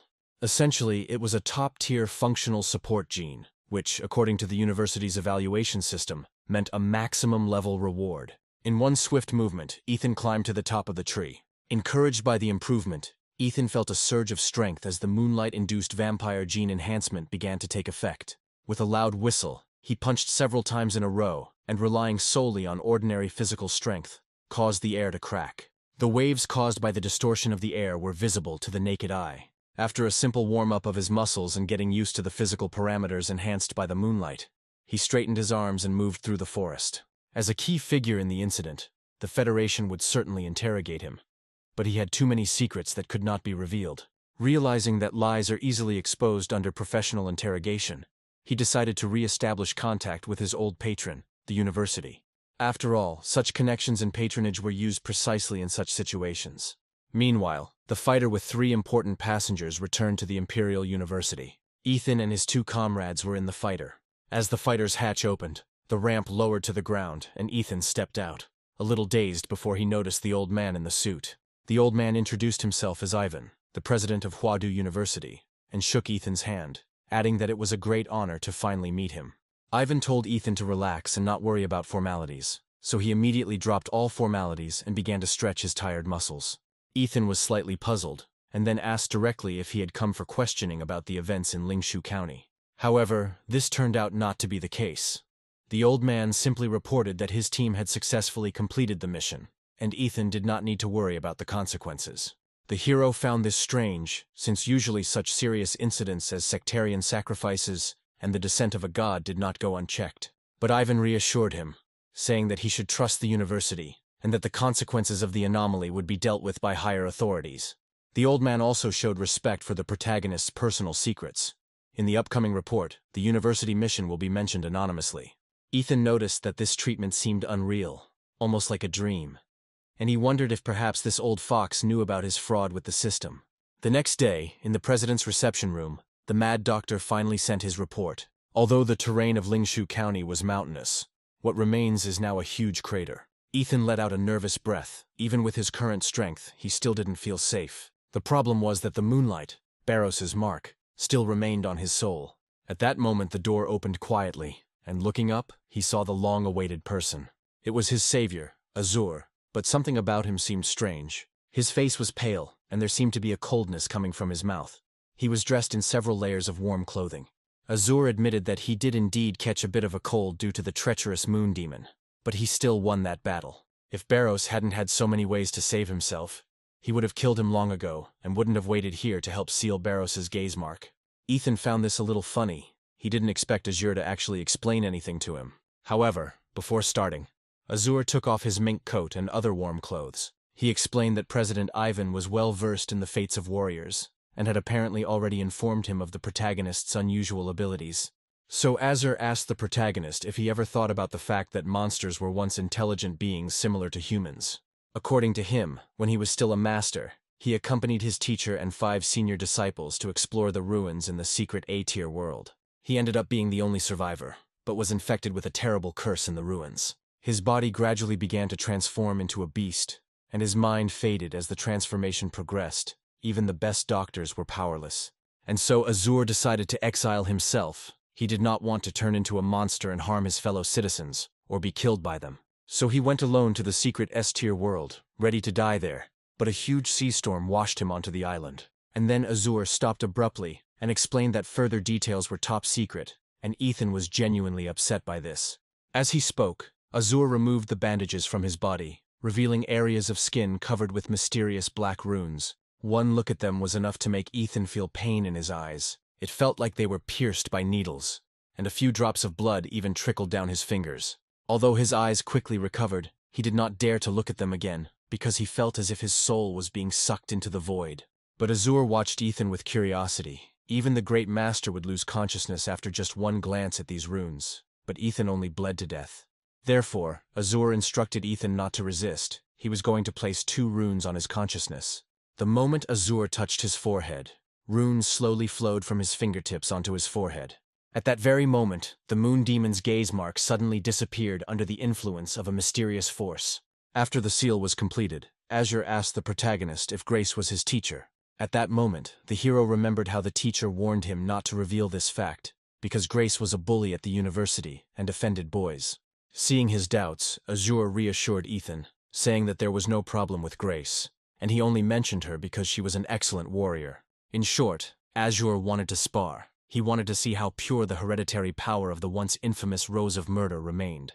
Ethan was a little stunned, but then he realized that this was expected. The stronger the warrior, the stronger his desire to fight. He pointed to the moonlight outside and suggested they spar under it. Suddenly, Azure frowned and closed his eyes, remembering the unpleasant illusions. However, they eventually headed to the university arena. Azure suggested that Ethan use all his strength while he defended himself with only one hand. He also had the right to strike first. If Ethan could make him move even half a step, he won. If Ethan wins, he will receive 1 request to Azure and direct enrollment into the first department of the Azure Bird with all rights and privileges. The promise was generous, and Ethan was hungry for victory. So at that moment he pulled out the meteorite blade and raised it high above his head. Azure's pupils narrowed as he sensed an aura similar to that of the moon demon, but it was not tainted by the foul demonic energy. Meanwhile, Ethan's sword turned into a huge sickle, which came crashing down. Seeing the protagonist's performance, Azure clenched his fists and effortlessly parried the approaching blow. Meanwhile, Grace suddenly tensed up, wondering if it was the murderous energy coming from the protagonist. Not only Grace, but also other students and teachers experienced similar feelings. The green-haired man stared intently towards the battle arena. He felt an incredibly terrifying killing intent. He assumed that most of the university campus could feel it too, so he decided it was just bragging. The story moves again to the panoramic dueling arena at the university. Azure met the protagonist head-on, directly confronting pure rage. The moment his sword and Azure's fist collided, a strong wind cut through the entire duel arena.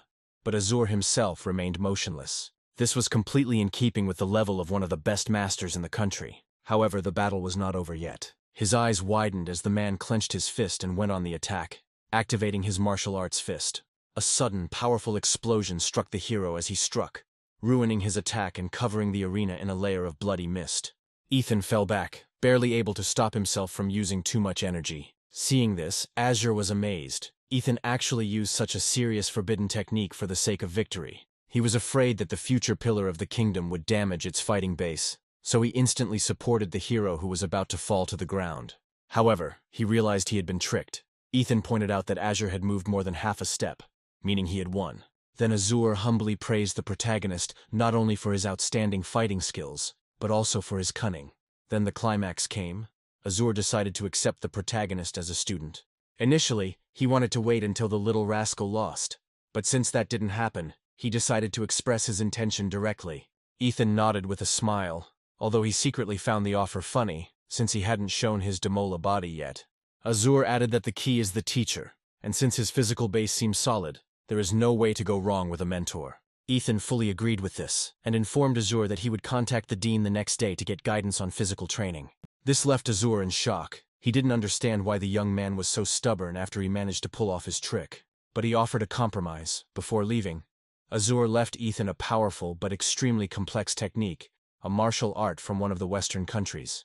Excited, Ethan thanked him, oblivious to Azure's hidden intentions, as the technique was very difficult to master on his own.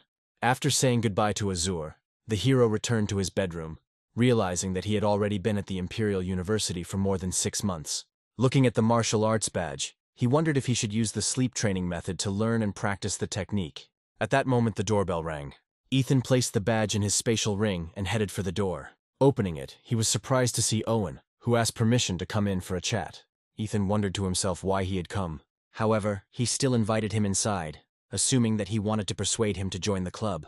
For a while, the pink-haired boy simply followed, preparing to voice his request. However, before they even reached the living room, Owen dropped to his knees and began begging the hero to become the president of the Dragon Blood Society. Ethan was momentarily at a loss as he watched Owen's desperate attempts to cling to his leg. Owen explained that there was a person in the society who saw the protagonist's return and informed the others. Ethan quickly realized that he was being secretly watched through a security camera. Although Owen said the camera was only in the hallway, Ethan didn't waste any time. 20 minutes later, Owen was lying exhausted on the floor of the training room, and then the hero asked him the reason for his request. Owen, his face swollen, said something unintelligible. Then Ethan gave him some hemostatic pills to heal the wounds. Owen explained that at the university, students were free to form clubs, but if they did not demonstrate merit, the school would not provide financial support. Under Owen's leadership, the society established links with businesses, which attracted new members and increased the club's commercial value. However, as the club grew in power, it was suppressed by the student union, which consisted of local students from Huadu City. As a result, under Simon's leadership, the Dragon Blood Society suffered a series of failures, and its commercial value continued to decline. Ethan realized that Owen's strength was not enough, and he was defeated by Simon.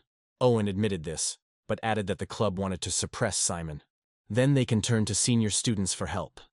But there is an unspoken rule that conflicts within a course are resolved within the course. Thus, Ethan was the only freshman who met the requirements to save the club. At that moment, Ethan unexpectedly agreed to help. But before Ethan then had to explain that he would not be president, but rather a consultant protecting the club's assets. He wanted to understand what exactly Owen was planning, and then he revealed to him the plan for Dasha's recovery. This was not classified information. Dashi's plan to restore the city was to gather craftsmen from all over the country to capture the 12 cities and regions that had been overrun by monsters. Thus, the final examinations and the selection of course leaders were carried out within the framework of the recovery plan. Owen wanted Ethan to have complete control of the club as part of this plan, hoping that he could achieve the highest possible result afterward. But first of all, the main character said that Owen had to solve one more important task. Ethan was referring to the CCTV camera, and Owen may not have realized it, but he had indirectly given him a huge helping hand. This was an ideal chance for the protagonist, as the achievement would give him a chance to obtain a gene, and the higher the achievement, the greater the likelihood of obtaining a high-level gene. The next day, 12 key members of the club gathered in the Dragon Blood Society's meeting room. Zack was smoking a cigarette, his typical disdainful expression on his face, emphasizing his displeasure at Owen's weight. Ian looked at Zack with slight irritation. His actions were extremely provocative. Although he sensed that Zack was up to something, he remained silent and calmly explained that the vice president was going to meet the real president. Everyone realized what this meant and froze for a moment, especially Zack and Lucy. Their expressions changed to horror as they recalled their encounter with that terrifying freshman. Zack then sharply expressed his disagreement with placing hopes on the main character. Ian's eyes narrowed and his face darkened. He realized that the two were up to no good. Zack stated that the eldest son of the Zhao family, the real martial dynasty of Dashi, named Kai, promised to give them a prominent place under his banner. Then several participants agreed with his words. They wanted to side with Kai, who clearly had a bright future.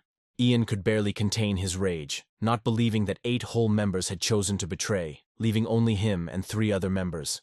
Just as Ian was about to stop them, the door to the conference room was thrown open, and a man with an afro hairstyle walked in confidently. Zack and Lucy's faces instantly changed to smiles and obsequiousness. The guy turned to his brother Kai and said that everything was already settled. It was time to leave. Ian felt a surge of fighting energy and asked how Kai had infiltrated the Dragon Blood Society headquarters. In response, Kai laughed arrogantly and said that he had forced his way in, but he assured that he would compensate the victims with money and training resources. Ian couldn't stand this provocation and attacked this impudent Kai, but the woman in black, quietly accompanying her master, blocked the attack. Ian was struck by the realization that he had truly been overwhelmed. This woman was no ordinary woman. Kai then turned to Zack, Lucy, and anyone else who wanted to join him, demanding that they beat up Ian. Obviously, the guys didn't want to carry out this order, but Kai warned them that if they refused, they should not even think about leaving in one piece. The next moment, an explosive pressure hit his head and the head of his bodyguard, causing them to double over in pain. Ethan stood outside the conference room door, his hand pressed to Kai's head, asking Owen what kind of mess he had left for him. Kai was furious that someone dared to grab his hair, but before he could object, he and his bodyguard were thrown straight out the window. Finally, after he had thrown out all the traitors, Ethan turned to the remaining ones and asked if they had anything to say. At that very moment, they realized that the rumors about the protagonist's outstanding achievement in the exams were true, and not Owen's exaggeration.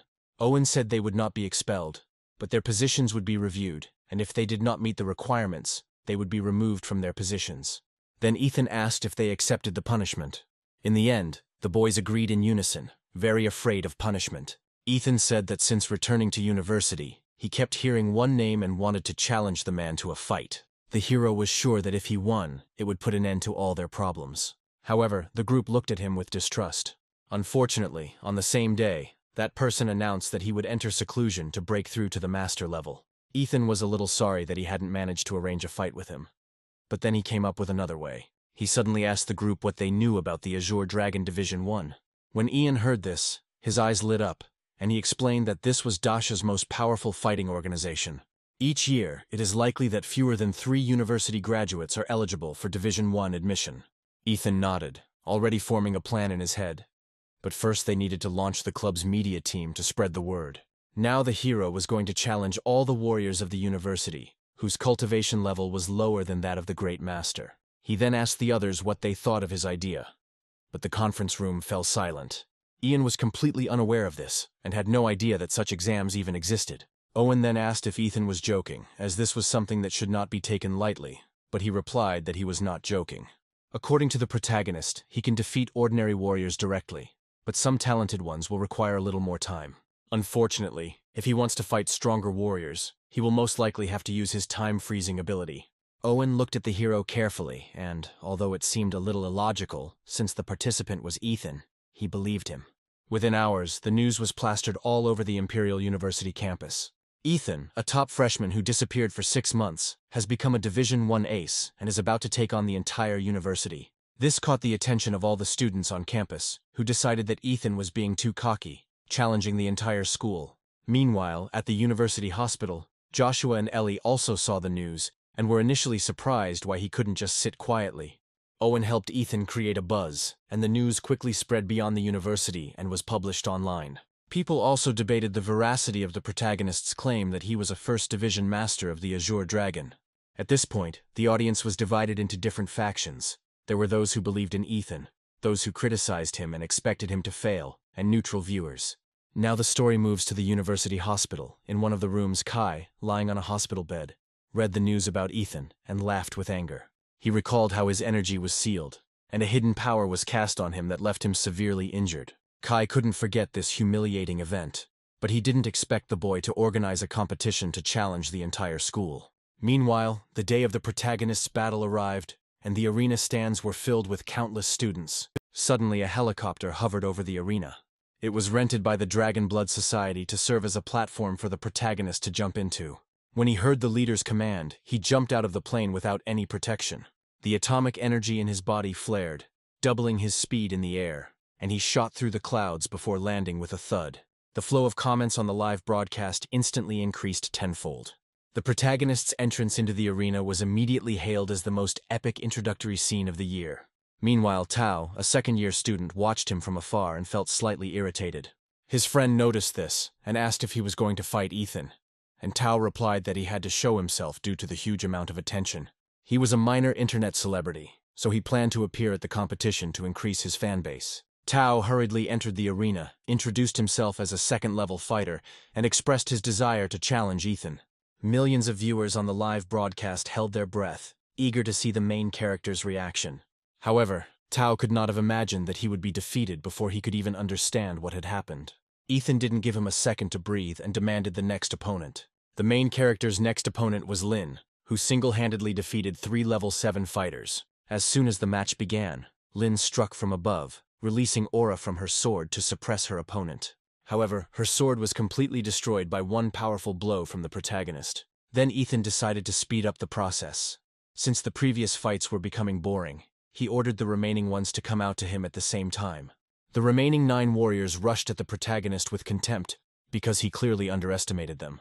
However, their desire to teach the younger one a lesson instantly evaporated when they all fell from one blow from Ethan. The crowd was in complete delight watching this display of power. Meanwhile, Kai watched as Ethan quickly dispatched his opponents on live television. At that moment, a name came to his mind. There was perhaps only one person who was capable of defeating him: his brother, Tyler. But then Kai suddenly grinned as an idea came into his head. Meanwhile, Ethan stood proudly in the center of the arena, surrounded by defeated enemies. The students gritted their teeth, but they couldn't help it. They simply couldn't compete with Ethan. Meanwhile, an unexpected opponent appeared in the arena. Tyler, who had achieved perfection in his level, was not an ordinary 9th-level master. Many viewers believed that Ethan would finally pay for his overconfidence. However, Tyler took an unexpected step. He apologized on behalf of his brother and promised to compensate for all losses of the Dragon Blood Society. But Ethan instead wanted to know the reason why he challenged him. Tyler explained that he was acting for the sake of the Zhao family's reputation. Although his brother was guilty, he should not have insulted the family's honor. However, Ethan noticed that Kai had told his brother a lie, or at least embellished the story. When Tyler suggested that Ethan kneel down and apologize to the Zhao family in front of all the faculty and students, Ethan rudely refused. Then they glared at each other, and the match officially began.